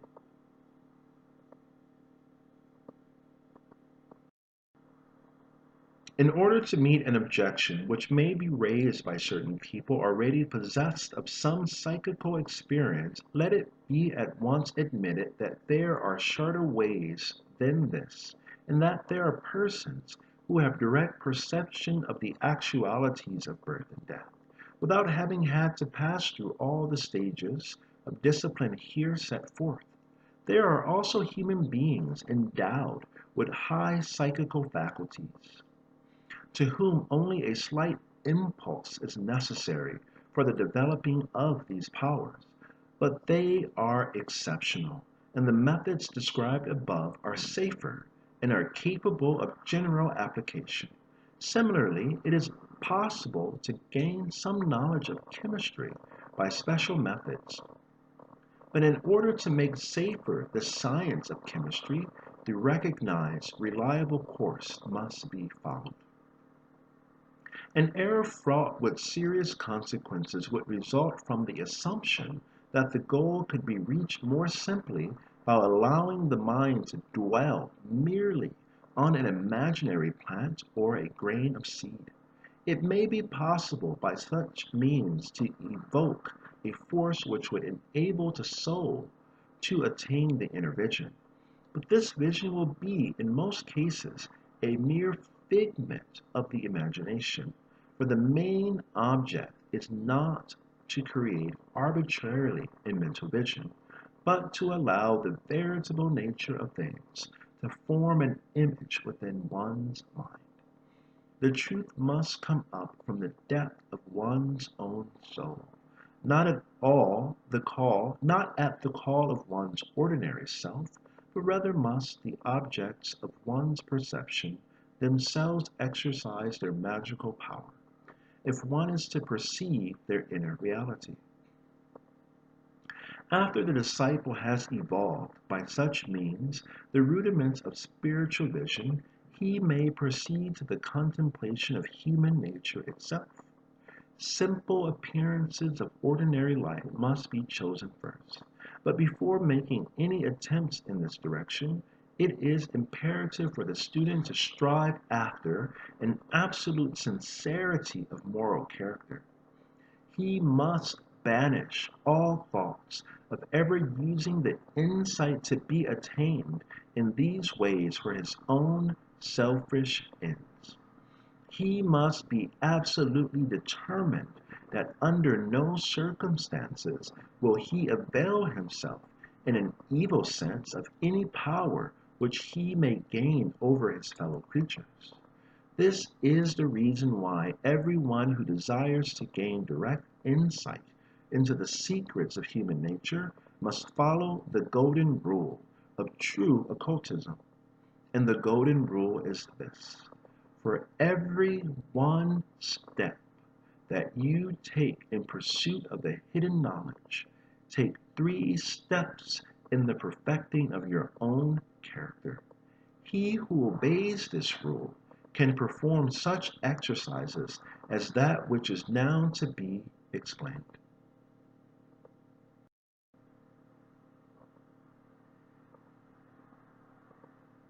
Begin by observing a person filled with a desire for some object. Direct your attention to this desire. It is best to choose a time when this desire is at its height, and when it is not yet certain whether the object of the desire will be attained or not. Then surrender yourself entirely to the contemplation of that which you observe, but maintain the utmost inner tranquility of soul. Make every endeavor to be deaf and blind to everything that may be going on around you at the same time. And bear in mind, particularly, that this contemplation is to evoke a state of feeling in your soul. Allow this state of feeling to arise in your soul, like a cloud rising on an otherwise cloudless horizon. It is to be expected, of course, that your observation will be interrupted, because the person on whom it is directed will not remain in this particular state of mind for a sufficient length of time. Presumably, you will fail in your experiment hundreds and hundreds of times. It is simply a question of not losing patience. After many attempts, you will ultimately realize the state of feeling spoken of above as fast as the corresponding mental phenomena pass through the soul of the person under observation. After a time, you will begin to notice that this feeling in your own soul is evoking the power of spiritual vision into the psychical condition of the other. A luminous image will appear in your field of vision, and this luminous image is the so-called astral manifestation evoked by the desire state when under observation. Again, we may describe this image as flame-like in appearance. It is yellowish red in the center, and reddish blue or lilac at the edges. Much depends upon treating such experiences of the inner vision with great delicacy. It will be best for you at first to talk of them to nobody except your teacher, if you have one. The attempt to describe such appearances is inappropriate words usually leads to gross self-deception. One employs ordinary terms not applicable to such purposes, and therefore much too gross and clumsy. The consequence is that one's own attempt to clothe this vision in words unconsciously leads one to blend the actual experience with an alloy of imaginary details. It is, therefore, another important law for the occult inquirer that he should know how to observe silence concerning his inner visions. Observe silence even towards yourself. Do not endeavor to express in words that which you see, or to fathom it with reasoning faculties that are inadequate. freely surrender yourself to these spiritual impressions without any mental reservation and without disturbing them by thinking about them too much. For you must remember that your reasoning faculties were, at first, by no means equal to your faculties of observation. You have acquired these reasoning faculties through experiences hitherto confined exclusively to the world as apprehended by your physical senses, and the faculties you are now acquiring transcend these experiences. Do not, therefore, try to measure your new and higher perceptions by the old standard. Only he who has already gained some certainty in his observation of inner experiences ought to speak about them with the idea of thereby stimulating his fellow beings. As a supplementary exercise, the following may be set forth. Direct your observation in the same way upon a fellow being to whom the fulfillment of some wish, the gratification of some desire has just been granted. If the same rules and precautions are adopted as in the previous instance, you will once more attain to spiritual perception. You will distinguish a flame-like appearance which is yellow in the center and greenish at the edges. By such observations as one's fellow creatures, one may easily be led into a moral fault. One may become uncharitable. All conceivable means must be taken to fight against its tendency. Anyone exercising such powers of observation should have risen to the level on which one is absolutely convinced that thoughts are actual things. He may then no longer allow himself to admit thoughts incompatible with the highest reverence for the dignity of human life and of human liberty. Not for one moment must he entertain the idea of regarding a human being as a mere object for observation. It must be the aim of self-education to see that the faculties for a psychic observation of human nature go hand in hand with a full recognition of the rights of each individual. That which dwells in each human being must be regarded as something holy, and to be held inviolate by us even in our thoughts and feelings. We must be possessed by a feeling of reverential awe for all that is human. For the present, only these two examples can be given as to the methods by which an insight into human nature may be achieved, but they will at least serve to point out the way which must be followed. He who has gained the inner tranquility and repose which are indispensable for such observations will by doing so already have undergone a great transformation. This will soon reach the point at which the increase of his spiritual worth will manifest itself in the confidence and composure of his outward demeanor. Again, this alteration in his demeanor will react favorably on his inner condition, and thus he will be able to help himself further along the road.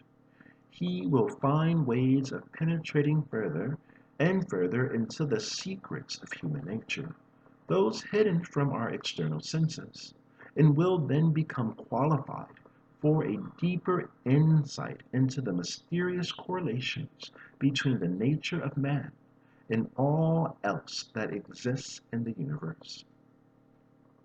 By following this path, the disciple will approach closer and closer to the day on which he will be deemed worthy of taking the first steps of initiation. But before these can be taken, it is necessary to assure oneself of unflinching courage. At first, it may not be at all apparent to the student why it should be necessary, but he cannot be failed to be convinced of it in the end. The quality which is indispensable to him who would be initiated is a certain measure of courage and fearlessness.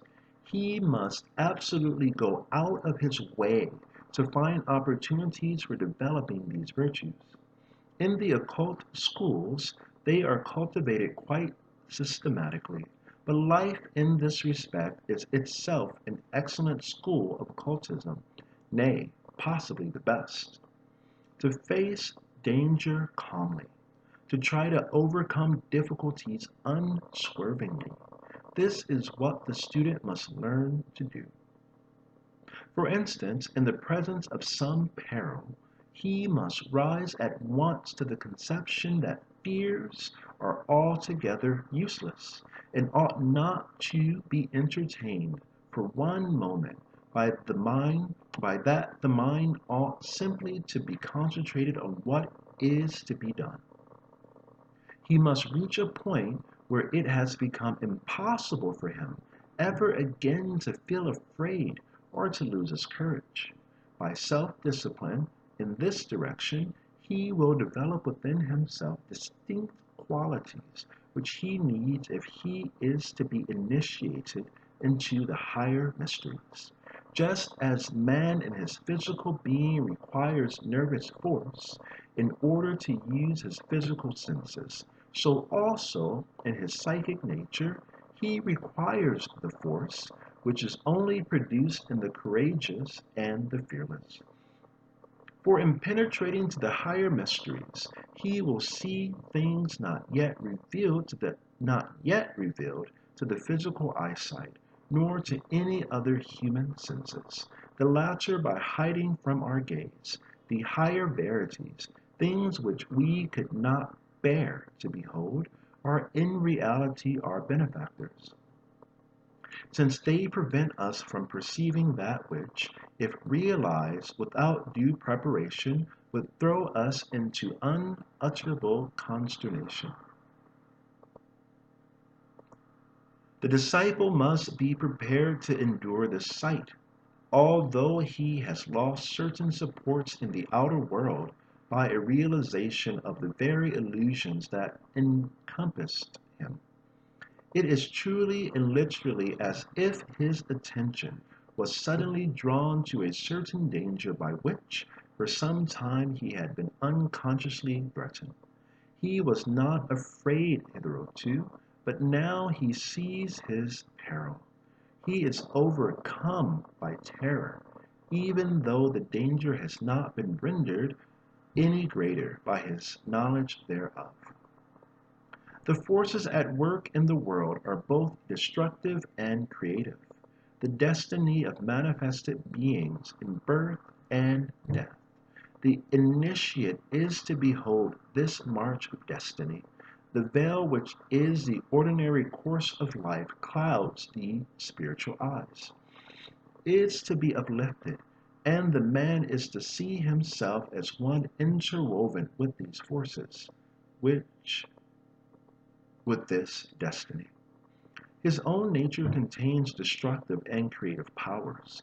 As undistinguished as the other objects of his vision are revealed to the eye of the seer, his own soul is bared to his gaze. In the face of the self-knowledge, the disciple must not suffer himself to droop. And in this he will succeed only if he has brought with him an excess of the necessary strength. In order that this may be the case, he must learn to maintain inner calm and confidence in the most difficult circumstances. He must nourish within himself a firm faith in the beneficent forces of existence. He must be prepared to find that many motives which have actuated him hitherto will actuate him no longer. He must needs perceive that he has hitherto often thought or acted in a certain manner, because he was still in the toils of ignorance. Reason which formerly influenced him will now disappear. He has done many things out of personal vanity. He will now perceive how utterly futile all such vanity is in the eyes of the initiate. He has done much from motives of avarice. He will now be aware of the destructive effect of all avariciousness. He will have to develop entirely new springs for his thought and action, and it is for this that courage and fearlessness are acquired. It is especially a matter of cultivating this courage and this fearlessness in the inmost depths of the mental life. The disciple must learn never to despair. He must always be equal to the thought, I will forget that I have again failed in this matter. I will try once more, as though nothing at all had happened. Thus, he will fight his way on to the firm conviction that the universe contains inexhaustible fountains of strength from which he may drink. He must aspire again and again to the divine which will uplift and support him, however feeble and impotent the mortal part of his being may prove. He must be capable of pressing on towards the future, undismayed by any experiences of the past. Every teacher of occultism will carefully ascertain how far the disciple, aspiring to initiation into the higher mysteries, has advanced on the road of spiritual preparation. If he fulfill these conditions to a certain degree, he is then worthy to hear utter those names of things which form the key that unlocks the higher knowledge. For initiation consists in this very act of learning, to know the things of the universe by those names which they bear in the spirit of their divine author. And the mystery of things lies in these names. Therefore it is that the initiate speaks another language than that of the uninitiate, for he knows the names by which things were called into existence. Sapana refia darajat, sapana refia darajat, sapana refia darajat.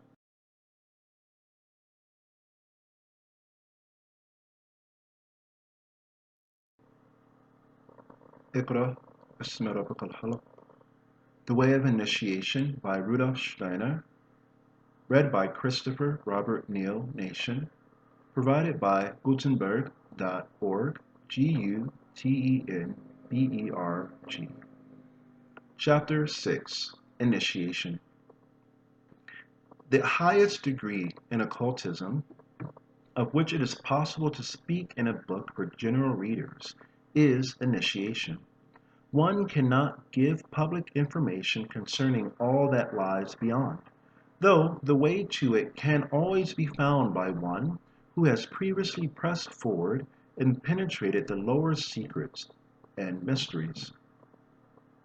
The knowledge and power which are conferred upon a man through initiation could not be obtained in any other manner except in some far distant future, after many incarnations on quite another road and in quite another form. He who is initiated today experiences something which he would otherwise have to experience at a much later period and under quite different circumstances. It is right that a person should learn only so much of the secrets of nature as corresponds to his own degree of development, and for this reason alone do obstacles bar his way to complete knowledge and power. People should not be trusted with the use of firearms until they have had enough experience to make it certain that they will not use them mischievously or without care.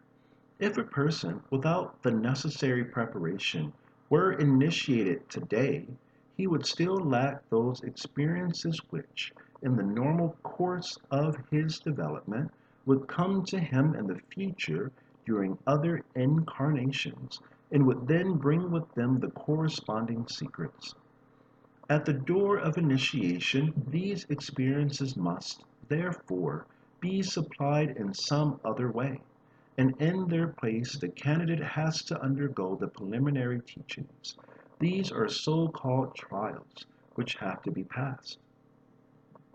These trials are now being discussed in various books and magazines, but owing to the very nature of each discussion, it is not surprising that quite false impressions are received concerning them.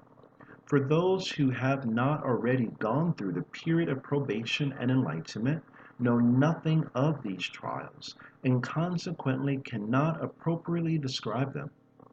Certain matters or subjects connected with the higher worlds are produced before the candidate, but he is able to see and hear these only when he can perceive clearly the figures, tones, and colors from which he has been prepared by the teachings on probation and enlightenment. The first trial consists in obtaining a clearer comprehension of the corporal attributes of what seem to be lifeless things, then of plants, of animals, of human beings, in the way the average person possesses them. This does not mean what is called scientific knowledge. With that, it has no connection, but it has to do with intuition. What usually occurs is that the initiate discloses to the candidate how the objects of nature and the essence of living things reveal themselves to the spiritual and mental hearing and sight. In a certain way, these things then lie revealed, naked before the beholder. Attributes and qualities which are concealed from physical eyes and ears can then be seen and heard. Heretofore, they have been enwrapped as in a veil, and the falling away of this veil for the candidate occurs at what is called the process of purification by fire. The first trial is therefore known as the fire trial, which will be briefly explained thus. For some people, the everyday ordinary life is a more or less unconscious process of initiation by means of the fire trial. These persons are those who have passed through a wealth of developing experiences and who find that their self-confidence, courage, and fortitude have been greatly augmented in a normal way, who have learned to bear sorrow and disappointment from the failure of their undertakings with greatness of mind, and especially with quiet and unbroken strength. Those who have gone through such experiences are often initiates without knowing it, and it needs but little to open for them the spiritual hearing and sight to make them clairvoyant. For it must be noted that a genuine fire trial is not merely intended to satisfy the curiosity of the candidate. He would learn undoubtedly many unusual things, of which others, devoid of such experiences, can have no idea. But yet this knowledge is not the end nor aim, but merely the path to the end. The real aim and object is this, that the candidate shall acquire for himself, through this knowledge of the higher worlds, a greater and truer self-confidence, a higher and nobler courage, and a perseverance, an attitude of mind, altogether different from what he could have obtained in the lower world. After the fire trial, a candidate may turn from the school, but because he has gone thus far, he will accomplish his ordinary life work, greatly strengthened in all his spiritual and physical relations, and in his next incarnation he will continue to seek further initiation and advancement. In his present life, at all events, he will prove himself a more useful member of society, will be of greater service to humanity than he was before, and whatever position he may find himself, his firmness, prudence and favorable influence over his fellows will have greatly increased. After coming out of the fire trial, if he should wish to continue in the occult school, he then has to be instructed in a certain writing system which is used by those in the school.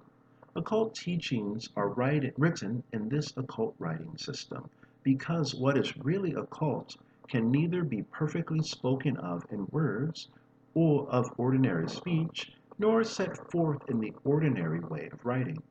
Those who have learned much from the initiates can but partially translate the teachings of occultism into terms of ordinary speech. The symbols or signs of the secret script are not arbitrarily invented or imagined, but correspond to powers which are active and efficacious in nature. It is through these symbols or signs that one learns the language of such matters. The candidate immediately sees for himself that these symbols correspond to the figures, tones, and colors which he has learned to perceive during the periods of probation and enlightenment.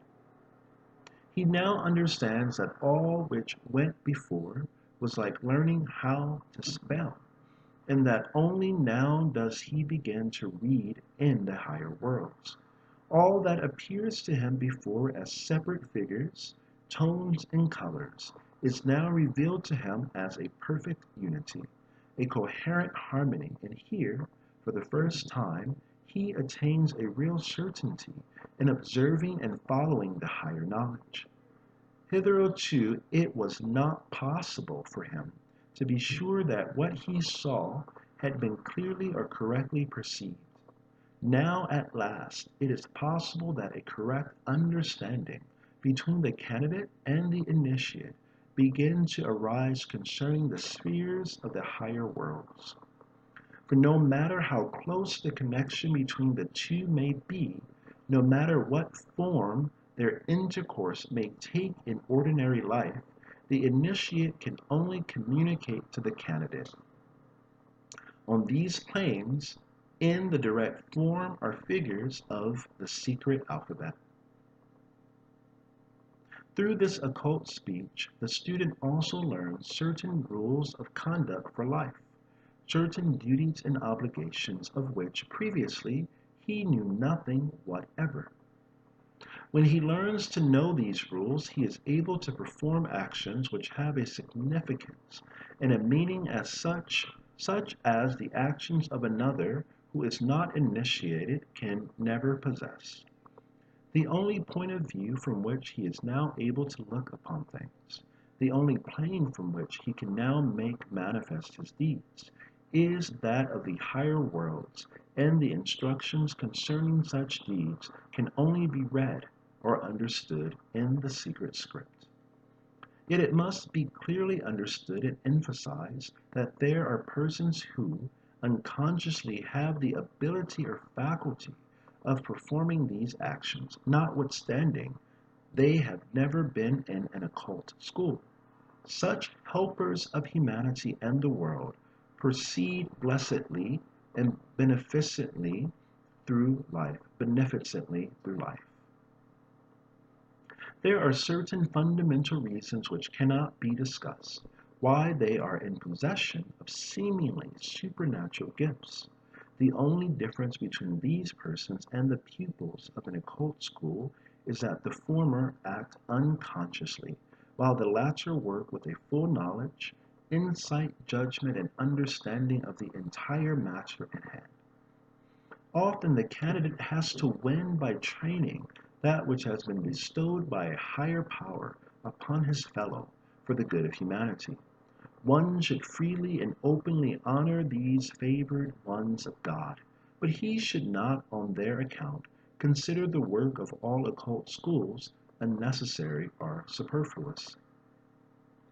Now that the student has learned the mystery language, there awaits him yet another trial. By this he must prove whether he can move with freedom and certainty in the higher worlds. In ordinary life, a man will be impelled to action by outward motives and conditions.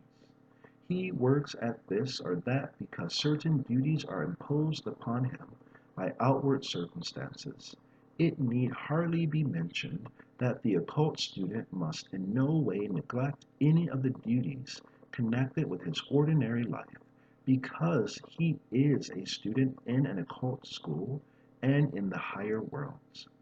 None of his duties there can constrain him to treat with inattention or carelessness any one of his duties in the lower world. The father will remain just as good a father to his family, the mother just as good a mother, and neither the officer nor the soldier nor anyone else will be detained from their necessary duties because because they are students in occultism. On the contrary, all the qualities which make capable men are increased to a degree of which the uninitiated can form no idea. That this may not always appear to be the case is due merely to the fact that they have not always the ability to correctly judge or criticize the initiate. The deeds of the latter are not always entirely intelligible to the former, but as we have said before, this only happens in certain cases.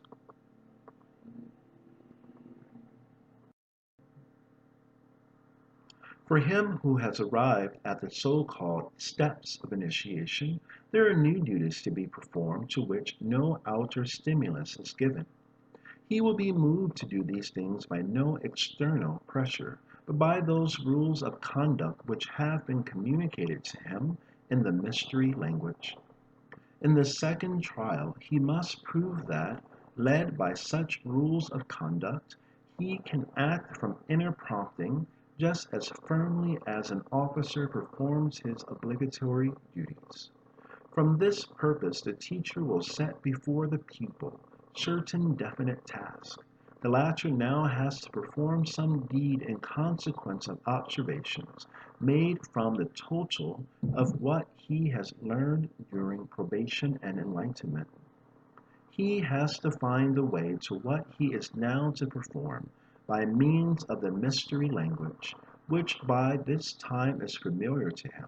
If he discerns his duty and executes it correctly, he has endured the trial, and he recognizes the success which attends the fulfillment of the task by the changed manner with which the spiritual eyes and ears now apprehend the figures, tones, and colors.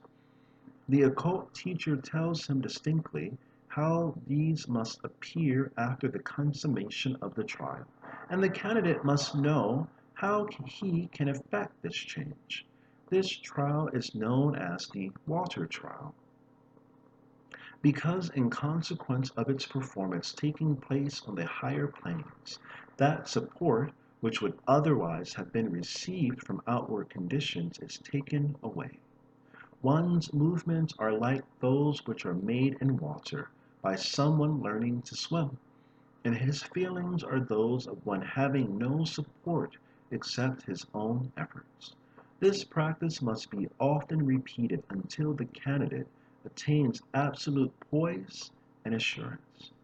These trials are dependent upon a quality which is produced by his experiences in the higher worlds. The candidate cultivates this quality to an extent which he could not possibly reach in so short a time while developing in the ordinary way, but could attain only after many incarnations. In order to bring about the changes here mentioned, the following condition is necessary. The candidate must be guided altogether by what has been proven to him by the cultivation of his higher faculties, by the results of his reading in the secret symbols. Should he, during these experiences, attempt to introduce any of his own opinions or desires, or should he diverge from one moment from the laws and rules which he has proved to be right, something quite other than that which is expected will occur. In such cases, the candidate loses sight of the goal for which these matters are undertaken, and the result is confusion. He has therefore manifold opportunities during these trials for the development of self-control, and this indeed is the principal quality needed. These trials are therefore much more easily endured by those who, before initiation, have gone through a life which has enabled them to acquire command of themselves. Those who have developed the characteristic of following their higher principles and ideals without thought of personal honor or desire, who always discern the duty to be fulfilled, even though the inclination and sympathies are too often ready to lead them another way, are already unconscious initiates in the midst of everyday life.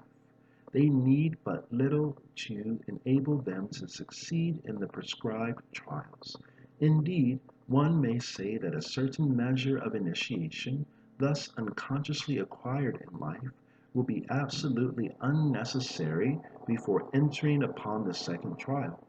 For even as many who during youth have not learned to write or spell find much difficulty in learning to do so in latter years, so is it also difficult to develop, merely from a knowledge of the higher worlds, the necessary degree of self-control, if one has not already acquired to a certain measure of it in the course of ordinary life.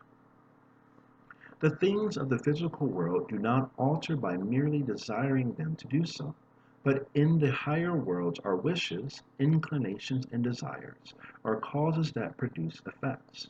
If we wish to bring about particular changes in these worlds, we must hold ourselves in absolute control. We must follow the right principle, must entirely subdue the personal will. People whose mode of thought inclines them to fantasy, prejudice, and so forth, can make no progress on the occult way. Yet be not dismayed. There is in truth a glorious treasure that the persistent occult student shall attain. All doubt as to the higher worlds will be taken away from him. In all their law, they will reveal themselves to be his gaze.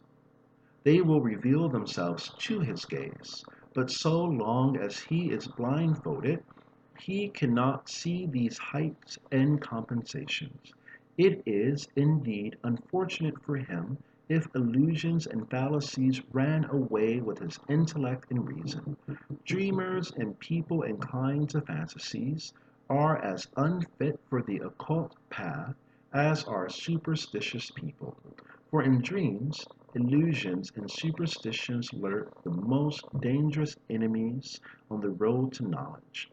Because the candidate has already seen upon the portals that open to him the first trial, the words, without a normal common sense all your efforts are in vain, and upon the gateway which leads to the second trial, all prejudices must fall away, it is not necessary to think that the capacity for inspiration and enthusiasm and all the poetry of life is lost to the student of occultism.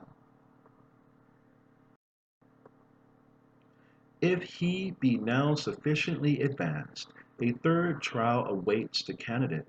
No aim, no boundary line are here set for him. All is left entirely in his own hands. He finds himself in a condition where nothing external impels or induces him to act.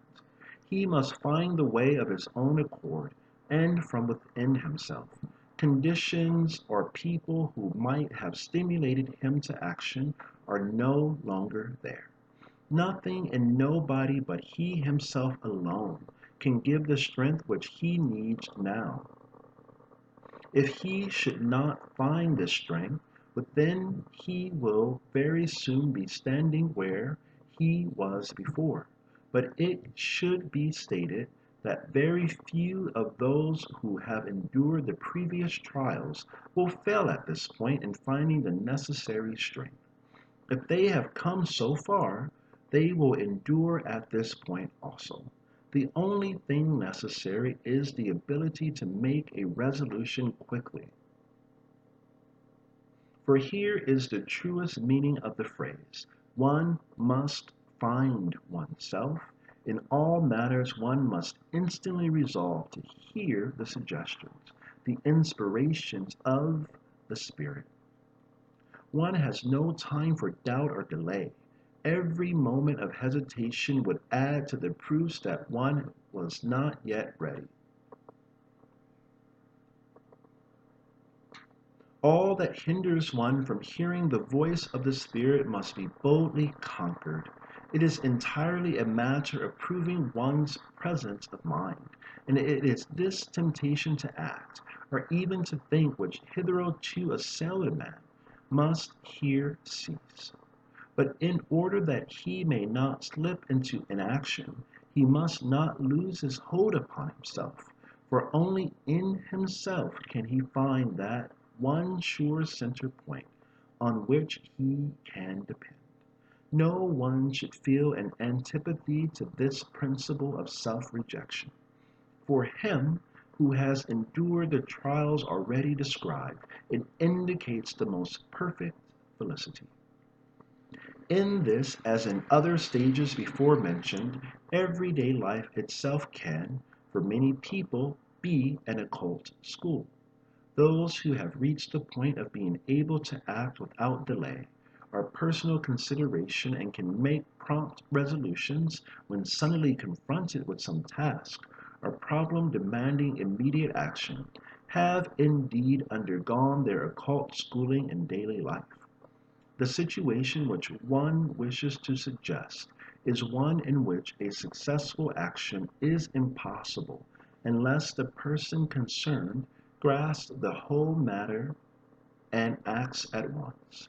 He is quick to act when misfortune is in sight, while a moment's hesitation might lead to a catastrophe, and he who possesses the qualities which can be developed into a permanent attribute of such a kind has already evolved, unknown to himself, the degree of ripeness necessary for the third trial.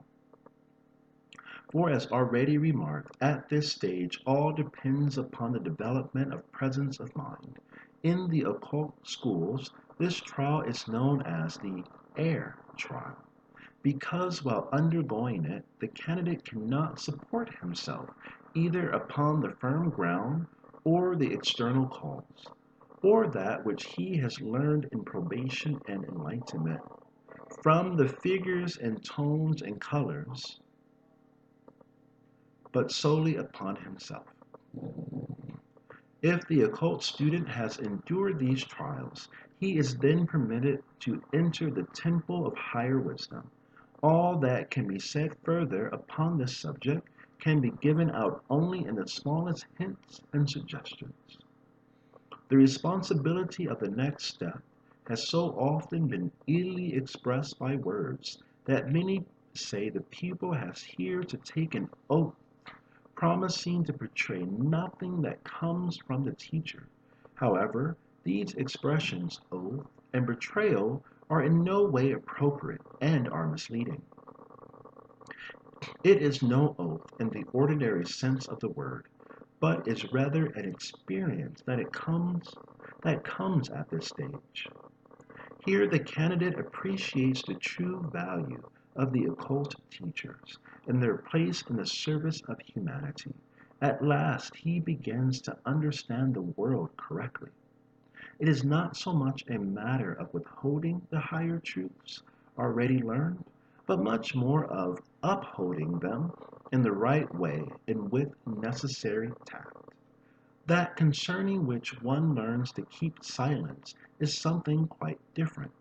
One gains possession of this fine attribute in regard to many things of which one has previously spoken, and especially in regard to the manner in which one has spoken of them.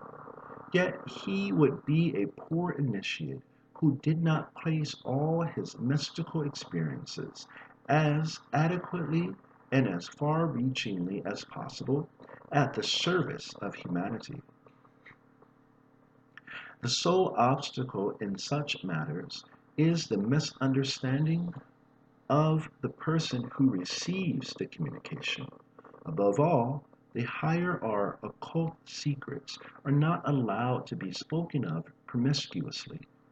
But no one who has passed the steps of development above described is it actually forbidden to speak of these matters. No one is asked for a negative oath, but everything is entrusted to judgment, integrity, and sense of responsibility of the candidate for initiation. What one really learns is to find out within oneself what should be done under all circumstances, and the oath means nothing more than this: that one is found qualified to be entrusted with matters of such importance. If the candidate is found fit, he is then given what is called symbolically the draught of forgetfulness. This means that he will be initiated into the secret knowledge, enabling him to act without being continually disturbed by the lower memory. This is absolutely necessary for the initiate, for he must possess full faith in the immediate present. He must be able to destroy that veil of memory which extends itself round humanity more and more thickly every moment of life. If one judges things which happen today by the experiences of yesterday, he is subjected to a multitude of errors. Of course, it is not intended that the reader should renounce all the experience acquired in life. He ought always to keep it in mind as firmly as possible. But as an initiate, one should acquire the ability to judge every fresh experience irrespective of oneself. Unclouded by all bygone experiences, one must be prepared at every moment that a new thing or being shall bring to one a new revelation. If one judges the new by the standard of the old, he necessarily falls into error. The memory of past experiences is very useful, however, for it makes one better able to perceive the new. If one had not gone through a certain experience, he probably would not have seen the attributes of this or that being or thing. But having had such experiences, he ought to be enabled to discern the new, without judging it by the old. In this way, the initiate obtains certain definite qualities, and by means of these many things are revealed to him, while they remain concealed from the uninitiated. The second draught which is given to the initiate is the draught of remembrance. By receiving this, he becomes capable of keeping the higher secrets ever present in the soul. Ordinary memory would not be sufficient to ensure this. He must be absolutely at one with the higher truths. He must not merely know them, but be able, as a matter of course, to manifest and administer them in living actions, even as an ordinary man eats and drinks. They must become one's practice, one's inclination, one's habit. It must be unnecessary to recall them to mind. In the usual sense of the term, they must become a part of oneself and express themselves through one's very being. They must flow through one, just as the life currents run through one's bodily organism. So must we make ourselves. So must we make ourselves as perfect in a spiritual sense as nature has made us in a physical. Chapter 7. The Higher Education of the Soul. Saturn, Sun, sets. If a man carries out the culture of his thoughts and feelings and emotions in the way already described in the chapters on probation, enlightenment, and initiation, Then he affects a then he affects a change in his soul, such as nature has affected in his body. Before this training, soul and spirit are undifferentiated masses. In such a state, the clairvoyant will perceive them as interlacing clouds, rotating spirally, and having usually a dull glimmer of reddish or reddish-brown color, or perhaps of reddish-yellow. But after this growth, they begin to assume a brilliant yellowish-green or yellow-blue hue and become of a regular structure. A man attains such regularity of structure and at the same time the higher knowledge when he brings into the realm of his thoughts, feelings, and emotions an order such as nature has brought into his bodily organs, by means of which he can see, hear, digest, speak, and so forth. Gradually, the student learns, as it were, to breathe, to see with the soul, and to speak and hear with the spirit. In the following pages, a few of the practical points pertaining to the higher education of soul and spirit will be more fully treated. They are such as may be particularly attained by anyone without additional instruction, and by means of which a further step in occult science may be taken.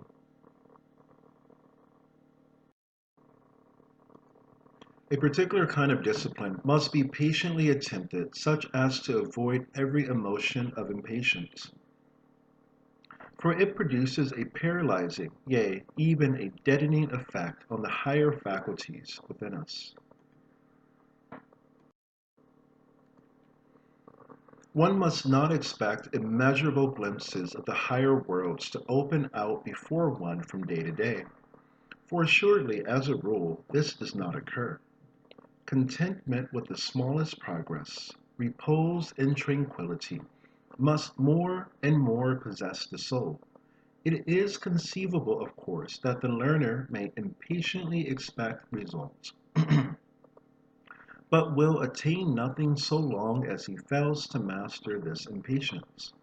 Nor is it of any use to struggle against this impatience in the ordinary way, for then it will only become stronger than ever.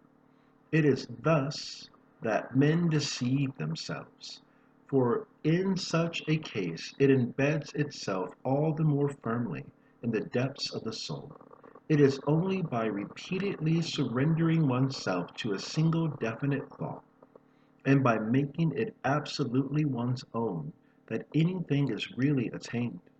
One should think I must certainly do everything possible for the culture of soul and spirit, but I will work tranquilly until, by higher powers, I shall be found worthy of definite illumination. When this thought has become so powerful in a man that it is an actual trait in his character, he is treading the right path.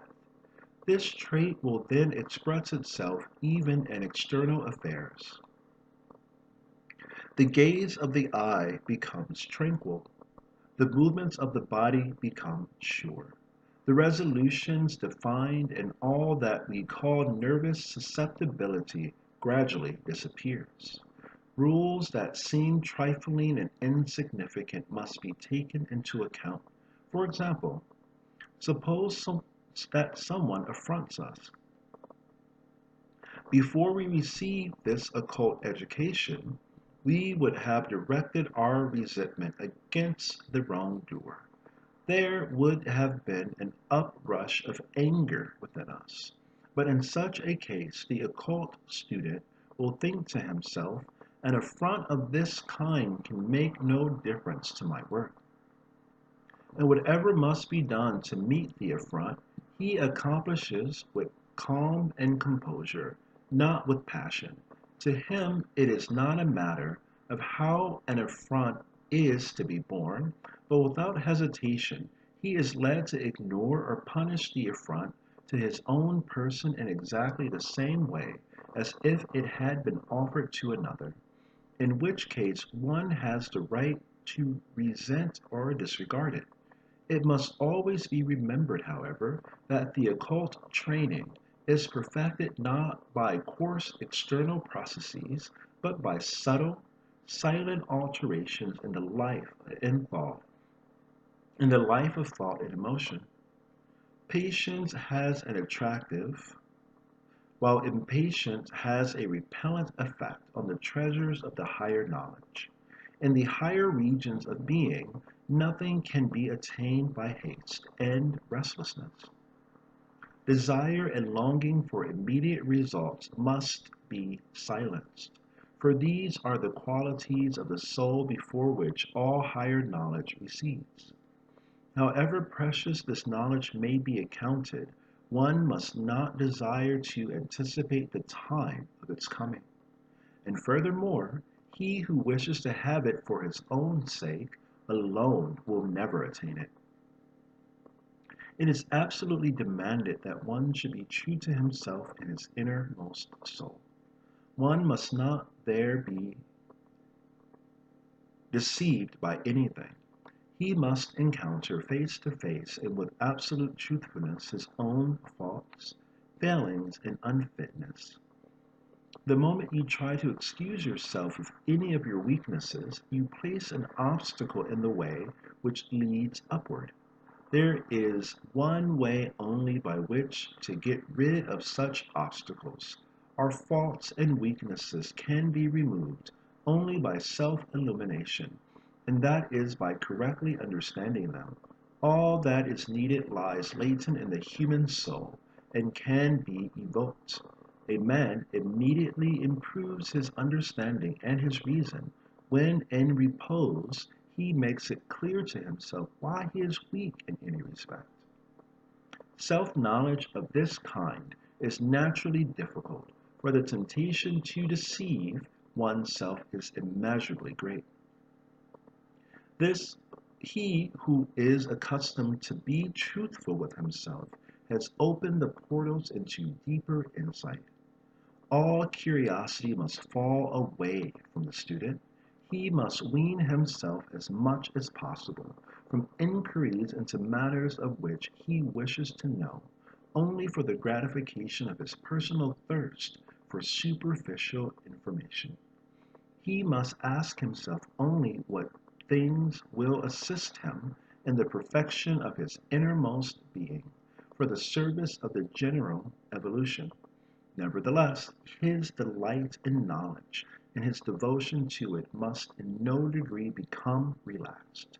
He must listen devoutly to all that contributes to such an end, and should seek every opportunity of doing so.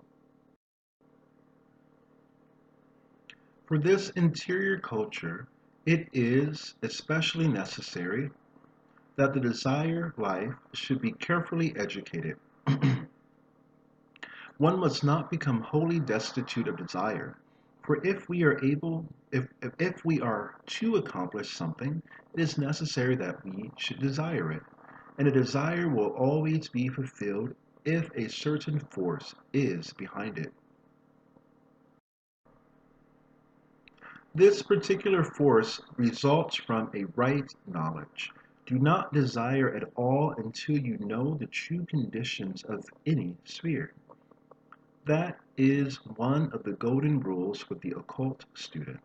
The wise man first ascertains the laws of the world, and then his desires become powers which realize themselves. Let us consider an example in which the effect is evident. There are certain many who would like to learn from their own intuition something about their life before death. Such a desire is altogether aimless and leads to no result so long as the person in question has not acquired a knowledge of the laws that govern the nature of the eternal, and a knowledge of them in their subtlest and most intimate character. But if he has actually acquired this knowledge and then wishes to pass onward, he is able to do so by his elevated and purified desire. Moreover, it is of no use to say to oneself, "Yes, I will forthwith examine my previous life and study with that aim in view.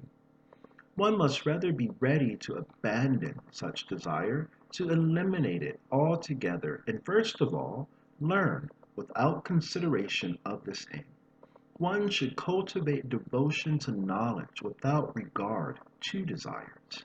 It is only then that one enters into possession of the desire which we are considering in a way that leads to its own fulfillment.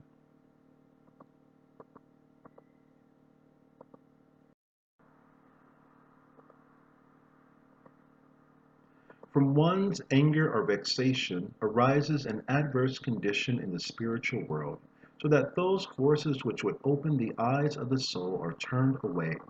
For example, if someone should annoy me, he sends forth a current into the world of the soul. So long as I allow myself to be annoyed, I cannot see this current. My own annoyance clouds it. But from this it must not be supposed that when I no longer feel annoyed, I will see the astral vision. To see an astral vision, it is indispensable that the eye of the soul should already be developed. But the capacity for sight of this kind is latent in everyone.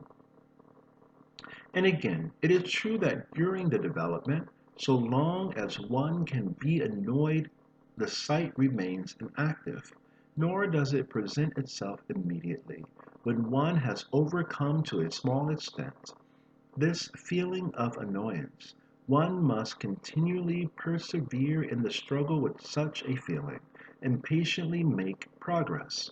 Then, some day, he will find that this eye of the soul has become fully developed. Of course, annoyance is not the only quality with which we have to struggle before attaining this end. Many people grow impatient or skeptical because they have for years cultivated certain qualities of the soul, and yet clairvoyance has not ensued. They have developed over a few qualities and have allowed others to run wild. The gift of clairvoyance first manifests itself in all those qualities which do not permit the development of the latent faculties are suppressed. Undoubtedly, the beginnings of such hearings and seeing may appear at the earlier period, but these are only young and tender shoots which are subject to all possible error, and which, if they be not carefully fostered, may quickly die. The qualities which have to be combated, in addition to anger and vexation, are such as ambition, timidity, curiosity, superstition, conceit, and the disease of prejudice, idle love of gossip, and the making of distinctions in regard to human beings according to the merely outward marks of rank, sex, race, and so forth. In our time, it is difficult for people to comprehend that the combating of such qualities can have any connection with an increase of capacity for knowledge. But every devotee of occultism is aware that much more depends upon such matters than upon the expansion of the intellect or the employment of artificial practices. It is particularly easy for a misunderstanding of this point to arise, inasmuch as many believe that one should cultivate foolhardiness because one must be fearless, and that one should ignore altogether the differences in men because one has to combat the prejudices of race, rank, and so forth. Rather, should one first learn to appreciate those differences correctly, then one is no longer entangled in prejudice. Even in the usual sense, it is true that a fear of any phenomenon hinders one from estimating it rightly, that a race prejudice prevents one from looking into a man's soul. The student of occultism must bring his common sense to perfection in all its exactitude and subtlety. Even everything that a man says without having clearly thought it out will place an obstacle in the path of his occult education.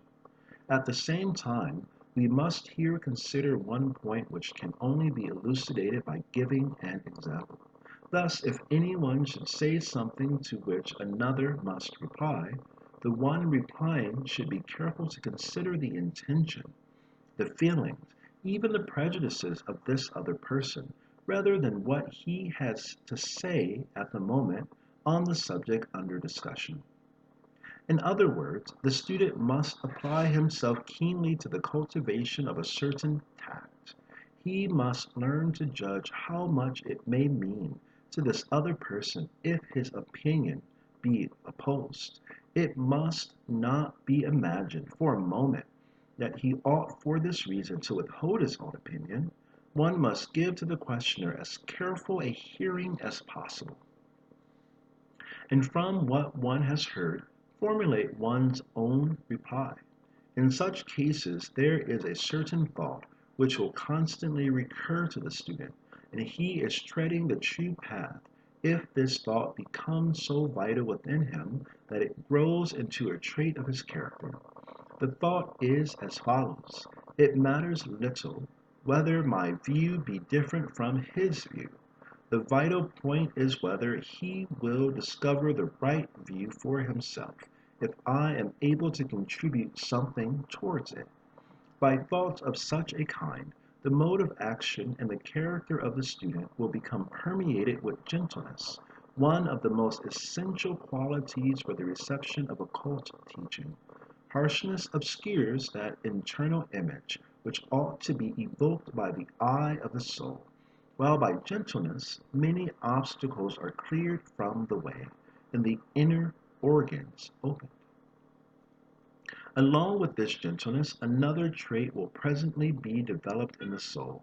He will make a quiet estimate of all the subtleties in the soul life around him, without considering the emotions of his own soul. And if this condition has been attained, the soul emotions in the environment of others will have such an effect on him that the soul within him grows, and growing becomes organized as a plant expands in the sunlight. Gentleness, quiet reserve, and true patience open the soul to the world of souls, and the spirit to the realm of spirits. Persevere in repose and retirement. Close the senses to that which they brought you before you began your training. Bring into utter stillness all those thoughts which, in accordance with your previous habits, were tossed up and down within you. Become quite still and silent within. Wait in patience. And then the tranquil higher worlds will begin to develop the sight of your soul in the hearing of your spirit. Do not suppose that you will immediately see and hear in the worlds of soul and spirit, for all that you are doing does but help the development of your higher senses, and you will not be able to see the soul and to hear what with the spirit before you have to some degree acquired those senses.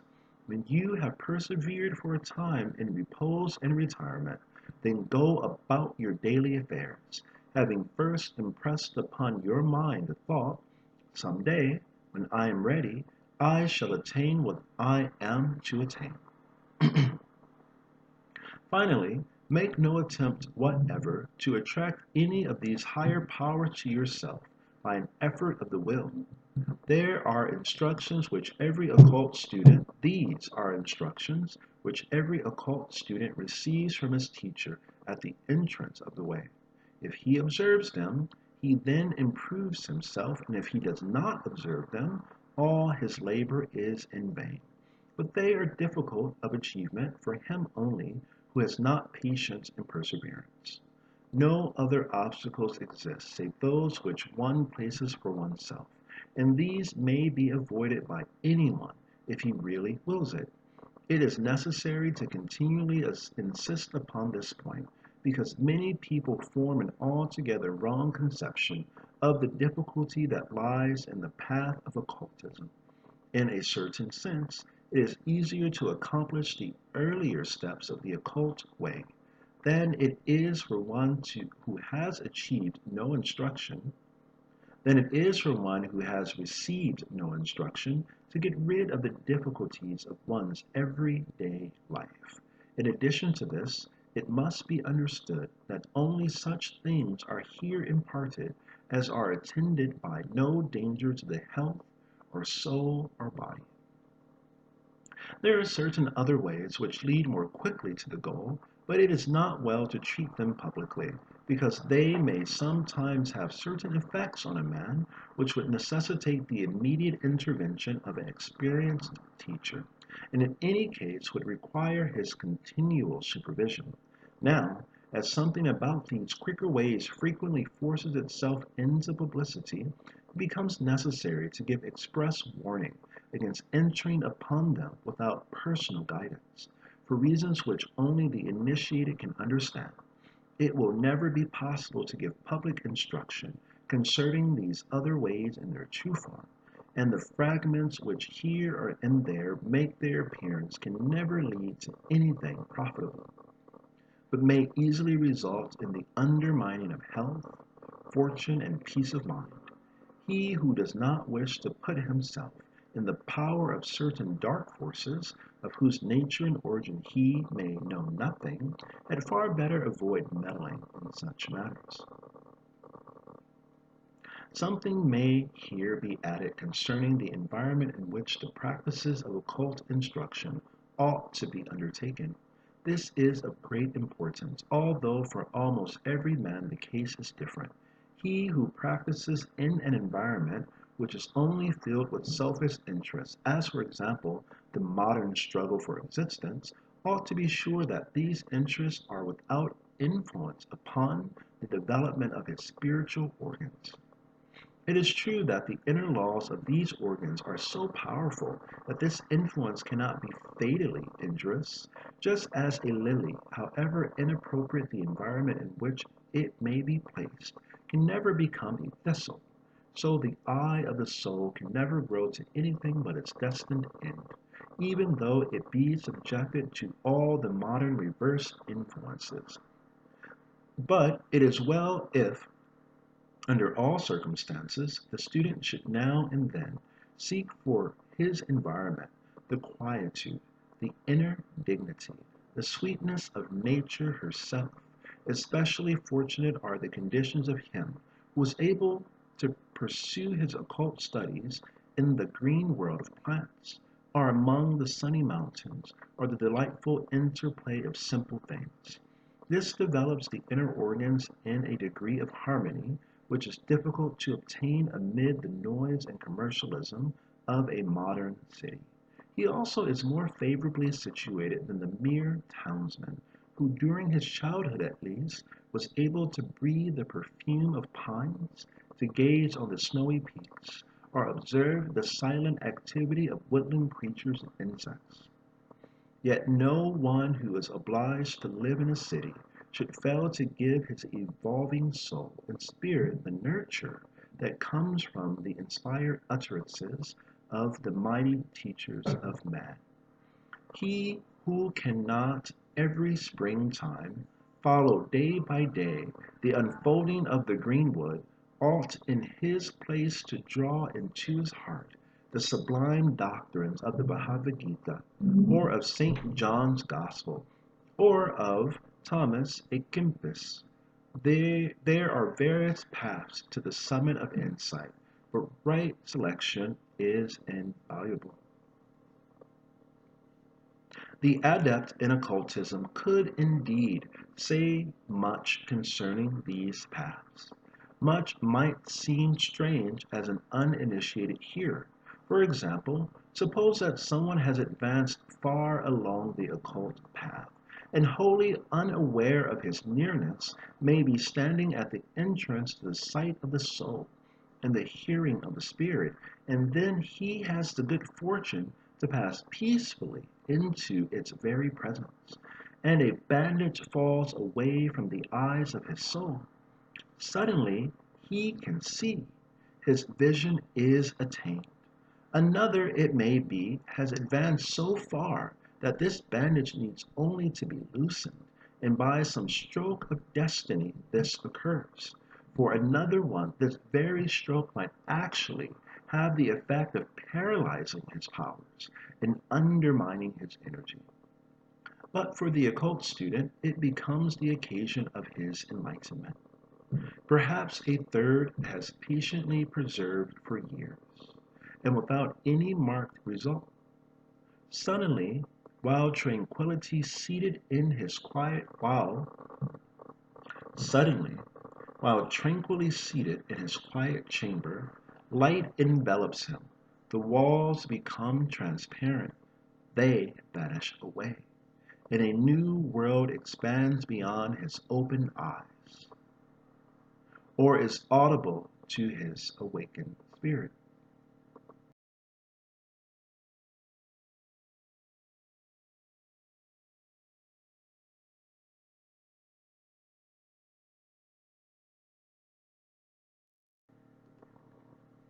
The eighth and final chapter of The Way of the Initiate by Rudolf Steiner, read by Christopher Robert Neal Nation. The conditions of discipleship. The conditions of entrance into an occult school are not of a nature to be formulated in an arbitrary way by anyone. They are the natural outcome of occult knowledge, just as a man will never become a painter if he does not choose to handle a paintbrush, so can no one receive occult training if he is unwilling to fulfill the claims which are put forward by the occult teacher. In fact, the teacher can give nothing but advice, and it is as such that everything he states ought to be considered. He has already trodden the probationary path which leads to the knowledge of higher worlds. For experience, from experience, he knows what is necessary, and it all depends on the free will of each particular person whether he chooses to follow the same path or not. If anyone, without intending to satisfy the conditions, should demand occult training from a teacher, such a demand would be equivalent to saying, "Teach me to paint, but do not ask me to handle a brush." The occult teacher never goes a step further unless it be in accord with the free will of the recipient. It must be emphasized that a general wish for higher knowledge is not sufficient, yet many will probably have but a weak desire.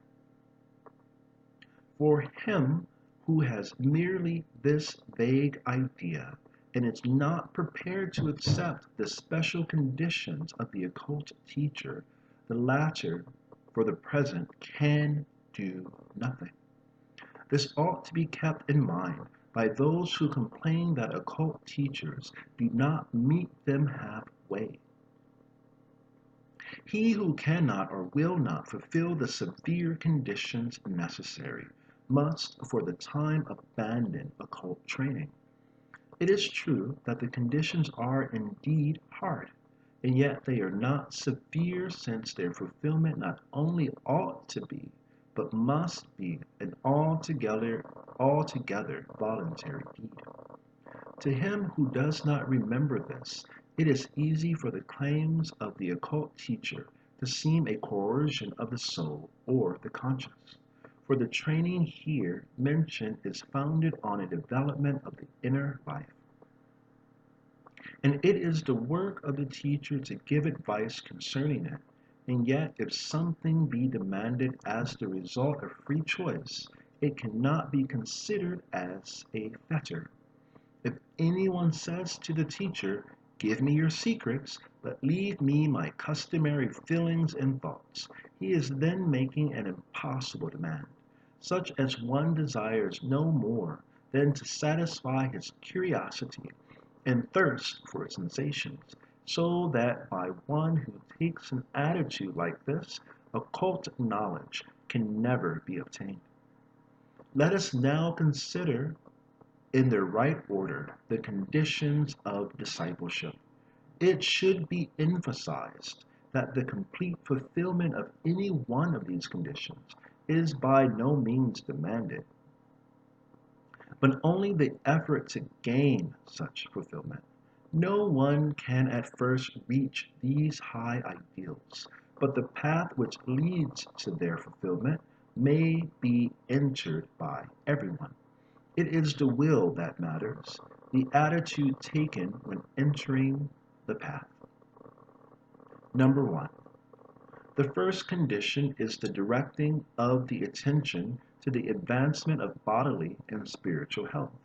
Of course, discipleship does not, in the first place, demand or depend on the health of a man, but everyone can endeavor to improve in this respect, and only from a healthy man may proceed a healthy perception.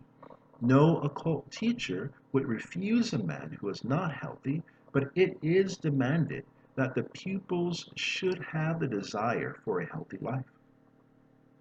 In this respect, he must attain the greatest possible independence, the good counsel of others, which, though generally unsought, are received by everyone, are as a rule superfluous. Each must endeavor to take care of himself. From the physical aspect, it will be more a matter of warding off harmful influences than of anything else. For in carrying out one's duty, one has so often to do things which are disadvantageous to health. One must learn how, at the right moment, to place duty higher than the care of health, but with a little good will, what is there that cannot be omitted? Duty must in many cases be accounted higher in health. Indeed, if need be, higher than life itself. But the disciple must never put pleasure as high as either of these. Pleasure for him can be only a means to health and life. And in respect to this, it is absolutely necessary that we should be quite honest and truthful with ourselves. It is of no avail to lead an ascetic life so long as it is born of motives like those that give rise to other enjoyments. There are people who find satisfaction in asceticism and do as do others in wine bibbling. But they must not imagine that asceticism of this kind will assist them to attain the higher knowledge. Many ascribe to their unfavorable circumstances everything which apparently prevents them from making progress in this direction. They say that with their conditions of life, they cannot develop themselves to any great extent. For other reasons, it may be desirable for many to change their conditions of life, but no one need do so for the purpose of occult training. For this is for this it is only necessary that one should do for one's health so much as one finds possible in the position one holds. Every kind of work may serve the whole of humanity, and it is a sure sign of greatness in the human soul to perceive clearly how necessary for the whole is a pity. Perhaps even an unlovely employment then to think, this work is not good enough for me. I am destined for something else. It is especially important for the disciple to strive after complete spiritual health. In any case, an unhealthy emotional or thought life leads one away from the path of higher knowledge. The foundations here consist of clear, calm thinking, reliable conceptions, and stable feelings. Nothing should be more alien to the disciple than an inclination toward a whimsical, excitable life, towards nervousness, intoxication, and fanaticism. He should acquire a healthy outlook of all circumstances of life. He should go through life steadily and should let things act on him and speak to him in all tranquility. Wherever it is possible, he should endeavor to do justice to life. Everything in his tastes and criticisms which is one-sided or extravagant ought to be avoided. If this be not so, the disciple will strand himself in a world of his own imagination, instead of attaining the higher worlds, and in place of truth, his own favorite opinions will assert themselves. It is better for the disciple to be matter of fact than overwrought and fanciful. Number two, the second condition is that one should feel oneself as a link in the general life. Much is included in the fulfillment of this condition, but each can only fulfill it after his own manner. If I am a school teacher and my pupil does not answer what is desired of him, I must first direct my feeling not against the pupil, but to myself. I ought to feel myself so much at one with my pupil that I ask myself, may not that in the pupil which does not satisfy my demand be perhaps the result of my own faults? Or if perchance it be his unconscious or even vicious error? As teacher, instead of directing my feelings against him, I shall rather cogitate on the way in which I myself ought to behave, or in kindness show him what is right, so that he may in the future be better able to satisfy my demands. From such a manner of thinking, there will come gradually a change over the whole mental attitude. This holds good for the smallest as well as the greatest. From this point of view, I look on a criminal, for instance, altogether differently from the way I should have looked upon him of old. I suspend my judgment and think to myself, I am only a man as he is. Perhaps the education which, owing to favorable circumstances, has been mine, and nothing else, has saved me from a similar fate. I may even come to the conclusion that if the teachers who took pains with me had done the same for him, this brother of mine would have been quite different. I shall reflect on the fact that something which has been withheld from him has been given to me, and that I may perhaps owe my goodness to the fact that he has been thus deprived of it. And then will it no longer be difficult to grasp the conception that I am a link in the whole of humanity, and that I, consequently, too, in part, bear the responsibility for everything that happens. But by this it is not implied that such a thought should be translated immediately into external action. It should be quietly cultivated in the soul. It will then express itself gradually in the outward behavior of a person, and in such matters each can begin only by reforming himself. It were futile from such a standpoint to make general claims of all humanity. It is easy to form an idea of what men ought to be, but the disciple works not on the surface but in the depths, and therefore it would be wrong if one should endeavor to bring these demands of the occult teacher into relation with any external or political claims. As a rule, political agitators know well what can be demanded of other people, but they say little of demands of themselves. Number three, now with these demands on ourselves, the third condition for occult training is intimately connected. The student must be able to realize the idea that his thoughts and feelings are as important for the world as his deeds. It must be recognized that it is as pernicious to hate a fellow being as to strike him. One can then discern also that by perfecting oneself, one accomplishes something not only for oneself, but for the whole world. The world profits by pure thoughts and feelings as much as by one's good behavior. And so long as one cannot believe in this worldwide importance of the inner self, one is not fit for discipleship. One is permeated with a true conception of the soul's importance only when one works at this inner self as if it were at least as important as all external things. It must be admitted that one's feelings produce an effect as much as the action of the hand. 4. In so saying, we have already mentioned the fourth condition, the idea that the real being of man does not lie in the exterior, but in the interior. He who regards himself as merely a product of the outer world, a result of the physical world, cannot succeed in this occult training.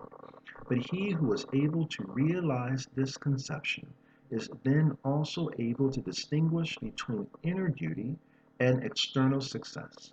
He learns to recognize that the one cannot at once be measured by the other. The student must learn for himself the right position between what is demanded by his external conditions and what he recognizes to be the right conduct for himself.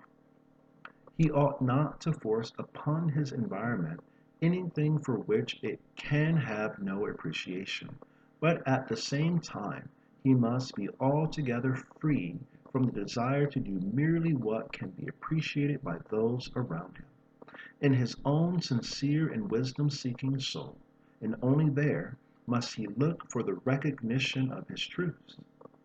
But from the environment he must learn as much as he possibly can, so that he may discern what those around him need and what is of use to them. In this way, he will develop within himself what is known in occultism as the spiritual balance. On one side of the scales, there lies a heart open for the needs of the outward world, and on the other lies an inner fortitude and an unfaltering endurance. And here again we have hinted at the fifth condition, firmness in the carrying out of any resolution when once it has been made. Nothing should induce the disciple to deviate from any such resolution once it is formed, save only the perception that he has made a mistake. Every resolution is a force, and even if such a force does not produce immediate effect on the point at which it was directed, nevertheless it works in its own way. Success is of great importance only when an action arises from desire, but all actions which are rooted in desire are worthless in relation to the higher worlds. There, the love expended on an action is alone of importance. In this love, all that impels the student to perform an action ought to be implanted. Thus he will never grow weary of again and again carrying out in action some resolution, even though he has repeatedly failed. And in this way he arrives at the condition in which he does not first count on the external effects of his action, but is contented with the doing of them. He will learn to sacrifice for the world his actions, nay, more, his whole being, without caring at all how his sacrifice may be received. He who wishes to become a disciple must declare himself ready for such a sacrifice, such an offering. 6. A sixth condition is the development of a sense of gratitude with regard to everything which relates to man. One must realize that one's existence is, as it were, a gift from the entire universe. Only consider all that is needed in order that each of us may receive and maintain his existence. Consider what we owe to nature and to others than ourselves.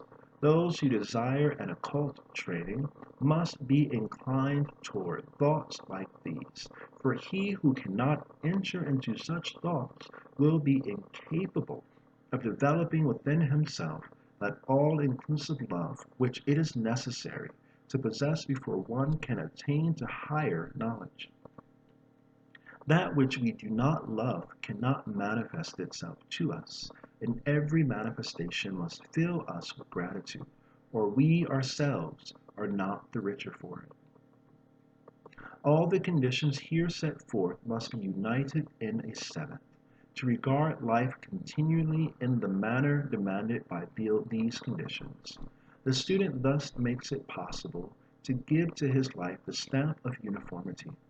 All his modes of expression will, in this way, be brought into harmony, and cease to contradict each other. And thus he will prepare himself for the peace which he must attain during the preliminary steps of his training. If a person intend earnestly and sincerely to fulfill the conditions mentioned above, he may then address himself to a teacher of occultism. The latter will then be found ready to give the first words of counsel. Any external formality will consist of giving to these conditions a complete expression, a knowledge of which can only be imparted orally to each individual candidate. Since everything interior must manifest itself in an exterior way, they teach a very important lesson. Even as a picture cannot be said to be here when it exists only in the brain of the painter, so too there cannot be an occult training without an external expression. External forms are regarded as worthless by those only who do not know that the internal must find expression in the external. It is true that it is the spirit and not the form that really matters. But just as the form is void without the spirit, so would the spirit remain inactive as long as it cannot create a form. The stipulated conditions are so designed that they may render the disciple strong enough to fulfill the further demands which the teacher must make.